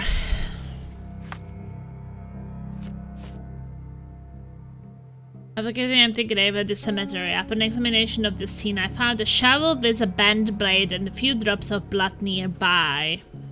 A set of surgical instruments, one is missing.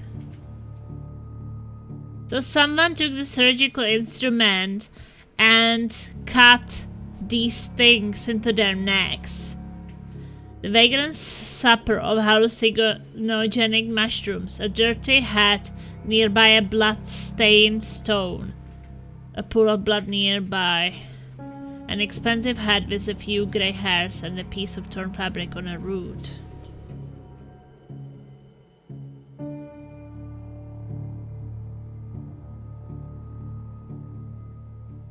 So I mean the...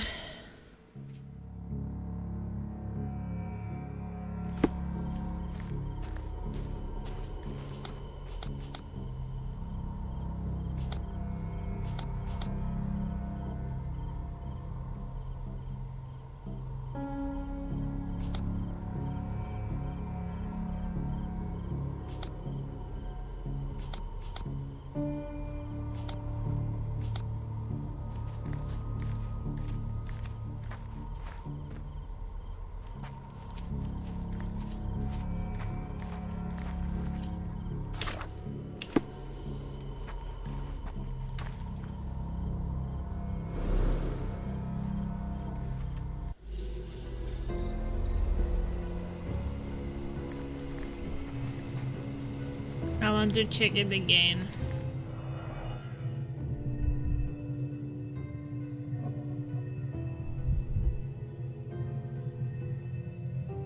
So there's the knife missing. So someone took that.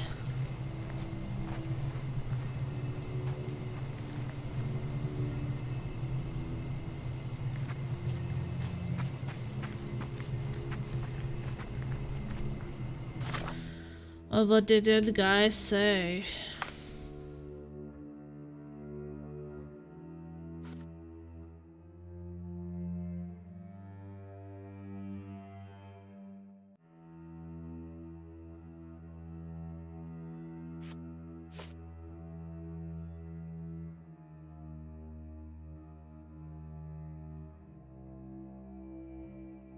I was having my supper when Johnny came to dig another grave as usual. There was someone else with him too. I must have dozed off for a while, but when I woke up everyone was blur screaming, howling, and flashes of lightning, but no thunder. Some devil was at work. I came out to see what was happening, and there was this reporter Leonard or something. He told me that a vampire had killed 2 people. Mere yards from me. Boy, I'm lucky to be alive.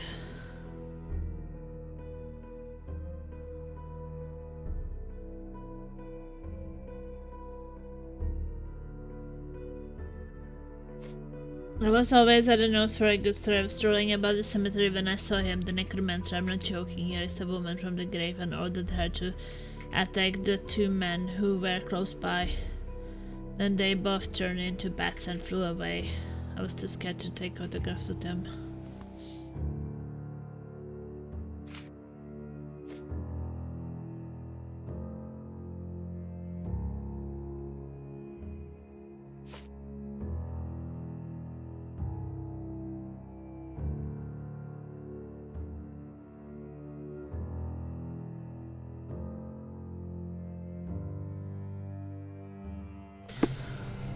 Holy shit.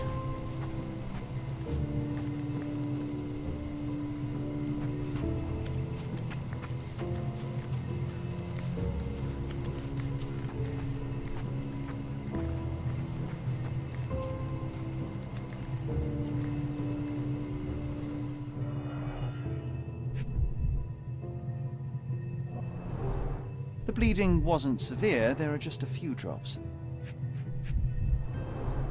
The blade is bent from the impact.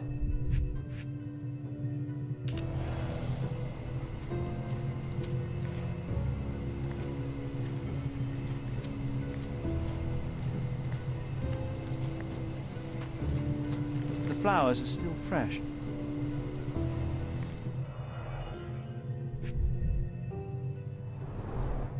This is a somewhat neglected and dusty hat.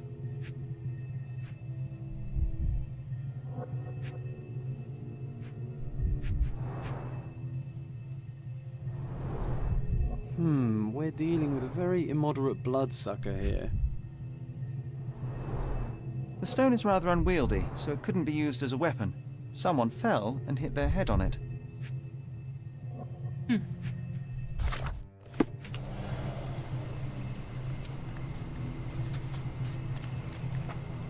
Well, let's try again. Oh, this one is hard.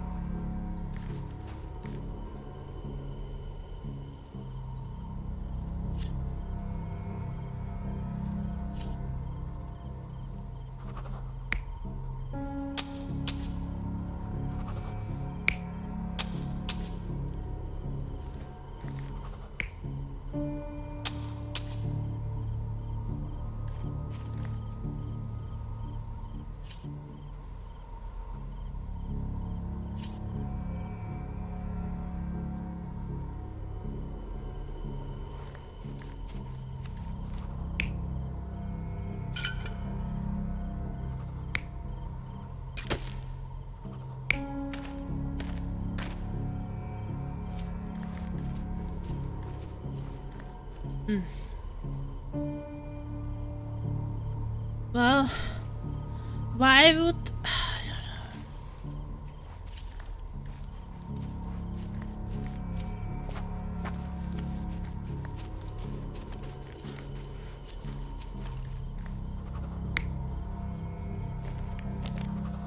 Could it be then the old man? I don't know, but why would he do that to a photographer?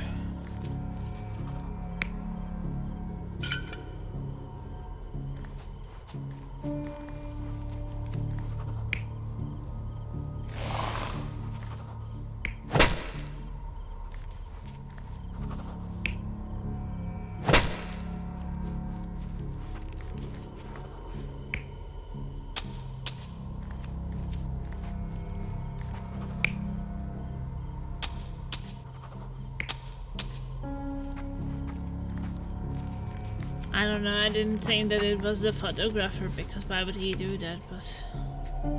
You're not even trying, Sherry. Concentrate. Because he made up this crazy story, but... I mean, he doesn't really have the reason to attack them.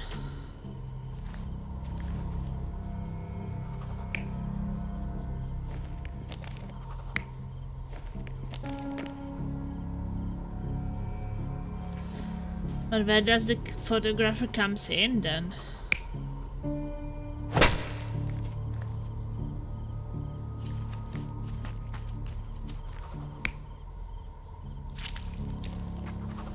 I don't know.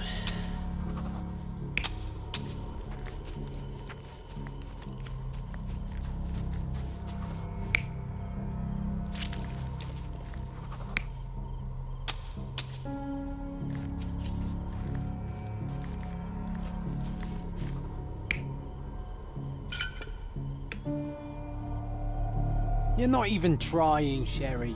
Concentrate.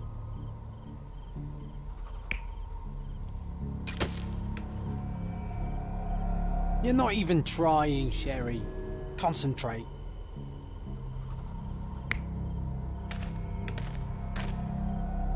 You're not even trying, I don't Sherry. know anymore! But what could have really happened here?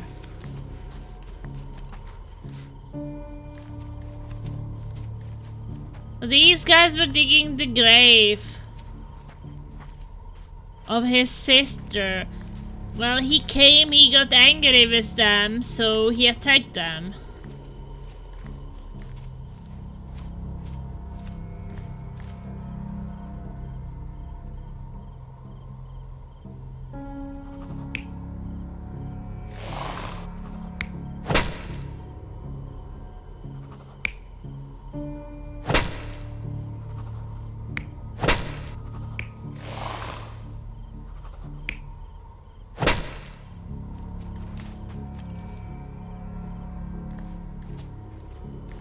I really don't know.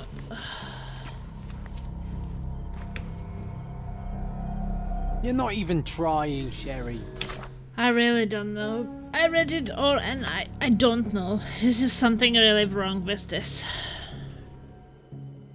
What was it in the shadows?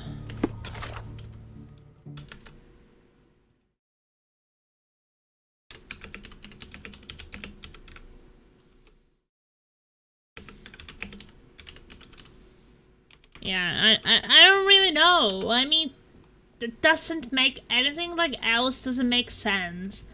I would be just basically trying things which cannot be that.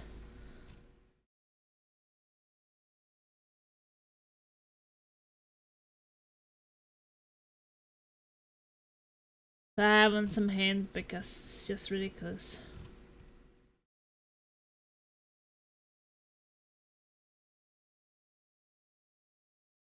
Both went with flowers basket walking up the path. That's what we did. A man with hair stabbing neck of a man who fell on a rock. Why?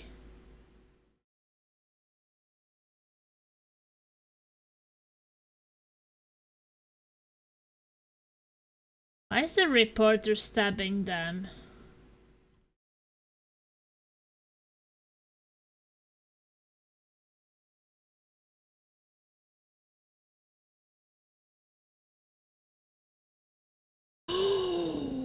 Because he wants the story.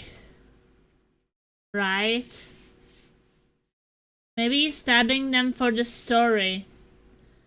Because he wants the sensation. So he was putting them the vampire wounds for the pictures. But that's not what they died from. Right? That could be. Like, this guy killed them. But that reporter made it for the story. So it would be like a vampire.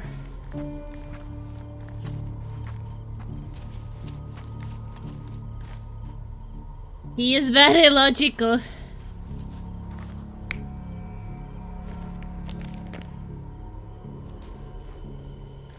Let's try. The brother of the deceased became furious when he caught the anatomist exhuming That's his what I sister's was body. thinking, yeah. He killed him with a shovel. Yeah. The graveyard keeper took to his heels, but didn't get far. He fell, hitting his head on a stone, which rendered him unconscious. With the murderer gone, the reporter who was hiding punctured the neck of the first victim to imitate a bite. But when he did the same to the second victim, he killed an unconscious man. So we have 2 murders and 2 murderers, but no vampires. Vampires are not so scary when you have grave robbers and journalists running around. Yeah, so basically the thing with that was that I thought that that brother got angry because they were messing up with the body of his sister. So he wanted to kill them. So he attacked them with the shovel. But I was thinking, why would the brother suddenly go for a knife and make some cut wounds on their necks?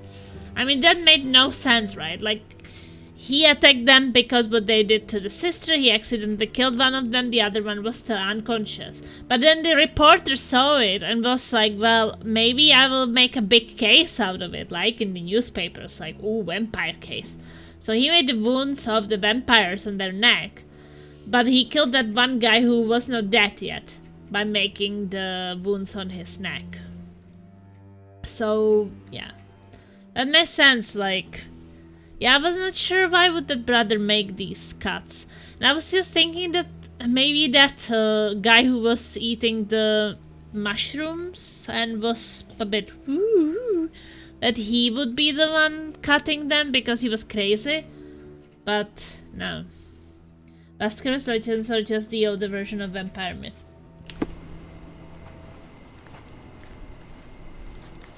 I think I preferred good old vampires to this lunacy.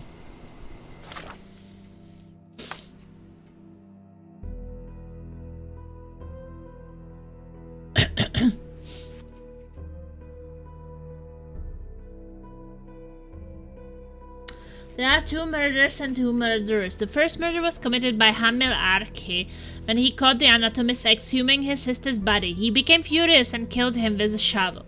The second murderer is Leonardo Barberini. In his attempt to fabricate a story of vampires, he killed the unconscious graveyard keeper. That's actually pretty smart.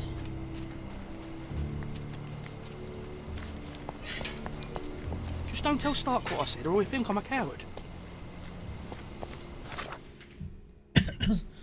So now we can go to the police station. Report it.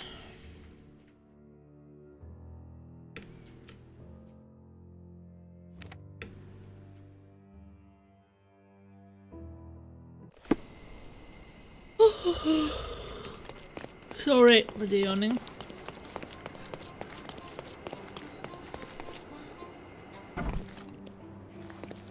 Constable Stark, do you believe in vampires? Hey? What do vampires have to do with anything? Oh, that's exactly what I thought while looking into the murders at the cemetery. The primary suspect is indeed the murderer, but he's not the only one. The reporter, who so easily fooled everyone with his vampire stories, killed the other victim. But why would he do that? He believed the unconscious man to be dead, and decided to concoct a thrilling story for his readers. Oh, thank you, Mr. Holmes. I'll have the conniving little scrub taken in immediately. There's only one case left. Don't let me stop you. Ooh, 1 case left. Where's the police?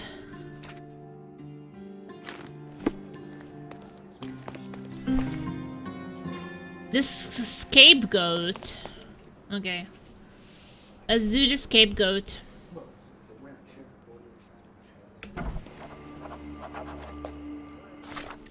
New location, the forest ruins. 4 persons were arrested for theft, property damage, and debauchery. The 4 comprised of 3 women dressed in robes and animal masks and a priest. Comprised of 3 women dressed in robes and animal masks and a priest. The suspects are being charged with stealing and slaughtering a goat in the forest ruins to the west of the cemetery. For this cruel act, they will be prosecuted accordingly. However, the victims has requested to specifically identify who stole his goat. The testimonies of all parties involved are attached to the case. Wooly was the best goat I've ever owned. Very fertile. He would charge at anything red, but otherwise he was as calm as a cat. I was inside when he was stolen. By the time I ran out, they were gone, but I saw that the thief was wearing a mask. I must know who did it. Please, put Mr. Placido onto this. He busted my neighbor for running a gambling den with but a single look at his clothes. I'm sure he will solve this in a jiffy. Priest's testimony. The priest is still tipsy. I came to the ruins to save these lost souls and stop their abhorrent ritual. I found them dancing and I hid in the bushes, only to guard the courage, mind you. I didn't see any goats. The one of them stumbled, I gasped, and they noticed me. The one who fell tied me up, and then the other, in a lion mask, forced me to drink wine. I don't know where the 3rd woman was, but when they stopped tormenting me, the goat had appeared. The woman in the green ox mask is limping. I couldn't steal the goat, even if I wanted to. I sprained my ankle during the dance. It was the priest who brought us the goat. He may be all holier than though now, but he clearly wanted to join our bacchanalia. The woman in the red lion mask has a large bruise on her side. I broke an amphora with very expensive wine because of that goat. He was probably a rabbit. Bert should have known better than to steal this crazy animal. I've had enough. This is the last time I take part in these rituals. I already have 3 lovers. That's more than enough. Okay. Blackbird's testimony. We gathered to perform a ritual which would make men desire us above all else. We were dancing when we noticed someone spying on us from the bushes. It was the priest. I ordered the others to get him drunk. No one must witness our ritual while sober, because it insults the god of rapture. Oh, about the goat. It was Lion's responsibility to bring it to the ruins. Okay, this sounds kind of funny. Okay, where's that place? Victim has requested goat thief. Something nearby the cemetery still.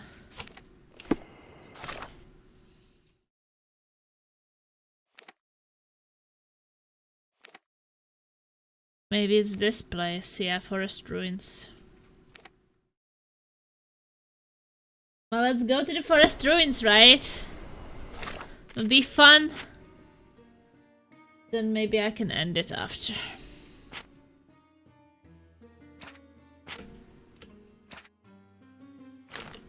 Maybe Laser will want to have some breakfast with me.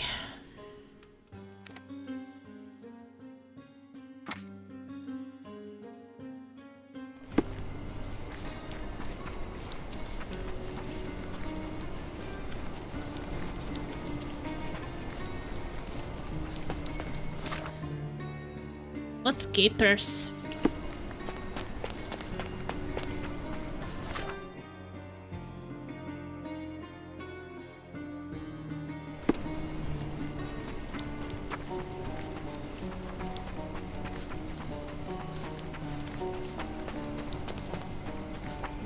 Smoked capers. Well, you know, when they're smoked, it doesn't help me to not know what capers is. Now I know that they're smoked, but I still don't know what they are.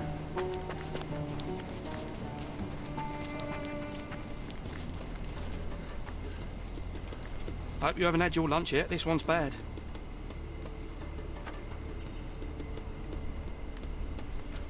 Oh, breakfast fish. Okay. No, I usually don't eat fish for breakfast. Okay, what's this? The hoof prints end in deep furrows. The animal was resisting. Okay, animal was resisting. What a waste. What a waste. What's that, blood? Oh, the vine or something? Yeah, I guess. My gut tells me some dark magic happened here. Yeah, sure, dark magic. The rope is soaked with wine. The rope is soaked in wine. Multiple bare footprints. I should examine them more closely.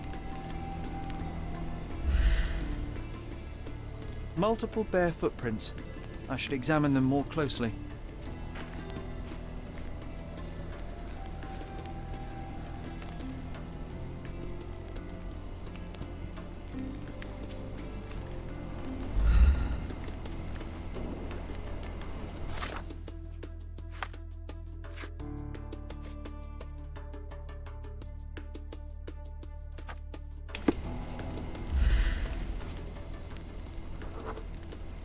Overturned stone.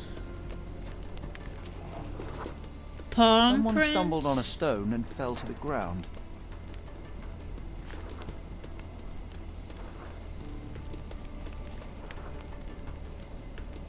Okay.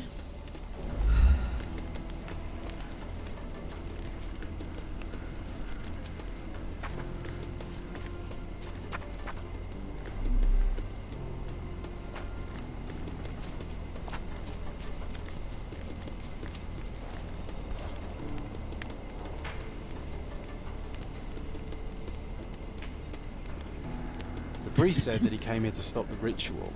Did you really, Father? No, he was just looking at the women dancing, I guess. The priest said that he came here to stop the ritual. Did you really, Father?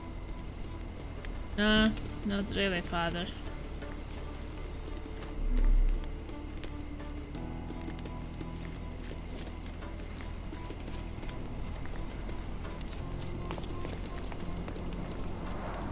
The goat was torn to pieces. Ugh. Savagery. Oh, poor goat.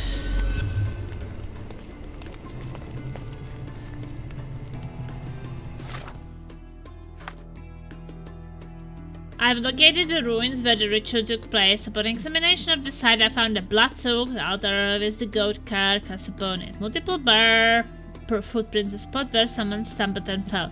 Prayer beads hanging from a bush.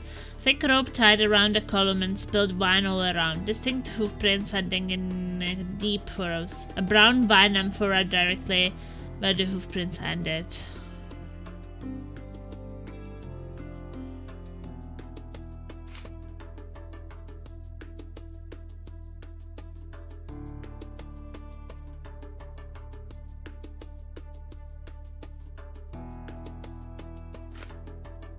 The priest is still tipsy. I came to the ruins to save those lost souls and stop their aberrant ritual. I found them dancing and hid in the bushes only to gather courage. Mind you, I didn't see any goats. Then one of them stumbled. I gasped and they noticed me. The one who fell tied me up and the other in a lion mask forced me to drink wine. Okay. So the one who fell tied him up.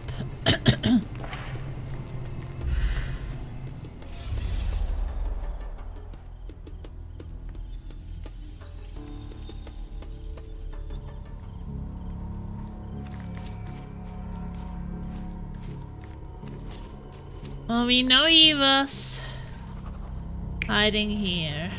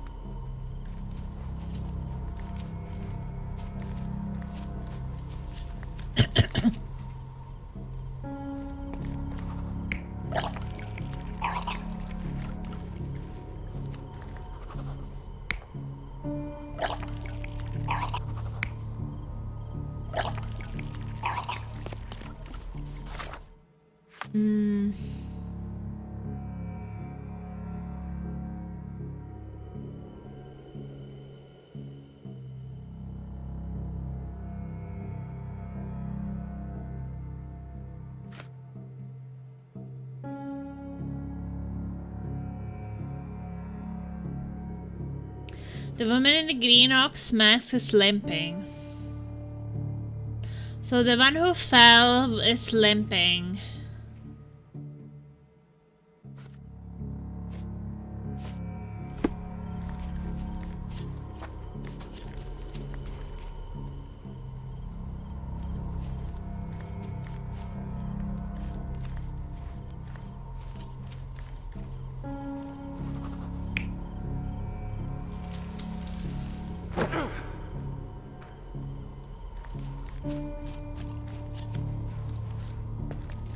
That one also tied him up.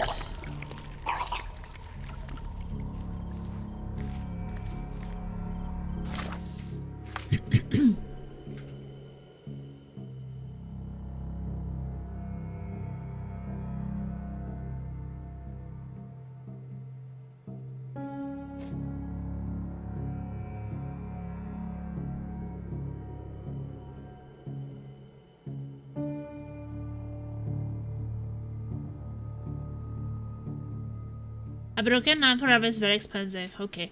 The lion woman broke this expensive wine.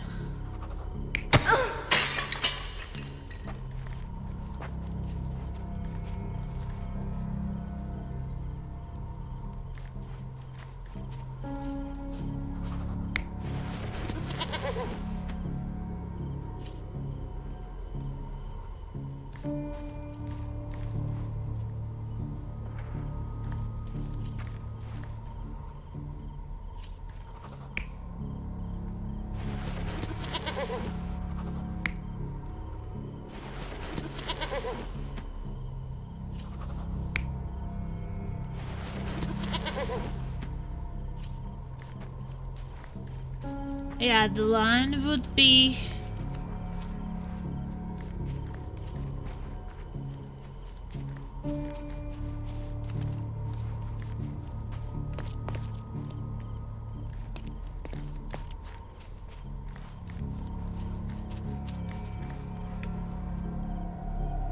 You're not even trying, Sherry. Concentrate.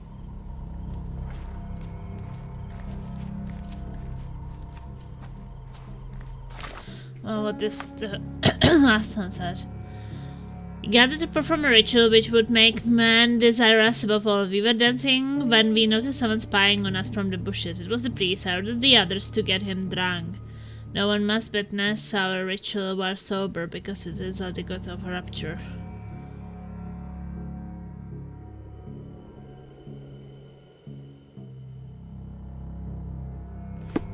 Maybe she ordered... So maybe that was her then. You're not even trying, Sherry. Concentrate.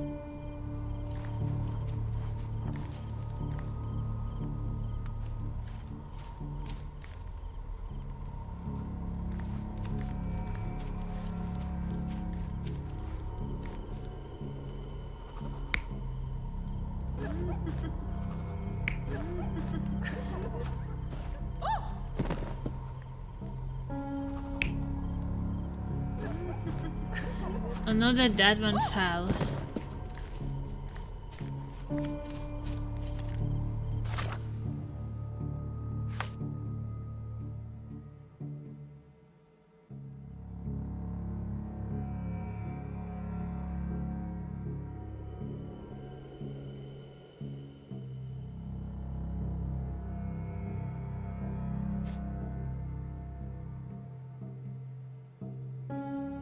The woman in the red lion mask has a large bruise on her side.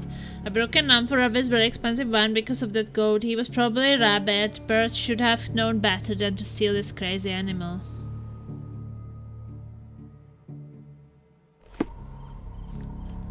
So maybe that was Bert here.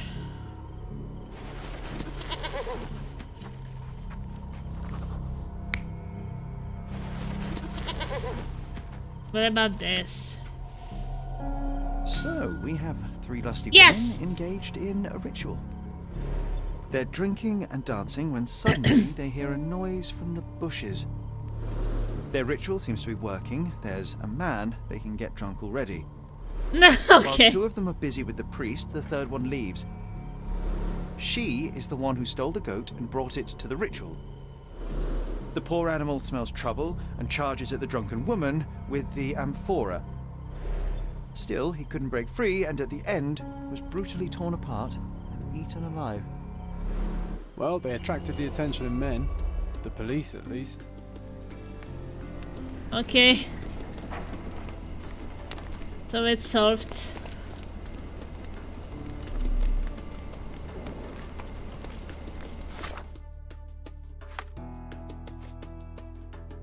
Three women engaged in a ritual. Oh, this one? Well, I guess maybe it was not easier, but... Sacrificing a goat to save your relationship problems. I suppose there's no harm in trying. Except for the goat. Can't wait to get back to the station away from this smell.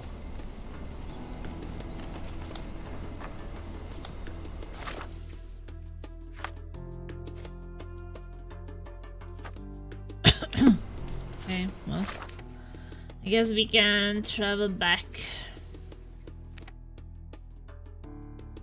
to the police station. And that's probably the last case.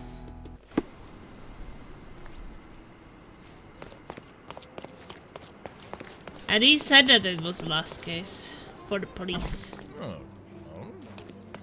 Mr. Holmes, I have great news. Our recent accomplishments have earned me a promotion. Sergeant Stark.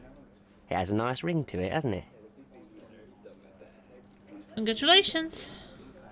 Please accept my congratulations, Sergeant. Your part in solving those cases was invaluable. Come, Mr. Holmes. Your part was just as important.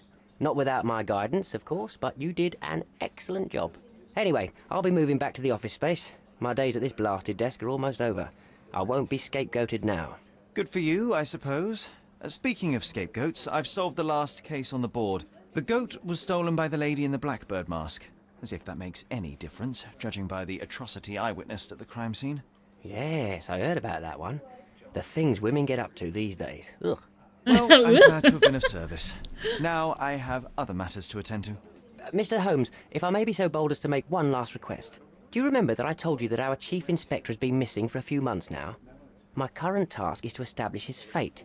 I've tried to make sense of his last case, but it's a convoluted mess. I would really appreciate your help.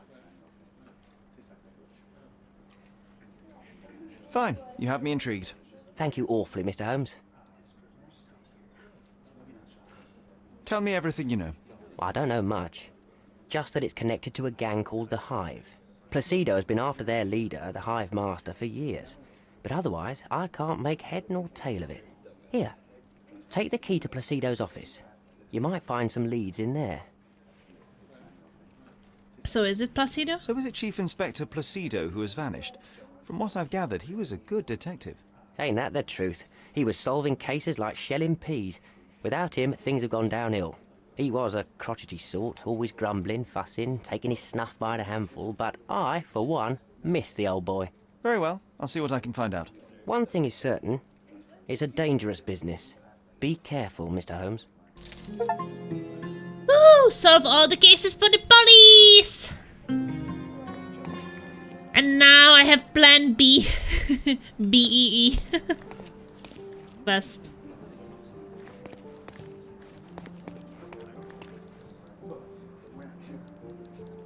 But perhaps can do it tomorrow.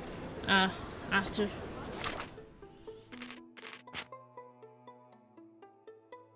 Well, I will be working tomorrow at night, so I don't want to like sleep all day. So I can play some Sherlock a bit earlier tomorrow. So maybe it's a good time to end it here.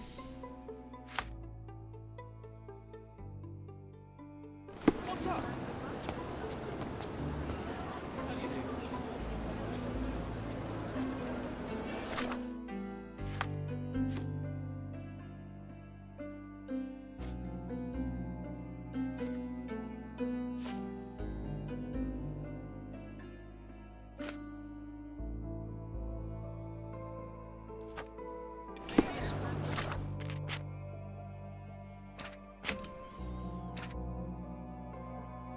I mean, almost 5 hours of Sherlock is not too bad. It's been fun. Solve all the cases for the police, disorder, and the enemies within the snuff box. Almost 10 hours. Okay guys, thank you so much for watching and for being here. Really appreciate it. I will continue tomorrow. Well, after sleep, so basically today. Somewhere in the evening, I think. I will try to wake up a bit early and have at least, I don't know, 4, 5, 6 hours before I have to go to work for a night shift. But you guys have a nice day and good night if you're gonna sleep like me. And thank you again and Merry Christmas lately. A bit, because I guess everybody has already Christmas done, but anyway. Ta-da! Stingers up!